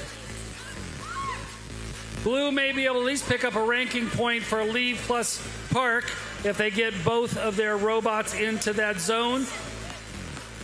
Blue is kind of jacked up on site. That's 24 karat gold. They have a little ramp that kind of parks them up, which looks like it gave them a full park. An official score 90 to 60. We'll let the refs kind of determine who got what and come back with the official score in a moment.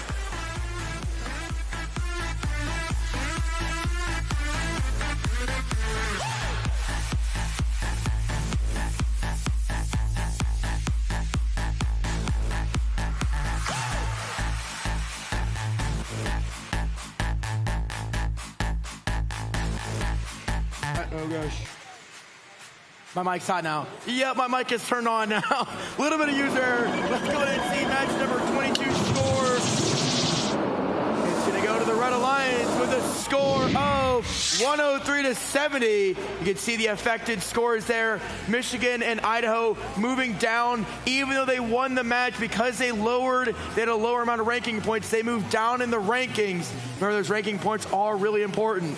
moving up here. I'm going to try to not trip over as I go back up the stairs. And of course, the minute I mention it, it's probably going to happen.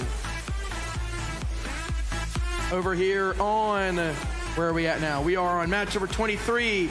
Now, I do have, thank you to one of my awesome volunteers. They went and got some robot names for me now. So I might start calling those, and I'll associate it with the teams. On the red side of the field with the robot TARS from the great state of Florida. It's 17305 Ducks in a Row. I'm gonna have to ask where third time's a charm came from. I'm assuming you broke the robot 3 times and this is the fix? No? Third attempt? 3 different designs, I like it. So, with the robot team, with Team 654 from Rhode Island, with the robot third time's a charm, it's Barrington Bionics. On the blue side of the field, with their robot Mobius. From right here in Washington, D.C., it's 14315 Mobius. And rounding out this match with the robot Talon, it's 24769 Talon Skies from South Carolina.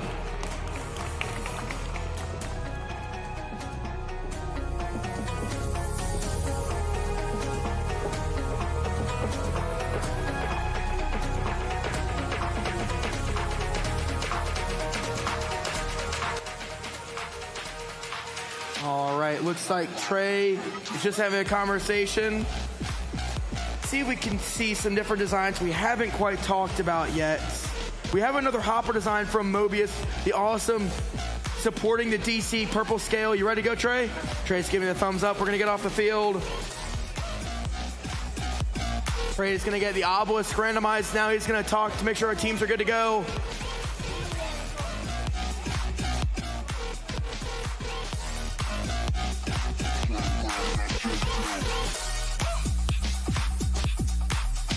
All right, we've got purple, green, purple. I've got the thumbs up from the field and the thumbs up from Trey. We're gonna get this match underway in 3, 2, 1, go! All right, we see motion from 3 of our robots, Team 24764 going all around the field. That's 24769 Talon Skies going all around the field. We'll see what they decide to do with those artifacts in the robot. Meanwhile, over on the Red Alliance, that robot 654, nicknamed Third Time's the Charm, going to pick up some artifacts. And over on the Blue Alliance, 14315, getting 3 artifacts in. Let's see if they can get a few more in these last 3 seconds of Autonomous. Drivers, pick up your controllers. 3, 2, 1. All right, as we begin our driver-controlled period, a very close match. 17 points for the Blue Alliance to 14 for the Red Alliance. We'll see how much these teams can bump up this score. Over on the Red Alliance, we see both robots taking shots in that close launch zone. 17-305, Ducks in a Row from Florida, able to get 2 of those artifacts in. Their alliance partner, Barrington Bionics, working on getting some more. They get a couple in now. Ducks in a Row getting another few. Over on the Blue Alliance, 14315, trying to take some shots up in the front. That's going to be Mobius from Washington, D.C. We'll see how many of those they can get in. 1 minute and 20 seconds left in this match. The Red Alliance has filled up their ramp now. Those are 9 fully classified artifacts, meaning 3 points each. We'll see if they decide to open the ramp. It looks like Ducks in a Row having some trouble getting access to their gate. Now they're able to open it. We see all those artifacts stream out so that they can fill those up again, getting 3 points for each artifact. Over on the Blue Alliance, we see our team from South Carolina trying to intake some artifacts from that human player loading zone. They have 2 in there. Maybe they'll go and shoot these while the Red Alliance continues to rack up points. Ducks in a Row taking some shots. They get 1 to go in, don't get the second to quite go in, but their alliance partner, Barrington Bionics 654 from Rhode Island, they get 2 more artifacts to go in. 49-17, 55-17. The Red Alliance has a comfortable lead at this point, but now they're trying to get that artifact ranking point for having 36 total artifacts into the goal throughout the match. They do need to get about another 20 more artifacts, so we'll see if they can do it with just 23 seconds remaining in this match.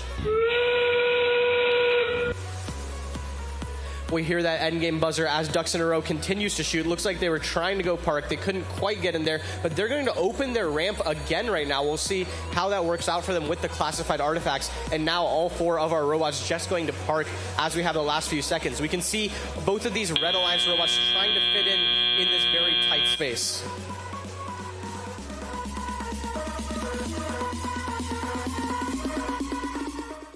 Only Beta could do this. We're the only company that builds our own chargers, and we've flown on that network all the way across the country, out to the Santa Monica Pier and back to Vermont. We're the only company that's doing military, cargo, logistics, medical, and passenger. And we're the first company to complete electric aviation transitions with a crew on board. These are the milestones that really matter when building an electric aerospace company. And there's only one company who's completed all of them, and it's Beta.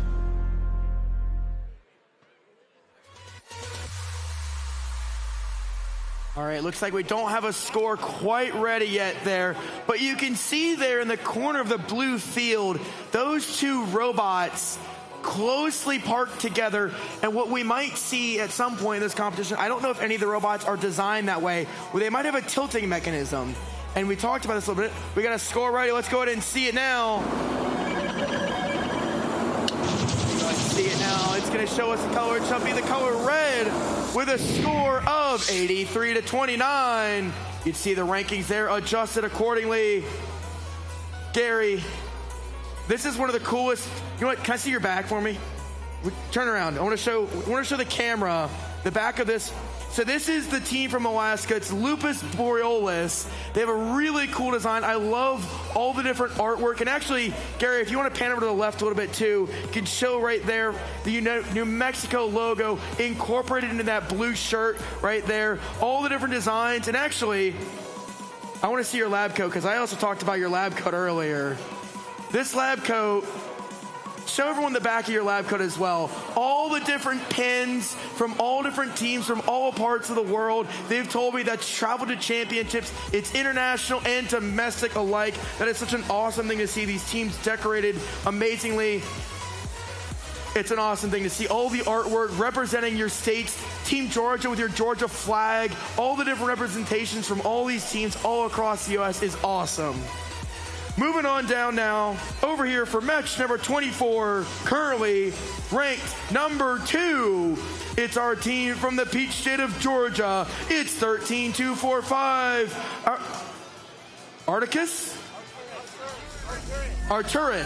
Arturus Apollo with their robot Vindaloo. And their partners, currently ranked number 9 from the team from Mississippi. It's 23521 DeSoto Technics with the robot Sidewinder. On the blue side of the field with the robot Trinity coming from the team from New Mexico. It's 23974 Astro Vikings. And rounding out this match with their robot Sparky coming from the farthest northern state of Alaska, it's 20129 Lupus Borealis. All right, Jim is ready to randomize. I'm gonna get off the field.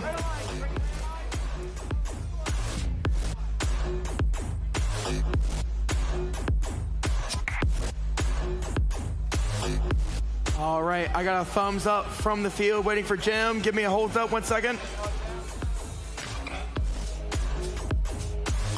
All right, Jim's giving me a thumbs up. We're gonna get this match underway in 3, 2, 1, go! Qualification match 24 here at the United States Governor's Cup. Alaska shooting up into the blue goal.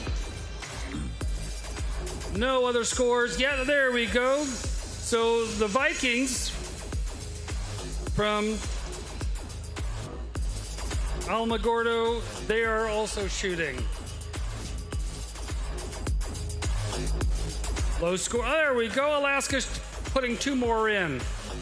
And they've managed to put in a purple, Drivers, green, purple, pick up your and matching controllers. motif. So far, we haven't seen any movement from our team out of Mississippi. 3, 2, 1. Georgia did move, but here we are under driver control period.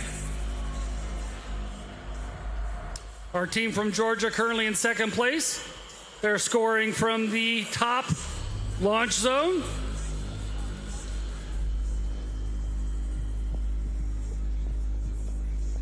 Sidewinder shooting close in. Our team from Alaska looks like they're trying to gear up and get in close. Georgia is just currently sitting. It looks like their turret is trying to locate where that goal is. There we go. Sidewinder shooting quick three. With 1:18, Red has a 53-39 lead. 3 more quick ones from the Sidewinders.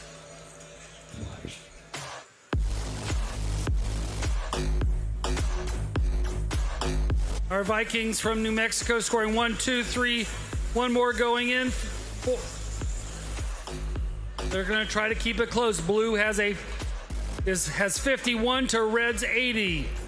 If we look at the number of artifacts scored, Red has scored 29. Blue has scored 15. Sidewinders clear their ramp. Gives the chance of having a few more. Our team from Georgia working on trying to shoot long distance. 30 seconds left. 131 to 51, a commanding lead for Red. At this point, Red has now gotten the required number of artifacts to get the ranking point. 140 to 54. 10 seconds left. We'll see exactly what kind of strategy our teams are doing as far as parking. Looks like Georgia's just continuing to score, but they sneak in, put a toe in at the last minute, but they may have just moved themselves out of the contention. This is under review. Unofficial score 155 to 80 in favor of the Red Alliance.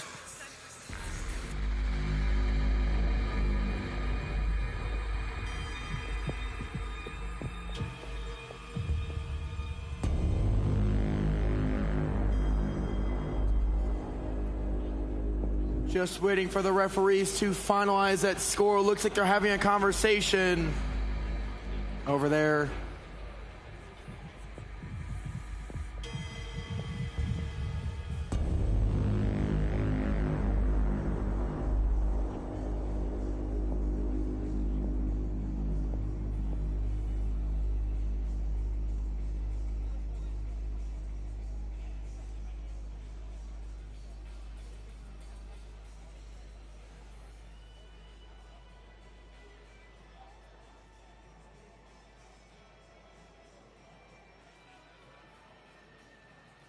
All right, looks like those scores should be coming in any second now.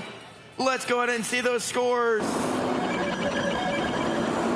I'm going to see it. Brand color revealed into the color red with a score of 188 to 100. You can see Georgia moving down in the rankings there to number 3. They still had 5 ranking points. So they only moved down 1 position.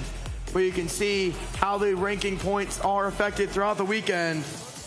Moving down over here, ready to go for match number 25. Currently ranked number 1, coming from the Prairie State of Illinois with their robot, Friendsbot 2.0. It's 21333 Robo Knights.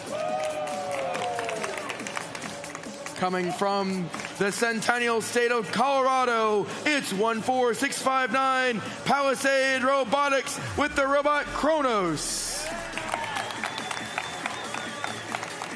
On the blue side of the field, coming from New York with their robot Hamud, it's 27186 Citizens Adams.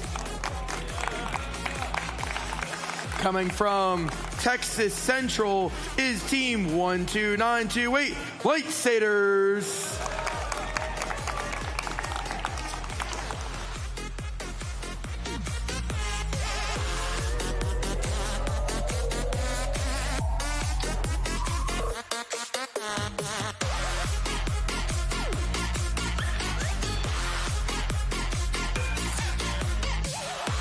Trey is ready, so that means we're going to get these matches underway.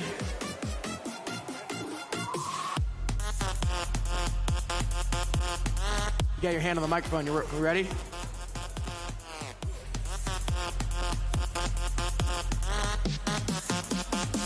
All right, Trey's giving us a thumbs up. He's talking to everyone now.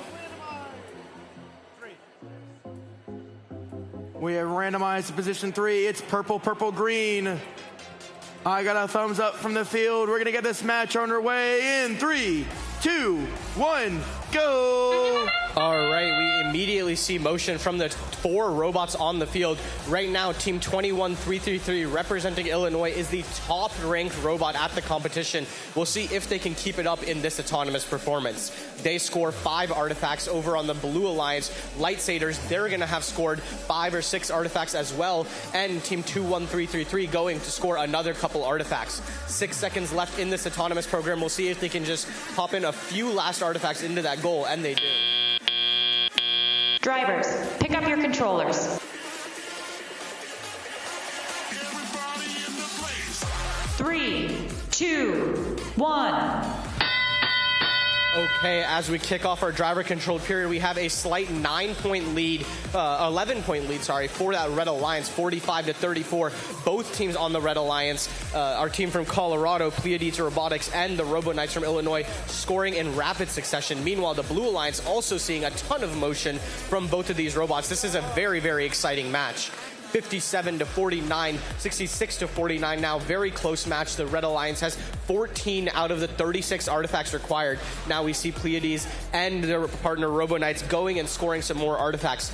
One thing I want everyone to pay attention to is with the pink robot from Illinois here, when they shoot, because they have 2 counter-rotating wheels, there is absolutely 0 spin on any of those artifacts. This means that there's no chance of the artifacts bouncing out or getting unscored or anything like that. So it's a very, very reliable way to score, and it's one of the reasons that they're the top at this competition right now. Oh my, looks like we have a battery on the field. Not sure if it must have come from Team 27186. Hopefully, they can get it fixed for the future matches. Meanwhile, their alliance partner 12928 Lightsaders continues to score. They're not going to give up. 90-67 with 45 seconds left in this match. The Red Alliance pulling ahead, but Lightsaders can still focus on getting those ranking points that they need to maintain a strong standing in the competition.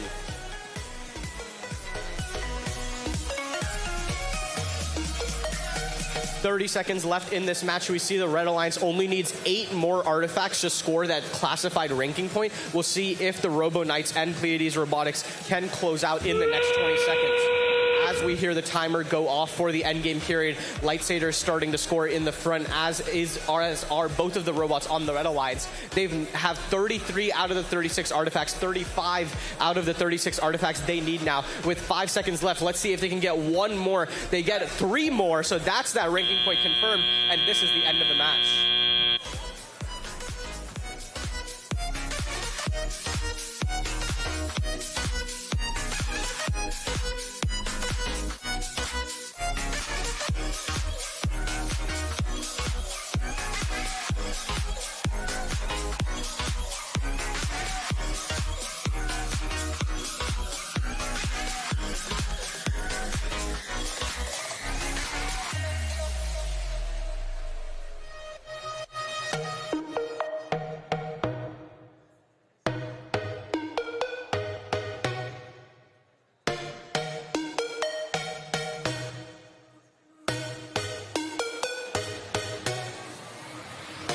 All right, looks like the referees are just finalizing that score, tallying it up. I'm gonna come on the field.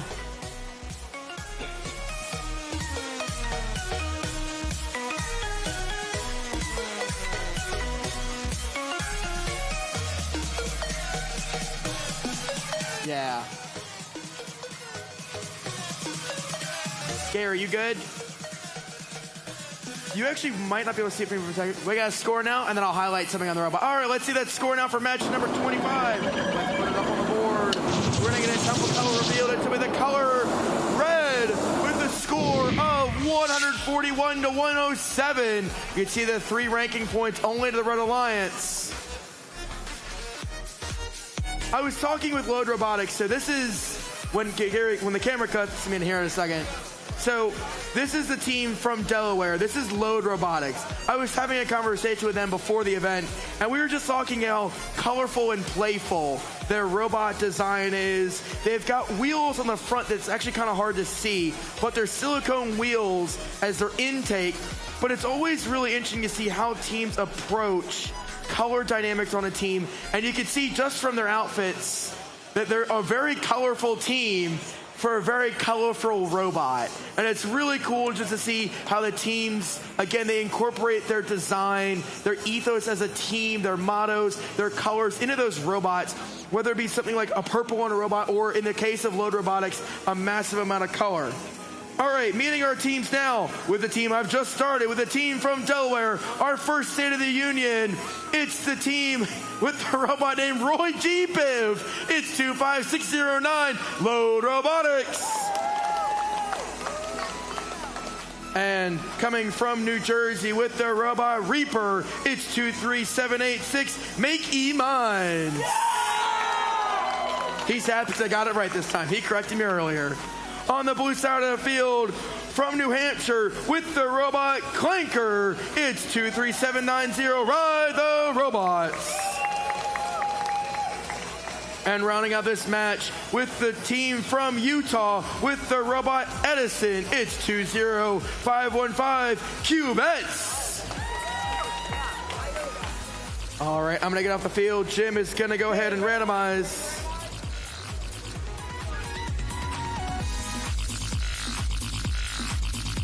All right, we have randomized. It is purple, purple, green. Gotta wait for Jim to give me a thumbs up. He can't get the obelisk set. All right, just give me a thumbs up. Field is ready. We're gonna get this match underway in 3, 2, 1, go. We begin qualification match number 26.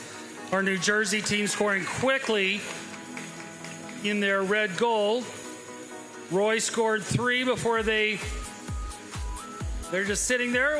Looks like on the blue side, don't see anything yet. There goes one a little bit high from our purple team. We have 5 seconds left. Red is taking a 33-0 lead with a couple of quick scores. We can Drivers, see why that pick New up your Jersey controllers. team is. They need to fear that Reaper. It's funny, they're 3, from Edison, New 2, Jersey. 1. And our team, the Cubettes, their robot is named Edison. So 2 different Edisons on the field. Reaper scoring high, trying to be defended against. Looks like a little defense being played against the Red Alliance while they're continuing to score. Roy G. Biv wrapping around 25-15 to score in the red goal. It is currently 94-6. Red's going to be looking to see if they can get all 6 of those ranking points. They're off to a good start. They've got the 2 leave points. They're at 32 of the artifacts. So with a minute 10, we expect that they will go ahead and get those final. Yep, and there they go. They get their ranking point. Now, during Autonomous, they did score 5 motif patterns. So at the end, they just need a couple more to get that at the ranking point. Red continues to just pour it in.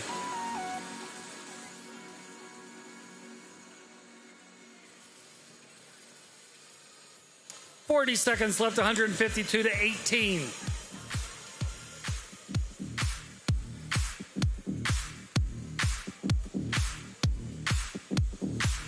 We've got 30 seconds left. At this point, the strategy becomes for the Red Alliance, are they going to clear that ramp or are they going to just try to get those last points? Remember, it's purple, purple, green. I see a purple, I can see 2, maybe 3 of the motifs in there. That would be enough if there are 3 patterned in there. Long distance shot. And Reaper, after they scoop last shot 1, it rolled right back in. And looks like we see there's some robot poop laying all over the floor because we got some parts from somebody laying in our field. Official scores in just a moment. At TTI, we live in a world of components. But the most important one isn't stocked on a shelf or measured in ohms and IP ratings. The most important component is measured by its passion for helpfulness, a commitment to getting the right parts to the right place at the right time, and an enthusiasm for solving the unsolvable. It's the component so critical we couldn't exist without it, because it's what sets TTI apart. The human component.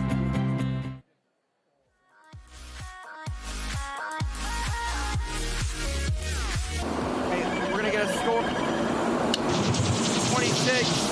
It's going to go to the Red Alliance with a score of 192-55. You can see New Jersey there staying in the #1 slot. Delaware moving up to 31st. You see they got 5 ranking points there.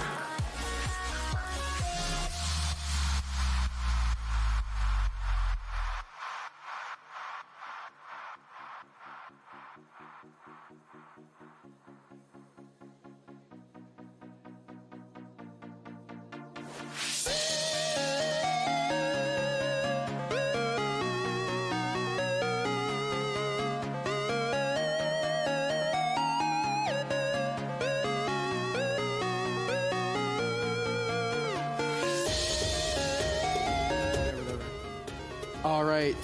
This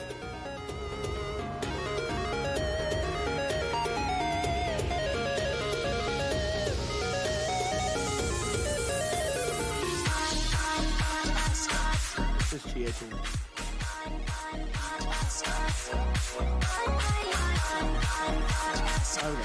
All right, so what you can see here is actually what we call, this is the GA tool. So what this is, what the GA tool does, it allows us to kind of see some team information. So we can see the schools where they're from. You can actually see in orange, you have all the robot names, has history of these teams, numbers.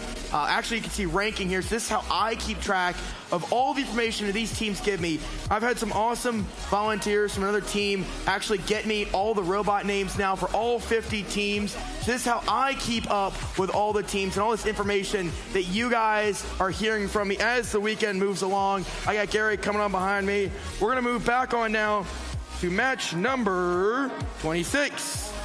Over here, I'm going to come back up on the field. I'm going to climb up now. 27, I'm on the wrong number. Over here, currently on the red side of the field, coming from the bluegrass state of Kentucky with the robot hotline, it's 21239. All systems go. From the equality state of Wyoming, it's 21618. Circuit Breakers 4H Robotics with the robot Blackouts. On the blue side of the field, coming from the Badger state of Wisconsin, it's 16460. Gearheads from with the robot Gearboticus. And rounding out this match, coming from the Tar Heel state of North Carolina, it's 21829. Circuit Breakers with the robot Phantom.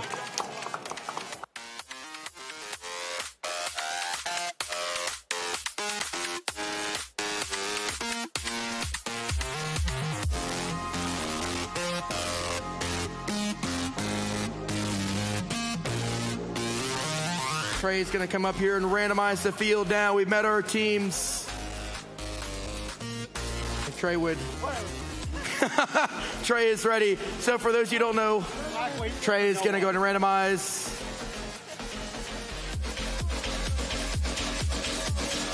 Trey is our awesome, one of our head referees. He's actually one of our regional head referees here in Chesapeake. Him and Jim are both of our head referees in this region. Doing a great job.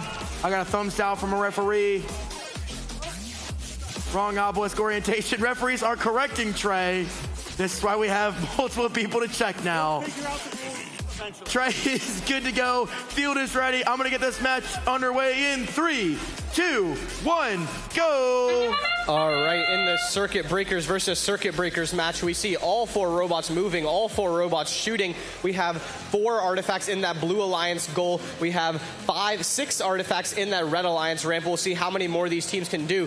21-8-2-9 taking a couple more shots. Looks like all systems go over there trying to collect some artifacts. We'll see if they are able to pick them up or have to stop the program right now. 6 seconds left in this autonomous period. We have a 30-18 lead for that Blue Alliance. 21-8-2-9 taking shots and hitting their own artifacts. Pick up your controllers. 3, 2, 1. Okay, as we begin this driver-controlled period, we see all systems go. Open that gate immediately. They're going to try shooting some artifacts. They get one of them in. Let's see how they pick up more now. Okay, Team 21-8-2-9 Circuit Breakers going for some shots, while the other Circuit Breakers on the Red Alliance just took some shots as well. About a minute, 37 seconds left in this match. A 10-point lead for the Blue Alliance right now, but there is a barrage of artifacts going into that Red Alliance goal. All systems go, making one in. Now they're going to open that fully classified ramp, trying to get some artifacts from that secret tunnel zone as it comes out. All systems go, picking up more artifact while Circuit Breakers continue shooting on both the Red and Blue Alliances.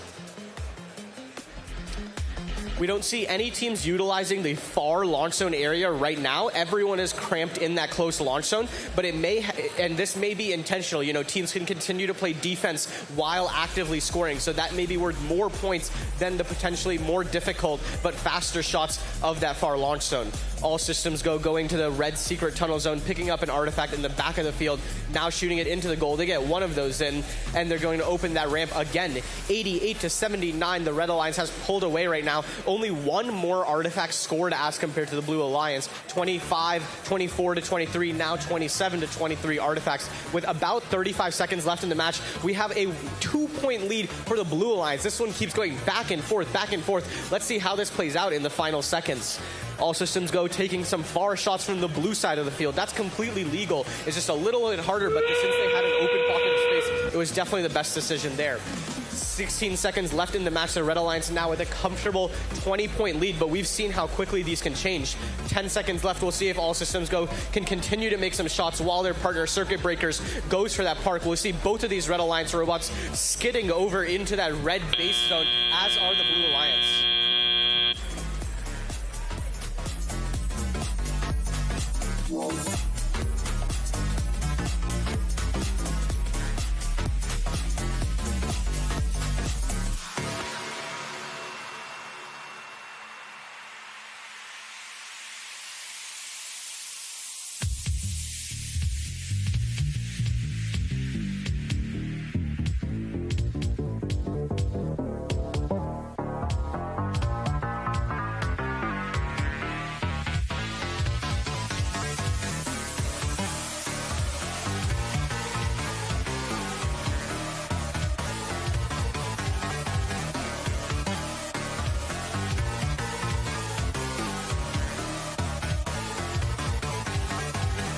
Looks like we got a score ready. Let's go ahead and see it.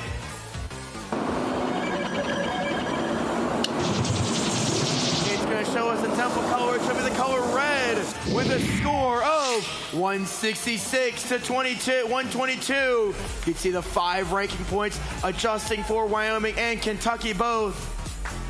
Man, if you didn't know your state codes by your 2 digits and your flags, I certainly know them now. I'm getting good at these. I got a little rusty for a few years, but getting to know Wyoming, Kentucky, Wisconsin, North Carolina, remembering my 2-digit or my 2-letter state codes, it's a work.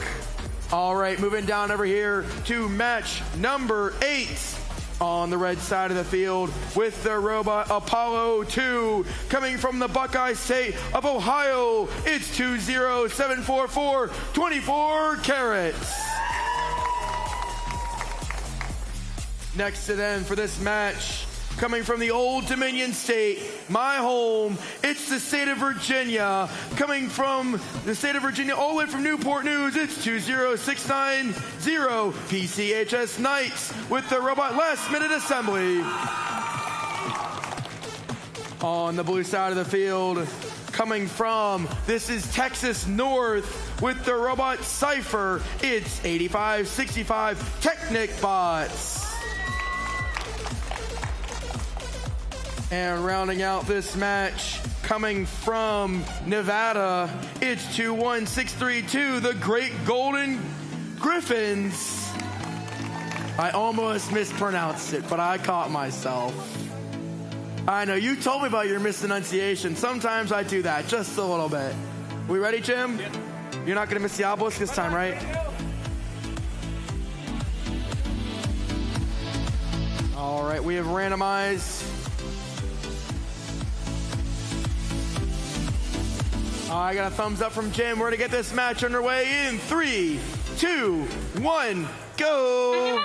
As we begin qualification match 28, we see that we got scores from both Texas and Ohio. Ohio continuing to score from that point. Texas also picking up some additional artifacts to attempt to score. And they dance around the top of that shooting area. Back and forth they're going. A little bit of a contact inside of the launch zone. Pick up your controllers. Ohio backed into Texas during autonomous. 3, 2, 1. That Blue Alliance, a couple extra bonus points for that penalty. As we go into teleop, Red still has a commanding lead, 62-36. 16 artifacts scored on the Red side. Our Ohio team firing from the top of our launch zone near closest to our audience. Texas trying to go close. They kind of fell a little short. Red has a 30-point lead with 100-minute 30 left. A little bit of bumping and grinding going on. Virginia scoring close, filling up that ramp. Virginia clears the ramp out, gives them a chance to pull some additional artifacts that they can continue to score. Every one of the ones that goes over the top is only worth 1 point. If it goes in through that qualifier and sorts it out, then it becomes 3 points. We see 3 more going in on the Blue Alliance from our Texas team, followed by 3 more. So it's still a doable game. It's only a 15-point difference with 48 seconds left. So Texas has managed to pull it a little closer. There goes Virginia saying, well, not so fast. We're going to toss a couple more in. Texas scoring again. Here comes Ohio back up to score in that close area. Long distance airmail shot from Nevada. Just bouncing. Nevada's in to get loaded by their human player. Texas again trying to continue to score. Now it is 96-97. Blue has now taken that lead. That shooting from Texas has managed to get them close. Red says, well, we're not quite yet. Let's score a few more. Ohio's playing a little bit of defense, pushing them around. Time is expired.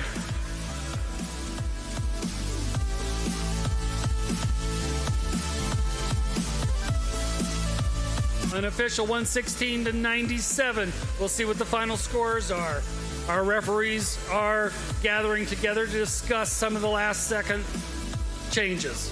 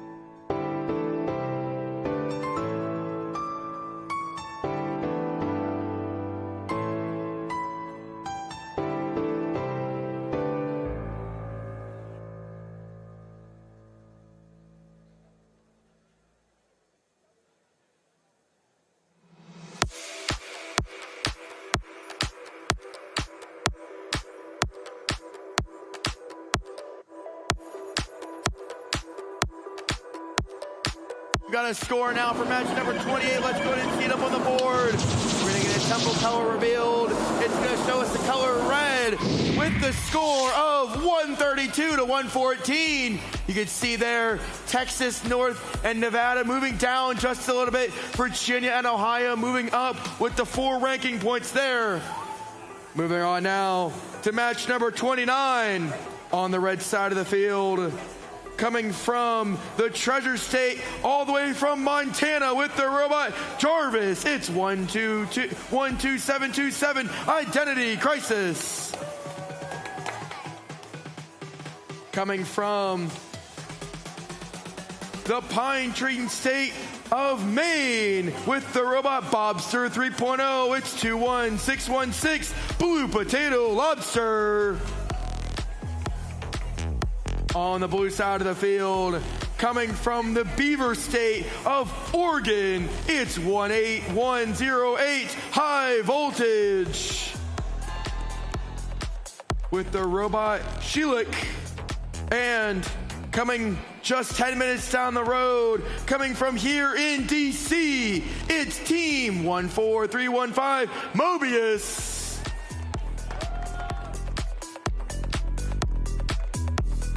Alrighty, just waiting for Trey to tell me we're good to go.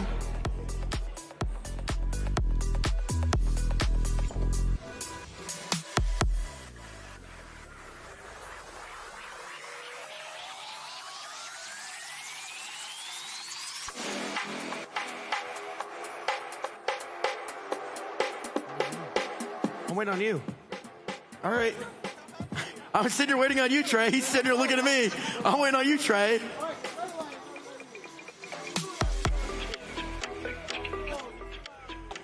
All right. Trey is randomized now. It's going to be green, purple, purple. He's going to put that obelisk up there now. I got a thumbs up from the field. Referees are giving me a thumbs up. We're going to get this match number 29 underway in 3, 2, 1, go. Okay, match number 29, we see 18108 High Voltage first to strike. They get 3 artifacts in rapid succession there. They pick up 1 more artifact, get that scored. Let's see if they're going to open this gate again. They get 3 more artifacts scored there. They were trying for that green, purple, purple, but since they had 1 artifact already in there, it didn't quite follow the pattern that they wanted. 7 seconds left in this autonomous period. They already have 9 artifacts scored. Let's see if they can get any more as our autonomous period comes to a close. Drivers, pick up your controllers. 3, 2, 1. As we begin our driver-controlled period, we see a 30-point lead, 27-point lead for that Blue Alliance, thanks to High Voltage 18108 with their robot Schlick. 1 minute and 50 seconds left in this match. The Blue Alliance continues to score, as does that catapult from teams 21616 Blue Potato Lobsters from Maine. They have that very, very fast-shooting catapult. About 1 minute 30 seconds left in this match. We can see that Blue Potato Lobsters are loading the artifacts into the robot with their human player. Actually, both teams on this Red Alliance are doing so. That's a great use of the rules this year. You can totally load your robot immediately, and sometimes it can be faster or lead to a better robot design. Meanwhile, over on the Blue Alliance, High Voltage continuing to take those rapid-fire shots while their alliance partner Mobius tries to work some artifacts into the goal. About 1 minute left in this match. The Blue Alliance with about a 50-60 point lead. We see High Voltage Robotics taking some shots going into the goal again and again. They have 20 out of the 36 artifacts that they need in order to get this artifact ranking point. We see 12-7-2-7 trying to take a shot into the goal, not quite getting it in. That's Identity Crisis with their robot Jarvis. Over on the Blue Alliance, we see 18108 come up with more artifacts. They get that purple, green, purple very, very quickly. We'll see they have a sorting mechanism on the robots, so we'll see if they start using it after they clear the ramp after this cycle. So 23 seconds left in the match. The Blue Alliance with about a 100-point lead right now. hear that end game buzzer. So we're going to see teams now going for those base parks at the end of the match. 13 seconds left. 18-108 trying to take some shots. One goes high, the other two go in. 7 seconds left. We'll see their alliance partner Mobius go to park in that zone. 18-108 continuing to take shots while both of the Red Alliance robots getting ready to park it. That's the end of our match.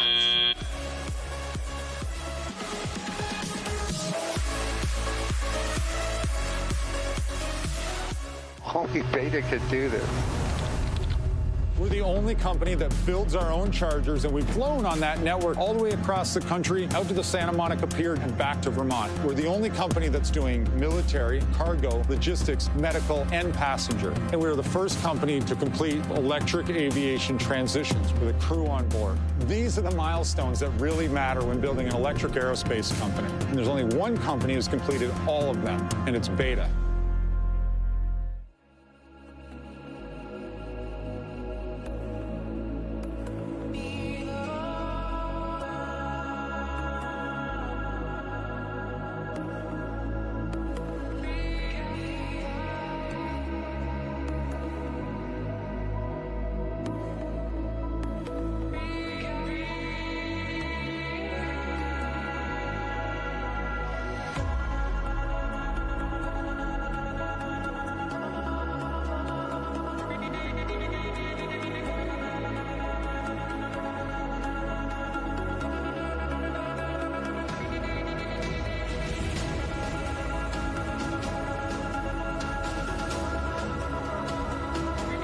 All right, we got a score ready now for match number 29. We're going to see it up on the board.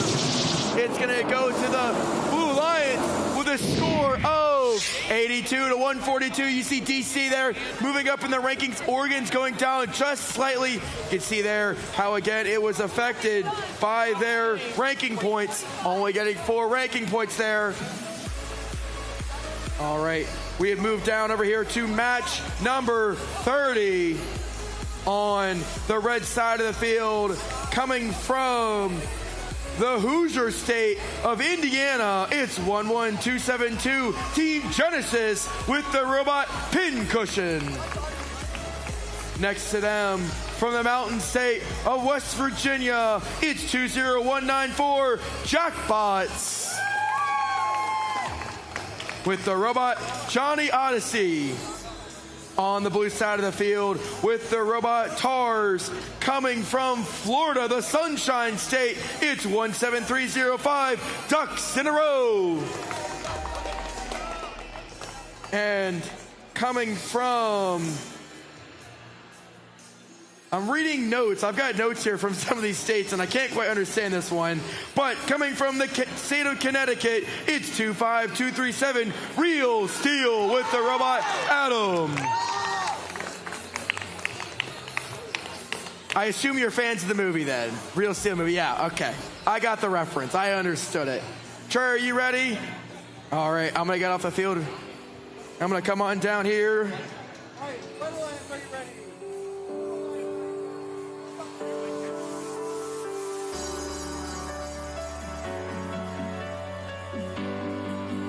All right, we're going to get this match underway.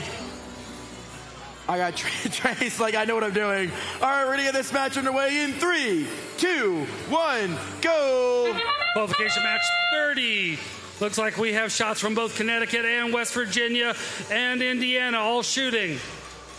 The West Virginia team has a sorter, and they actually shoot in that pattern.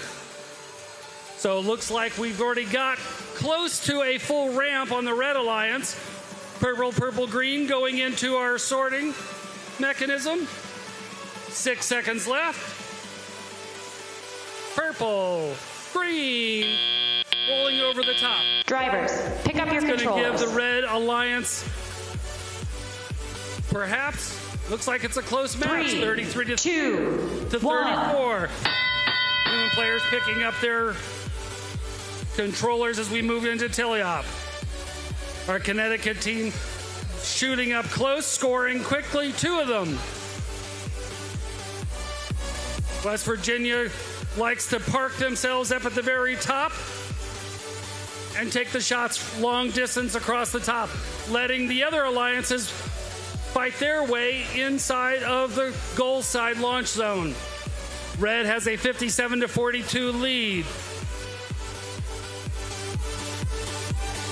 Red Alliance has 18 of the 36, whereas the Blue Alliance has 10 of the 36.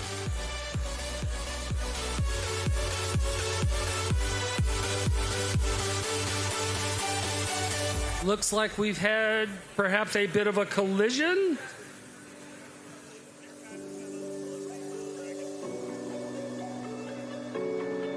So one bit. So we've got two robots that are now disabled due to wiring not holding on. So West Virginia is currently just parked there. Their alliance partner Indiana's got to squeak their way through just to try to get some of those shots. They put 2 up.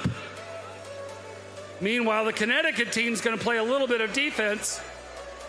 We've got 28 seconds left.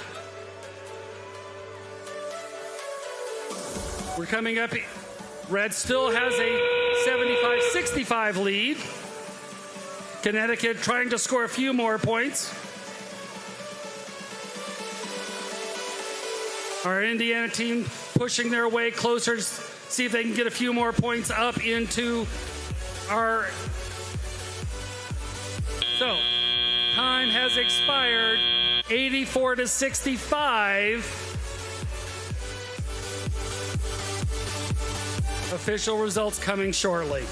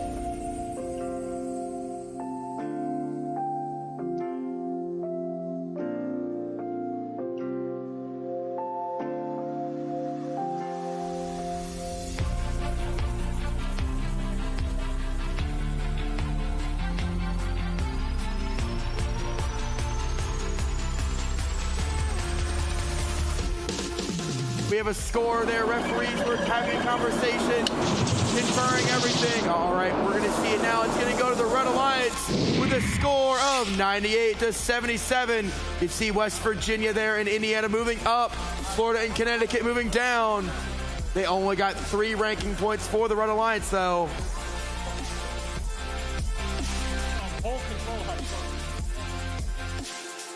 Moving up now to match number 31 on the red side of the field with the capes of their state flag coming from the peach state of Georgia.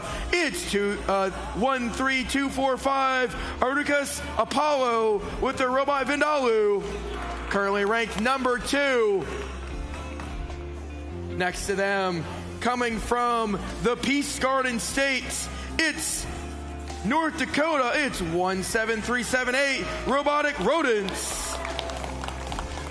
On the blue side of the field, coming from the Empire State of New York, it's 27186 Citizen Adams with the robot Hamoud. And rounding out this match, coming from the Green Mountain State, coming from Vermont, it's 30656 The Interns with the robot The Intern. All right, I'm gonna get off the field whenever Trey is ready. All right, Trey is gonna come up and randomize now.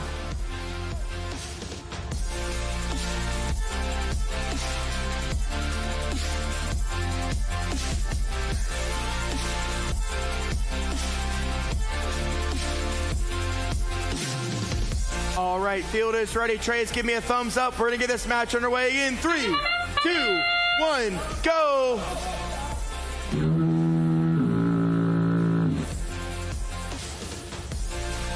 Corn, we had a bit of a false start on the field end of things. We're gonna go ahead and reset.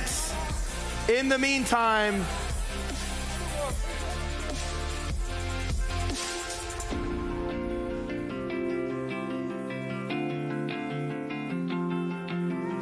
hearing the foghorn is a rare noise in first. We had a bit of a false start. It's our end of things. We're going to get these teams reset, get them good to go.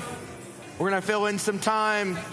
While they're doing that, actually, Gary, if you want to, is Gary run around? Did Gary run away? I see Gary's perspective. Oh, hi, Gary. How are you? Thank you, Gary. All right, so you can see here, and I'm actually, Emmett, I'm going to have you move a little bit. Come this way a little bit, this way. All right, so we can see some of these team members going, oh, Gary left me. You got some of the team members, he's giving us a thumbs up. What these teams are doing is they're putting the robots in a very precise location so they know when they start the match, their robot can know where it's at, located on the field, and it can use the QR codes, or what we call April tags, on the field to know its location and secondary verification. All right, we got a thumbs up now.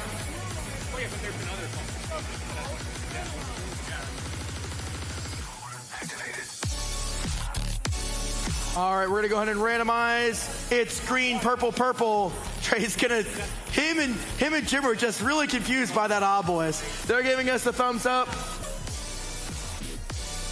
Field, are we good? All right, we're gonna get this match underway in 3, 2, 1, go. All right, as we get this match underway, we see our team from North Dakota taking some shots. Over on the far side, audience side of the field, we're going to see our team from Georgia taking some shots. They are currently ranked second through qualifications. If they score 5 ranking points, they'll maintain their ranking. If they score 6 ranking points this match, they will jump up to first place. That shot from the far zone is really going to help them out. Over on the Blue Alliance, we see both robots have left the launch line. Not shooting many artifacts, but that's okay. Drivers, pick up your controllers. 3, 2, 1. Okay, as we begin the driver-controlled period, we have a 26-point lead for the Red Alliance. As we see not too much motion right now from our team from Georgia, 13-2-4-5, but they'll get things figured out. Maybe their robot's just getting restarted or something. That's why they have an alliance partner, though. Their alliance partner, 17378 Robotic Rodents from North Dakota. They're taking some shots on the field. They're coming back to that red goal. Let's see how many they can get in here. They get, it looks like 2 of them hit each other and one went too high, so not able to get that in. We hear the sound, though, over on that Blue Alliance from Team 3656, the Interns from Vermont. Over on the Red Alliance, we see some shots going in from the Robotic Rodents from North Dakota. They're going to get those in very quickly. Not much motion from that Georgia team just yet, but their alliance partner is maintaining that lead. There we go. Here they're up and running. Let's see if they can get everything calibrated and ready to go. Looks like there's a wire loose on the robot in the bottom. Hopefully it doesn't get caught under the wheels or anything like that, but they know best. 50-11, a comfortable 39-point lead for this Red Alliance. We'll see if the Robotic Rodents can maintain it and what Arcturus Apollo can contribute. 56-11 with 45 seconds left in the match. We have 14 out of 36 artifacts scored for that artifact ranking point for this Red Alliance.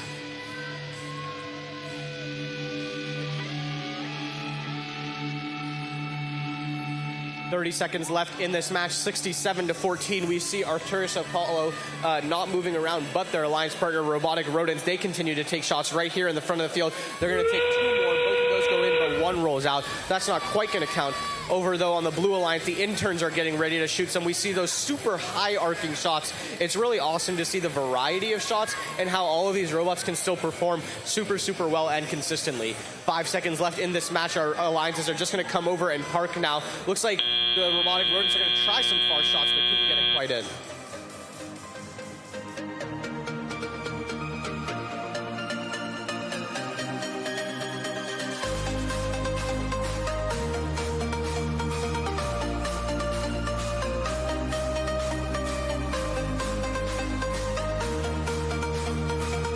Looks like we're getting a good handshake from those teams, showing off a little bit of gracious professionalism, which again is a core ethos of FIRST, is using that gracious professionalism, which means doing your hardest while being nice with others. We're just waiting for that finalized score now for the match. Looks like the referees are conferring just a little bit.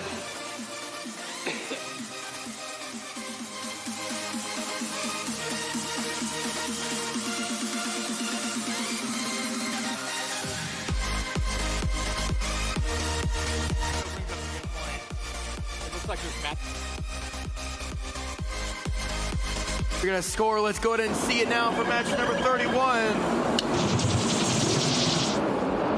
It's going to go to the Red Alliance with a score of 101-21. You can see the 4 ranking points given to the Red Alliance there. See Georgia continuing to move down. They need a high ranking point average. So if they have matches where they have 4 ranking points, it could bring the ranking down, even though they win the matches. Moving on to the Red Alliance over here on match number 32 from the Ocean State of Rhode Island. It's Team 654 Barrington Bionics with the robot Third Time's the Charm.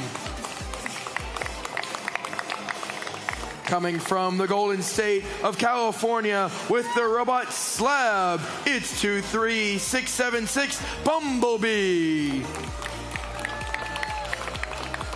On the blue side of the field, coming from the Prairie State of Illinois with their robot Bringsing Boat.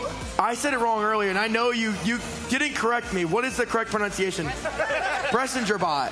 Bressinger Bot 2.0, it's 21333 Robo Knights. And rounding out this match, coming from the Keystone State of Pennsylvania, it's 20153 Silver Wolves and the robot Bobby. All right, we're going to go ahead and randomize this field.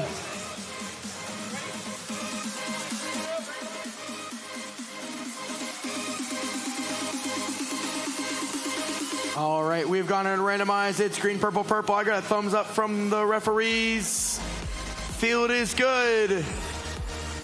We're gonna get this match underway in 3, 2, 1, go. Qualification match number 32. Looks like Pennsylvania and Illinois shooting towards their blue goal. Get a couple of points in from the Rhode Island team. We did see that the California team did move out. Pennsylvania scoring and adding additional to their... And they got 3 more in there. 2 more actually made it. As we come to the end of Autonomous, Blue has a commanding 42-12 lead. 3, 2, 1. Pennsylvania goes ahead and clears their ramp to get this started in this match. Our Rhode Island team is putting a couple in that close zone. Illinois in their pink robot puts 3 more in. Silver Wolves from the very top scoring across the top of the field. Quickly, the Blue Alliance has filled up that ramp. Silver Wolves dropping a few more in. Our Illinois team shoots a few more. Looks like the Rhode Island team is going to be playing, maybe just playing a little defense while they're then going in and scoring. So they're trying to slow down this Blue Alliance. With a minute 15 left, Blue has a 90-44 lead. Illinois and Pennsylvania teaming up to score in close. Illinois adding some more, and Illinois goes ahead and clears that ramp for the third time. Pennsylvania is adding more to that, and Illinois goes ahead and clears it one more time. So the Blue Alliance, our Illinois and Pennsylvania Alliance, has already got the ranking point for the number of artifacts scored. They did both move. Silver Wolves from Pennsylvania going ahead and scoring additionally across the top. Quickly they're scoring inside of it. California did score a couple of close by. 15 seconds left. Looks like we've got our Rhode Island team is a little close. And we've got our Park from our California team. So it looks like a full and a partial on our Blue Alliance and a full on the Red Alliance. Unofficial score 173-64. Looks like the Blue Alliance may have picked up maybe 5 ranking points in that particular match. Official results and scores coming up in just a moment.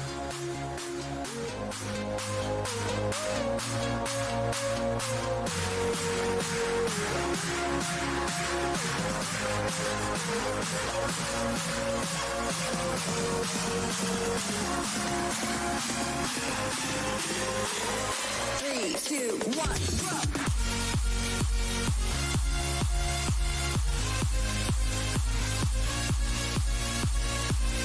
Score now for match number 32. Let's go ahead and see it. We're going to get that lever pulled from that loaded robot in the corner. It's going to show us the color. It's going to be the color blue. We're going to go the score of 188-83. You can see there Illinois and Pennsylvania moving up there with 6 ranking points for themselves, moving themselves to 4 and 6. You see what a strong alliance they made. All right, for those of you either watching from home or in the audience, VIPs, who don't know how this game works, and even though I've been talking about it, we're going to do a quick explainer video up on the screen, and it's going to give you guys a bit more of an idea, again, how the game works to understand a bit more of what's going on, and then we're going to take a short break after that.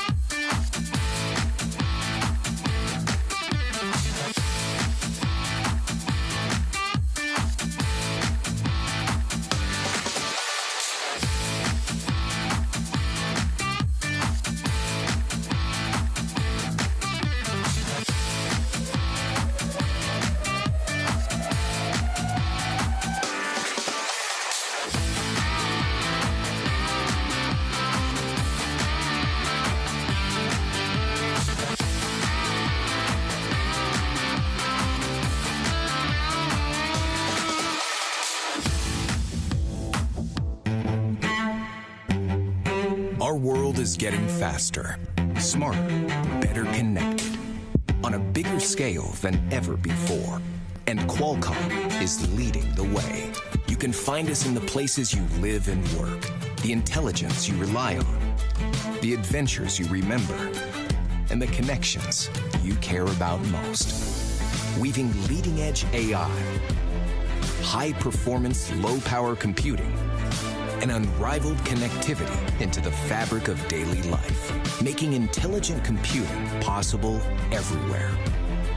Our innovation is exponential, embedded everywhere, impacting everyone, redefining industries, tackling complex global challenges with smart, scalable solutions that are forging the future.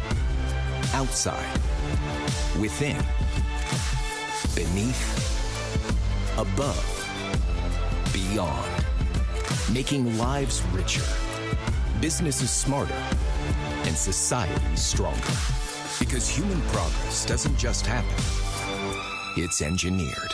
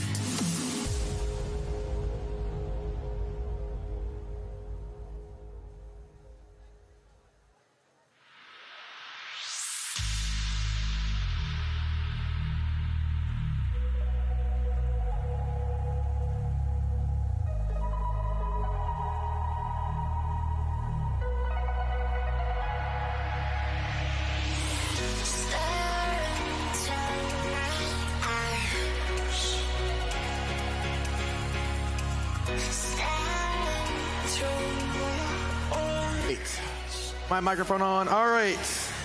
We're coming back from our break. We're actually going to do, hopefully Gary's going to step himself very carefully over that wall. Big step. All right. Welcome, Gary, to the field. Thank you, Gary.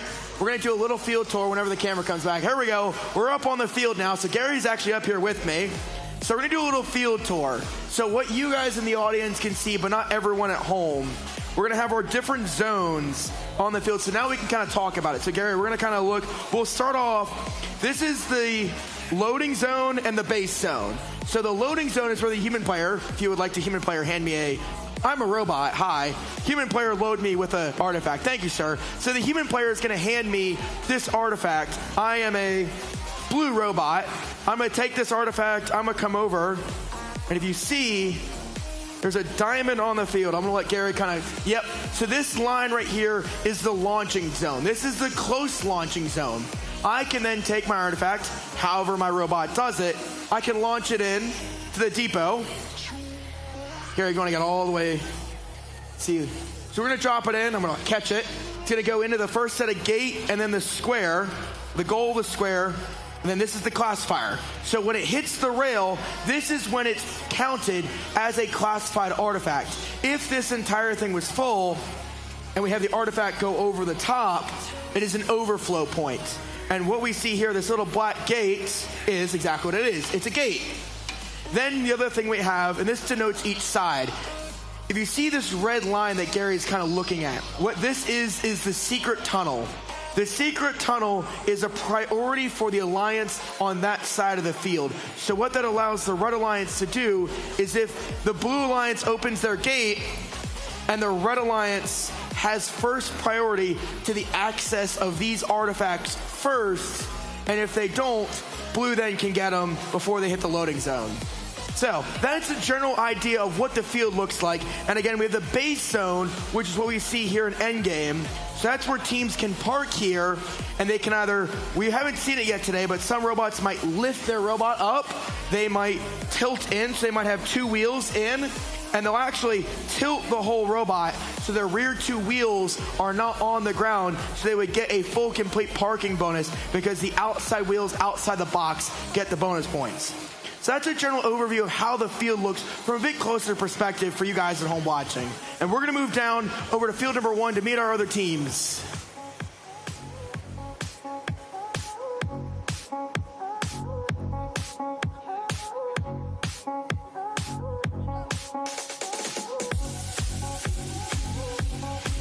All right. I move back down over here to field number 1. Gary giving us a great cinematic shot over there. I'm going to move down to my match list. We are on match number 33. Yes. We're on to match number 33. We're going to meet our teams over here. Starting off with the Magnolia State, the team from Mississippi. It's 2-3-5-2-1 DeSoto Technics with the robot Sidewinder. Next to them is from the Old Line State. Here next, just north of us, it's the state of Maryland with the robot Harmonic. It's 19458 Equilibrium.exe.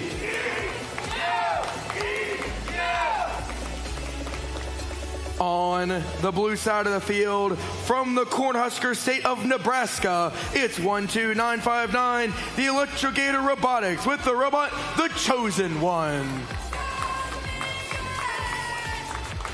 Rounding out this Blue Alliance, from the North Star state of Minnesota, it's 16917 Gear Wizards with the robot Triple Shots.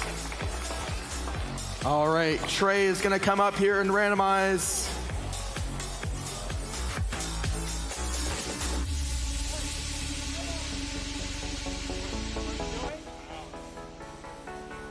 And you can see there while Trey is randomizing, Mississippi is currently ranked number 7. We're going to go ahead and randomize now. It's going to show us the obelisk color, purple, purple, green. He's going to show that April tag. Trey is ready to go. Field is ready. All right. We're going to get this match underway in 3, 2, 1, go. All right, I hope everyone had a nice short break. Looks like we're going to get started with Sidewinder from 23521 from Mississippi, nailing 3 shots. Their alliance partner Equilibrium, they get another couple in. Sidewinder getting 2 more artifacts in. Racing Gear Wizard 16.917 cycle for cycle. 13 seconds left in this autonomous period with Sidewinder already scoring 9 artifacts so far. Let's see how many more they can get in these last few seconds. This is a very high scoring autonomous for both of our teams. Drivers, pick up your controllers. 3, 2, 1.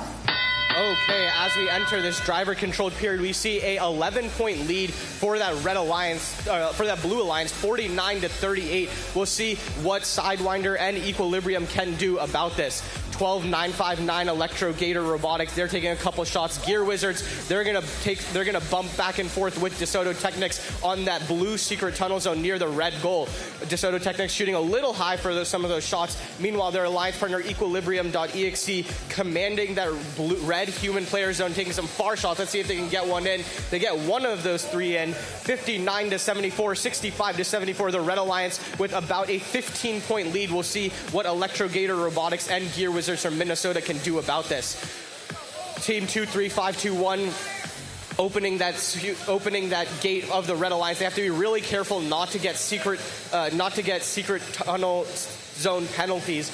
Meanwhile, 1 minute left in the match, 123 points to 105 in favor of that Blue Alliance. Just a small 20-point lead. Gear Wizards going to go and open their secret tunnel zone and have the artifacts go into that red area. They have to be careful not to get penalties while going in there. 46 seconds left in the match. We're going to see both of these alliances probably complete that ranking point for the number of artifacts scored. The Blue Alliance already has 39 artifacts classified. The Red Alliance having 31 right now. We're seeing all 3 robots in the back of that close launch zone area. Team 23521 opening that red ramp again, trying to get some more artifacts out of there. 137-166. That blue ramp is completely full. We'll see if they decide to open it. 18 seconds left. We're going to see teams go for the park. We know that Gear Wizards can lift themselves up. We only have to wait a few seconds to see if they actually decide to do it. They're lining up. Let's see. Oh, there they go. Look at this robot rise up and above. We'll see if that Blue Alliance can get under them or not. 2 seconds left in the match. This is a super high scoring match.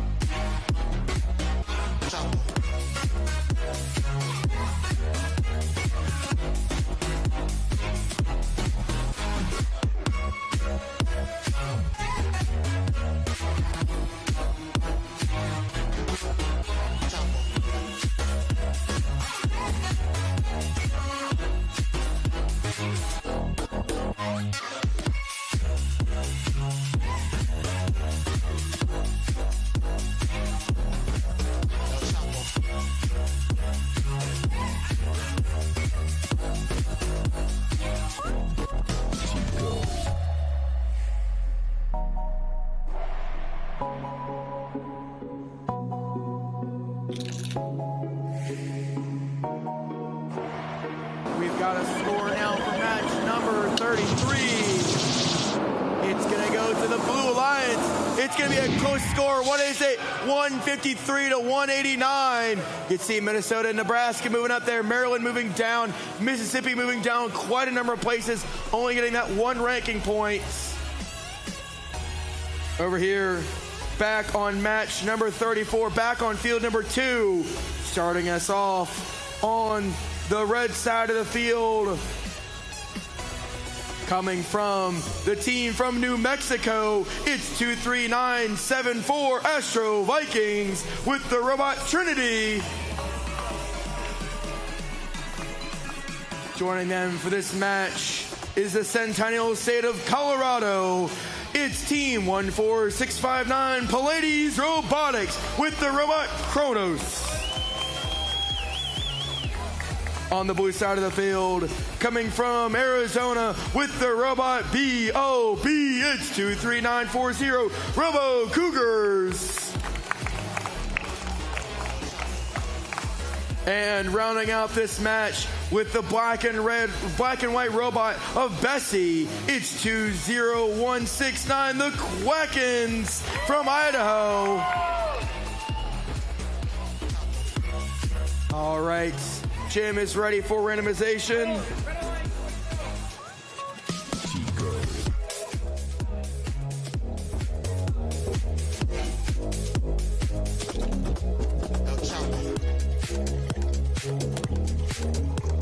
All right, I got a thumbs up from Jim. Field is ready.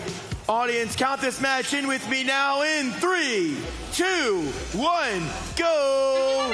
Qualification match number 34. We see the Pleiades has moved out to go high. However, our Arizona team came up and interfered with them. That's going to be a significant penalty for crossing that center line. Kraken from Idaho. Looks like they've picked up a couple. Let's say we're going to take a couple shots or not. 3 seconds left. I guess they're just getting ready to start the tele-op before they take those shots. Drivers, pick up your controllers. So while the refs kind of 3, 2, figure out some of the 1. penalties, it's going to affect our score coming out of Autonomous. Currently 44-14 in favor of the Red Alliance. Fun fact, 14,659, the Pleiades, that is the exact same logo as the car manufacturer Subaru. They indicated they tried to get a sponsorship from Subaru, but Subaru declined to help them. 47-23 with a minute and a half. Most of those scores right now were from penalties.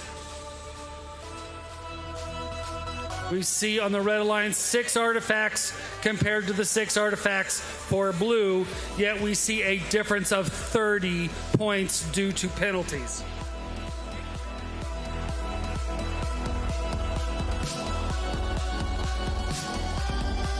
Our Arizona team looks like they're trying to play a little defense against the Red Alliance.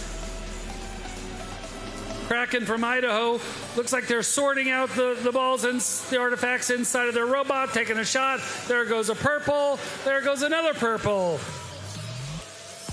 That raises their score up to 29. Currently 53-29 with 35 seconds left.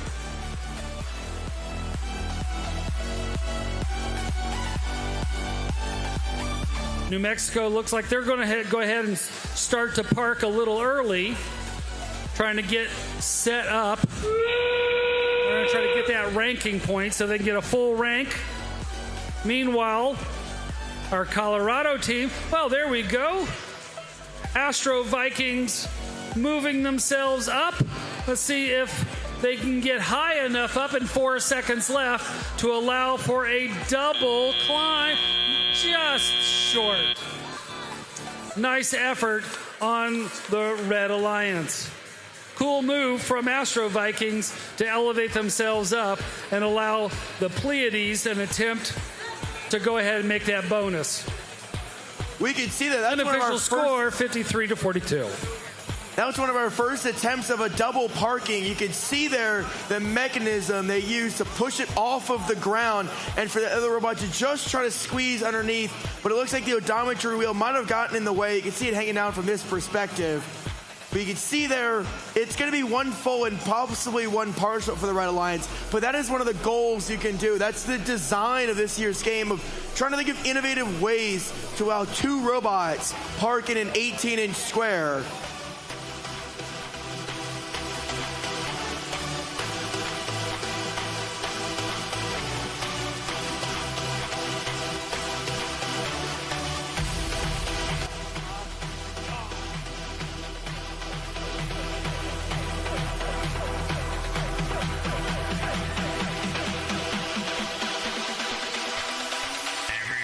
All right, let's see that score now for match number 34.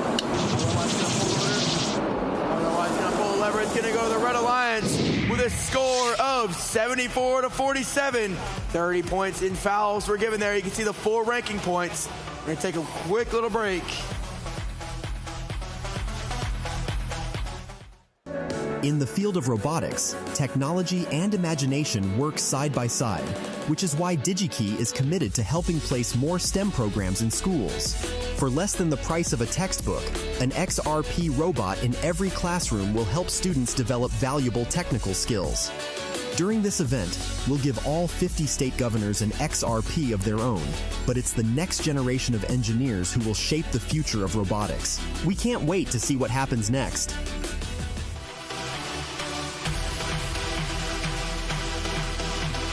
Right. Moving down over here to match number 35. We're going to have a quick house announcement real quickly. I was reminded by the house, as you play your last match of the day and you guys leave, please take your lanyards with you. If you do not have your lanyard on you, you cannot get back in the venue tomorrow. So as you leave tonight, take your lanyard with you. Mine says volunteer, yours will say student. I've got a lot of decorations on mine. Mine's a many years old of lots of pins. All right, moving down over here now for match number 35. Starting us off, our team from South Carolina. It's 24769 Talon Skies with the robot Talon.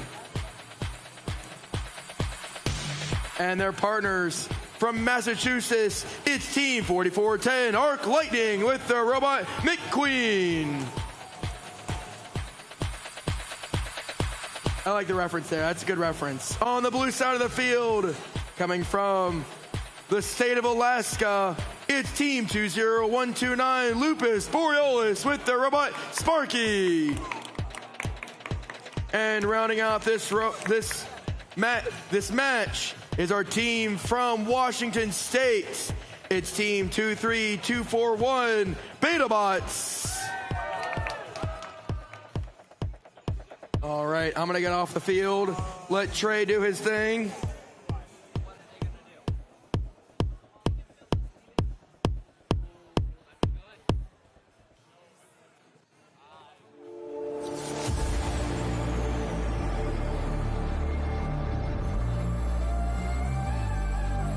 All right, Trey is randomized now. It's going to be the color coordination of green, purple, purple. All right, we're going to get this match underway in 3, 2, 1, go! Okay, we see BetaBots over on the Blue Alliance and Arc Lightning on the Red Alliance taking some rapid shots into those respective goals. Arc Lightning, they've already scored 6 artifacts. They opened their gate. Meanwhile, BetaBots taking their 4th, 5th, and 6th shots into the goals. They do get all those, while Arc Lightning is getting their 7th, 8th, and 9th artifacts. Not too much emotion from the other robot on the Red Alliance, or their partner from South Carolina, but Lupus Borealis from Alaska has gotten those lead points. Drivers, pick up your controllers. 3, 2, 1. Okay, as we begin this driver-controlled period, we see a full ramp from that Red Alliance. Arc Lightning now clearing it with their robot McQueen. Meanwhile, both blue robots, BetaBots' BB-8 and Sparky from Alaska, taking some shots into there. Let's see how many of these they can get. BetaBots gets one of those artifacts. They come, pick it back up. Meanwhile, Arc Lightning taking some very quick shots. Looks like right now it is a very, very close match, 63-62, now 71-69 in favor of that Red Alliance. This is going to be a really, really tight match. We can see Arc Lightning is putting up a ton of points. Meanwhile, both of the Blue Alliance robots are going back and forth in sync.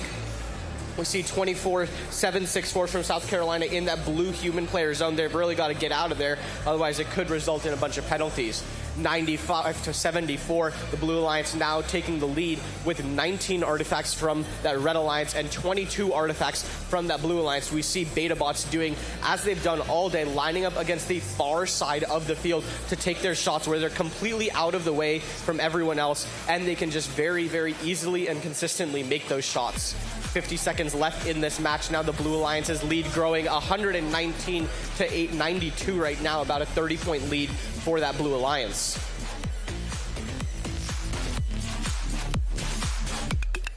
Arc Lightning is not giving up, though. They have now closed this gap a little bit. 106 is the current score for that Red Alliance to, again, 119 for that Blue Alliance. We see Sparky from Alaska taking 2 shots. That's going to be 6 extra points. 23 seconds left in this match. 21 seconds now. We're going to hear that buzzer go off. And over on the Red Alliance, the team from South Carolina, Talon Skies, they're just going to park to guarantee those 10 points for this alliance while Arc Lightning continues shooting rapid-fire shots.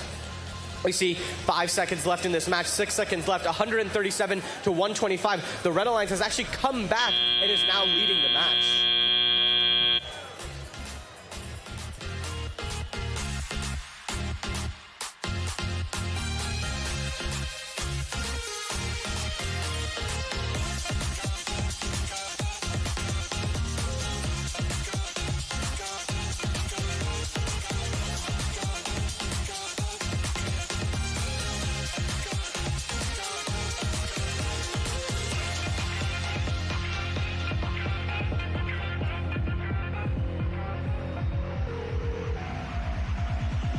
Oh.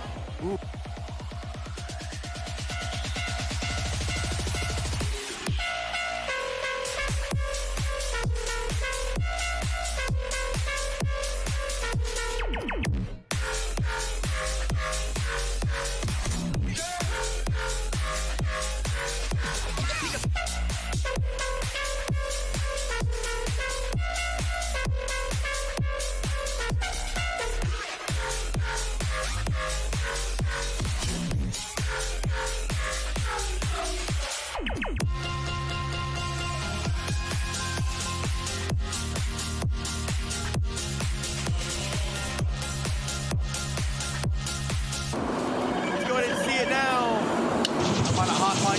I did.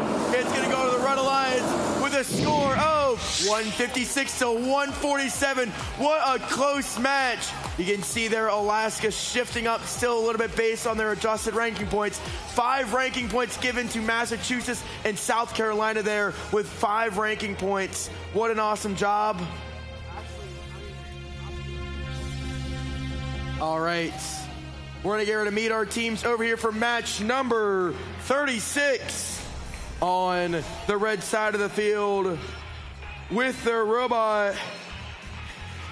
Short round, it's the team from Iowa. It's 12783 Norwalk purple, Robo Warriors purple.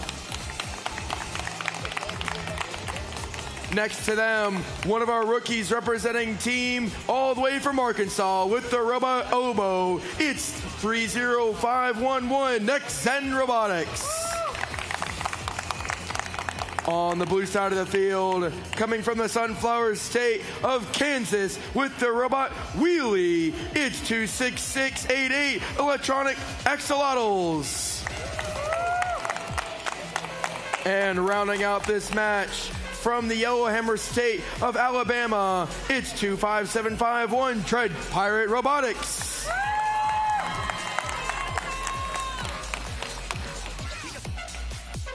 Jim's ready? All right, I'm going to get off the field.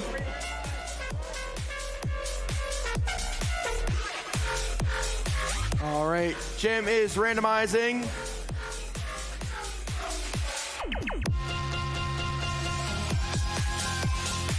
Jim's not quite ready yet. Jim's ready now. All right, field is ready. We're going to get this match underway in 3, 2, 1, go.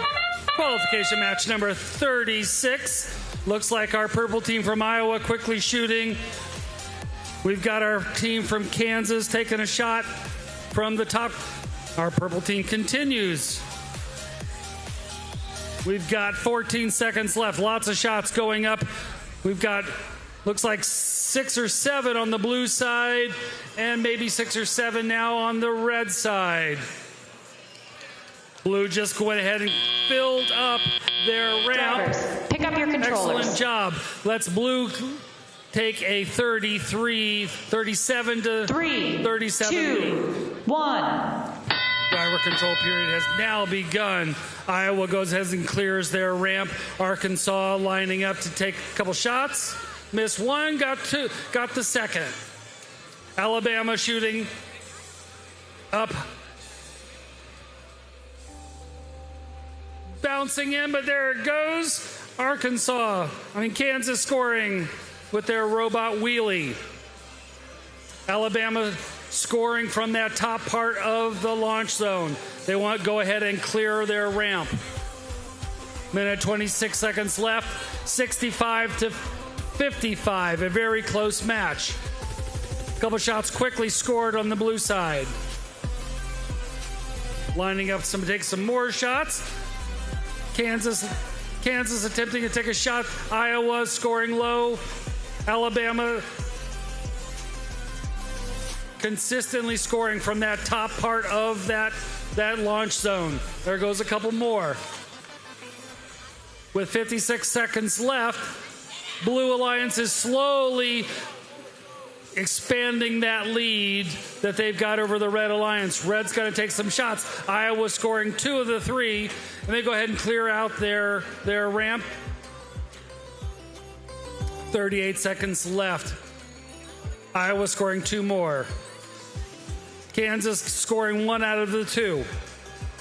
Iowa scoring 2 more.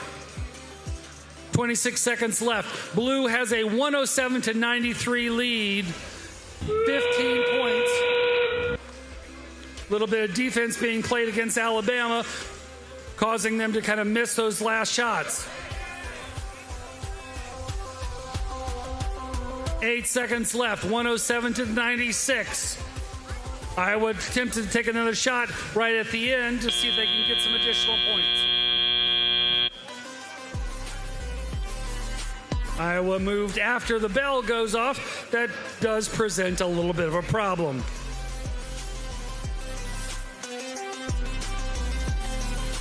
So a couple penalties right at the end of the match. We'll see what those final scores represent.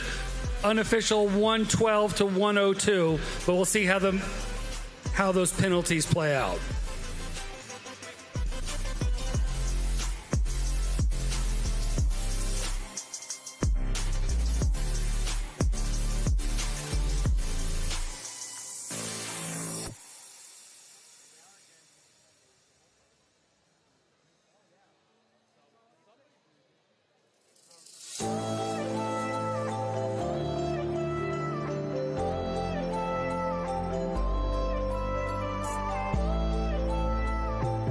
Again, this is a little house reminder. Before you leave today, make sure you bring your badges home with you. Bring them back to your hotel. Do not leave them here. We won't be able to let you in the venue if you don't have your badge. Gary's gonna cut to me now holding my badge. There we go, yep. Don't forget your badge. It's really important. All right, we're gonna score now for match number 36. Let's go ahead and give the board. It's going to go to the Blue Alliance with a score of 108 to 142. You can see the full ranking points given to Alabama and Kansas. That's Arkansas. AL is Arkansas. Whew. Always reviewing my state numbers, or my state letters. Numbers and letters, stuff and things. Moving down over here to one of our last matches. It's match number 37. We're going to match number 39 on the red side of the field for match number 37. Currently ranked number 2, the team from Aloha State, the team from Hawaii. It's 20311, the Voyagers. Next to them, the team from Missouri, currently ranked number 9. It's 19448, X-Bots. On the blue side of the field, currently ranked number 5. This is going to be a good one. Coming all the way from Oklahoma, it's team 14906, Leviathan Robotics. Rounding out this match, coming from Tennessee, it's team 31919, Chariots of Wire.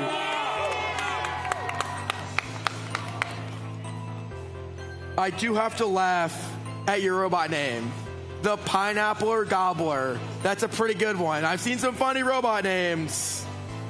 I don't have, oh, Trey's not here. Yay, they get to stall. I can't take audience questions, but I can take student questions. You have any questions for me? We're stalling for time a little bit. No? No questions? Nothing?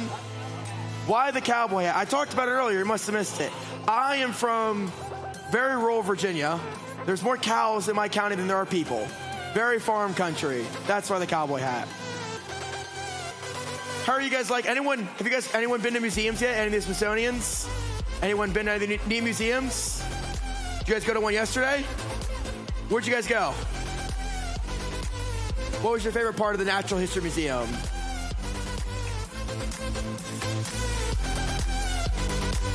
You have the Hope Diamond there. You have all the dinosaurs. Yeah, all the dinosaur fossils. Those are pretty good. Trey, you ready? Trey is ready. I'm going to get off the field. We were talking about dinosaurs.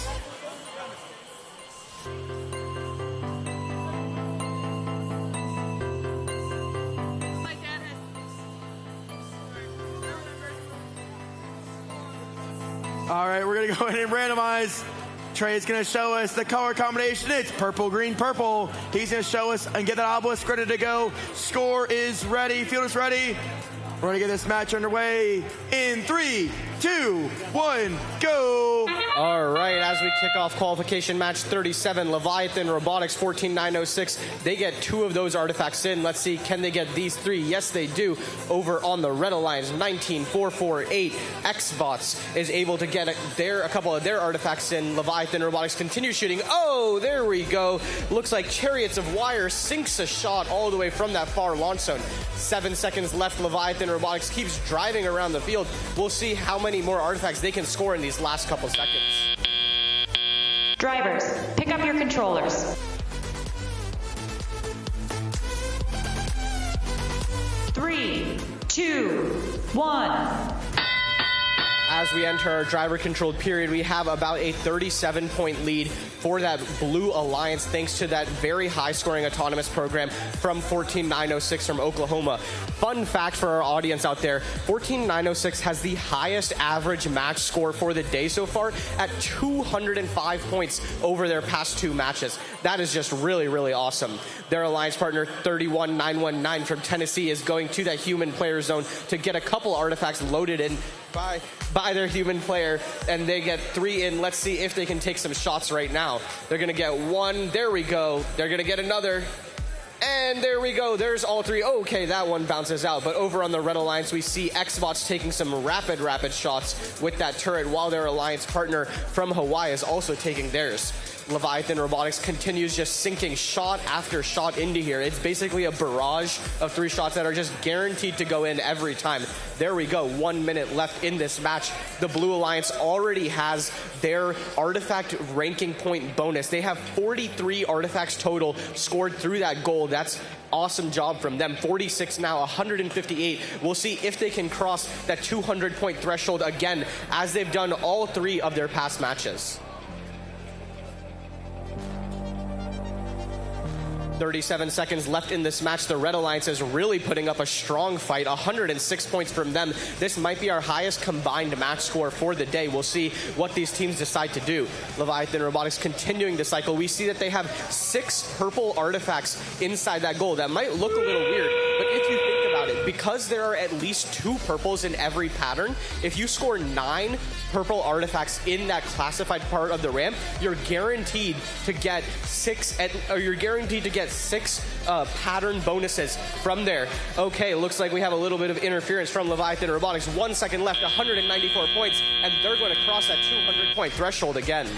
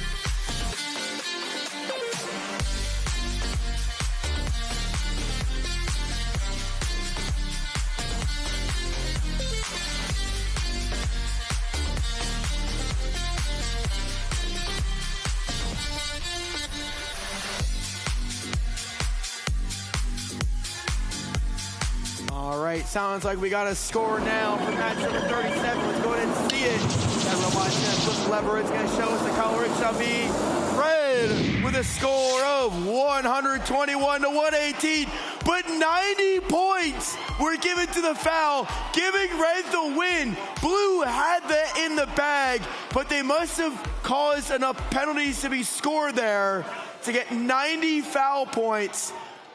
With 4 ranking points given to the Red Alliance, you can see how it's adjusted the ranking. Hawaii's going to go down a little bit. Missouri's going to stay in number 9.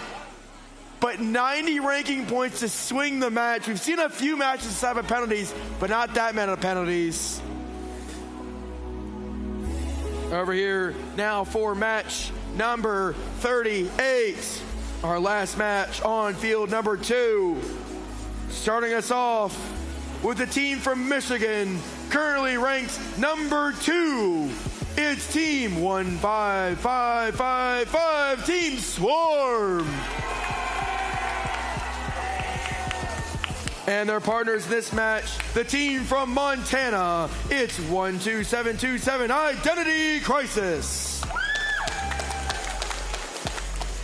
On the blue side of the field, representing Texas Central, it's Team 12928, Lightsaders.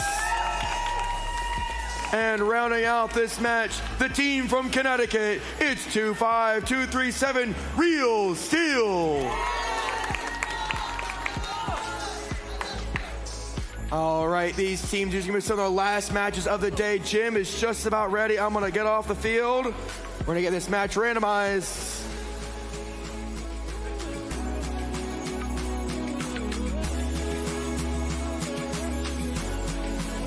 All right, audience, we're going to try something here. So you're going to count in with me on this match. So when I give us a count here in just a minute, you're going to join me in. All right, we're ready. Audience, join this match and count it in with me now in 3, 2, 1, go. Qualification match 38 here at the United States Governor's Cup, our second to last match of the day. We see as the autonomous period begins, we've got the Montana team shooting cross distance, our Michigan team shooting.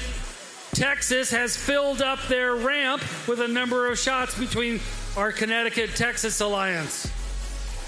So we definitely see that this Blue Alliance has the ability to score and score quickly. As we come to the end pick up your of our controllers. autonomous period, Blue has a little bit of a lead. They've put in 11 versus 8 artifacts on the Red Alliance. 2 minutes left. It's a difference of 5 points. So Connecticut scoring from the top of the launching zone. Texas right next to them.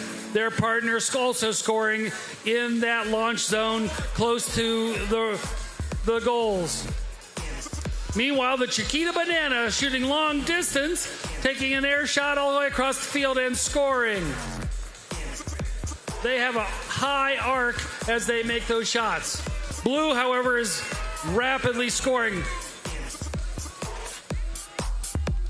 Blue goes ahead and clears their ramp out. The red ramp is now full.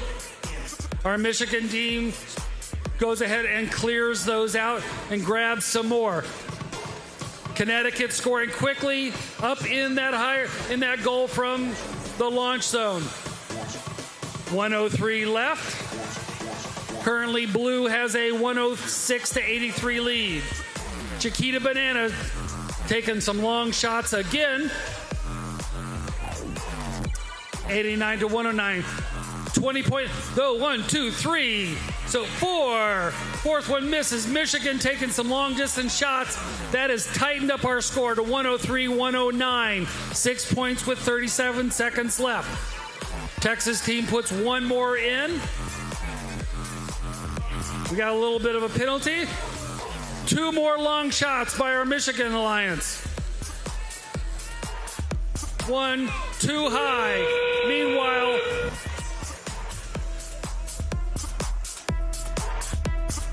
(134 to 32). This is almost tied up. There's our Texas team scoring 2 more into their blue goal with 2 seconds left. Blue shows a 138 to 134 lead. Blue did get the ranking point for the number of artifacts. We'll see if they got enough. They needed 4 more motifs to get that ranking point. This is a 1-point game. It all depends on exactly how this finished with partial and full parts. Official scores in just a moment, but this one's going to come down to a point or 2. In the field of robotics, technology and imagination work side by side, which is why DigiKey is committed to helping place more STEM programs in schools. For less than the price of a textbook, an XRP robot in every classroom will help students develop valuable technical skills. During this event, we'll give all 50 state governors an XRP of their own, but it's the next generation of engineers who will shape the future of robotics. We can't wait to see what happens next.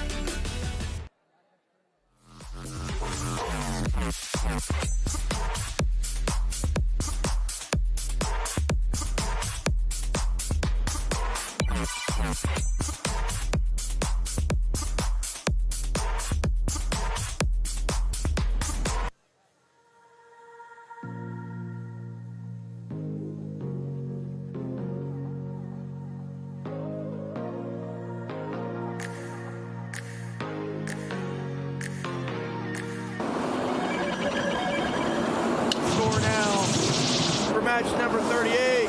It's going to go to the Blue Lions. Let's see how close that score was. With a score of 160 to 165, you can see the full ranking points of 6 of them given to both the Texas Central and Connecticut. You can see the ranking is adjusted there. 25 foul points given to Red, though, but it wasn't enough. Only 10 were given to Blue, but that was just enough to keep them.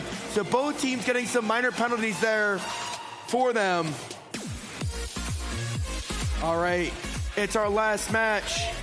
And one of the predominant things you're going to see on a lot of these robots, and I'm actually going to highlight, we talked a little about earlier, load robotics, but we can see it a bit now. So Gary's actually going to zoom in here. So I talked to the team, and what you actually have here is silicone. See how squishy it is, very squishy material.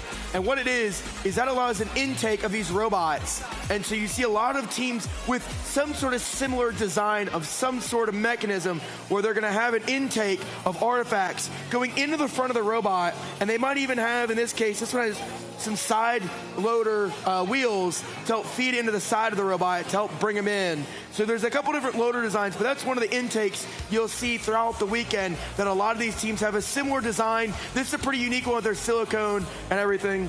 All right, this is the last match of Friday. You guys feeling good today? We're going to meet our teams for one last time on the red side of the field with the robot Roy G. Biv. Coming from the first state of Delaware, it's 25609 Load Robotics. Next to them, our host team coming from right here in the DC area, coming from just 15 minutes down the road, it's 14315 Mobius. Coming from the state of Nevada, it's Team 21632, the Great Golden Griffins.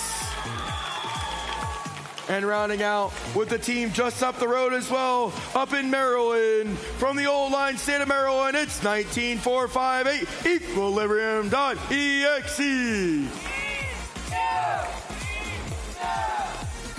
All right, doesn't look like quite have the head referees ready for it. But audience, have you guys enjoyed your first day of this inaugural Governor's Cup? Get enough crowd, audience. I can see the crowds kind of going, getting a bit tired.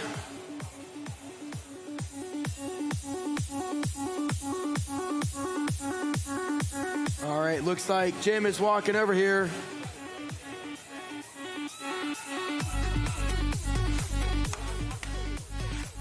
All right, Jim is coming up on the field, which means we are ready to get this field randomized to get our last match of the day underway.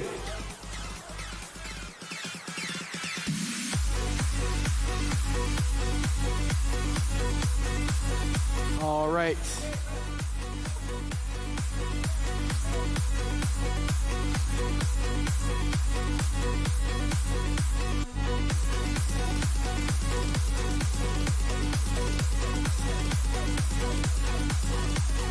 All right, looks like we are randomized. I got a hold from Jim. Referees are telling me to hold the match for just a minute. I got a thumbs up from Jim. Audience, I need you to count this last match of the day in with me now. We're going to get this match underway in 3, 2, 1, go! All right, immediately we see some motion from our team from Maryland and our team from Delaware. Equilibrium getting 2 shots in, Load Robotics getting their 3 shots in. Now they get 2 more in. This is a very high-scoring autonomous program from all of these teams. Whoa, looks like our team over from DC is shooting in the wrong direction. That's okay.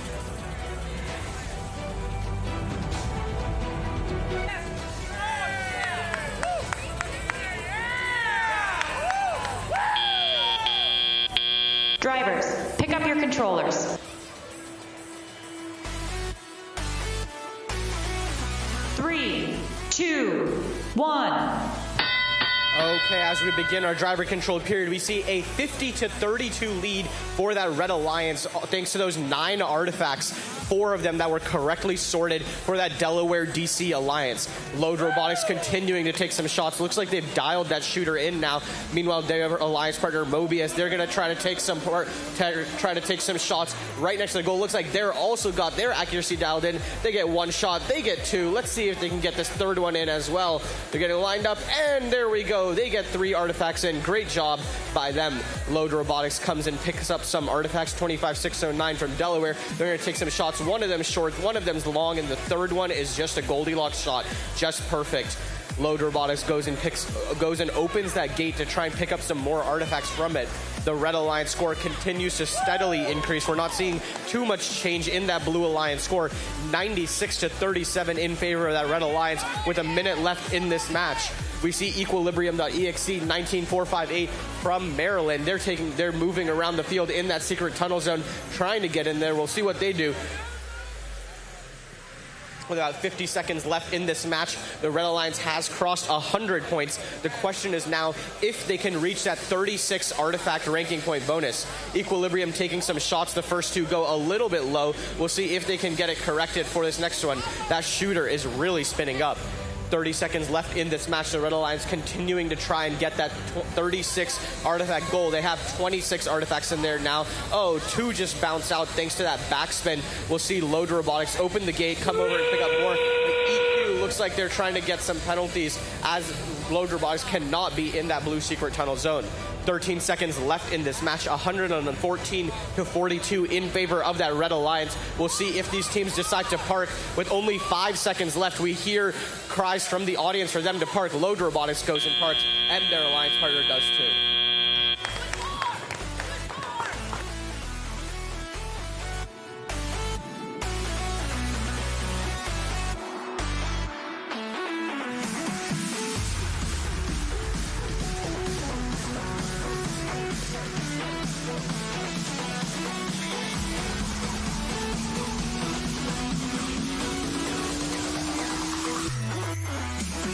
All right, so we do have a correction in score. So we're actually going to ski an updated score for match number 37 first. And it is a change in results. All right, for match number 37, it's going to go to the Blue Alliance with a score of 121-128. So they reversed it. It did originally go to the Red Alliance. It went to the Blue Alliance, and you can see Oklahoma now moving there up to the number 2 spot, and Tennessee up to the 15th spot. Hawaii moving down to the 9th spot, and Missouri moving down to the 18th. All right, we're just waiting for the finalized score now for our very last match of the day, 39.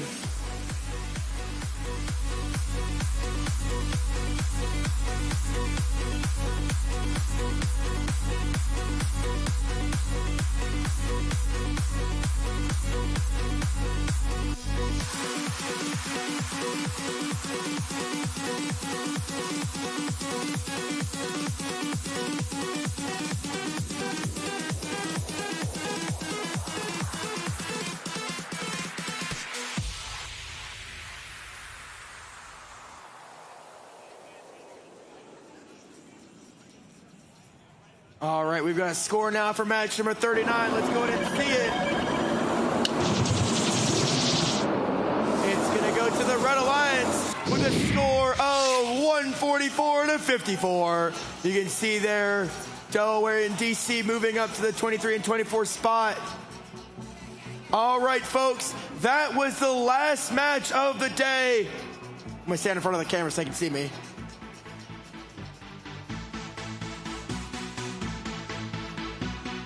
What time do we start back in the morning?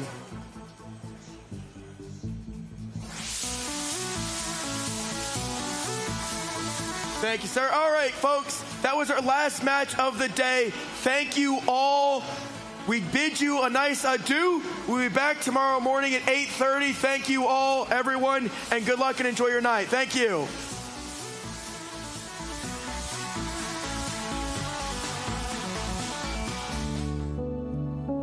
Imagine a world without connectivity, where the first broadcast, small steps transformed into giant leaps, and oceans bridged with the push of a button never came to be. Connectivity is the foundation of today's world, and it is driving the technology of tomorrow. At Molex, we provide the engineering expertise and top-quality interconnect solutions necessary for smaller, smarter, safer, and more powerful and reliable products and systems. From the factory to the road and beyond. Our customers are manufacturing the products you see around you every day, those you depend on most. The phone in your pocket. The stove that cooks your family meals. The car that shuttles your children to school. And through powerful collaboration with our customers, we create connections that make your essential products work. As well as the infrastructure enabling them. Safer driving experiences. Even more streamlined devices. Less invasive procedures. And faster data centers. Our global team of design, engineering, and manufacturing leaders help our customers carry their brilliant ideas through to production.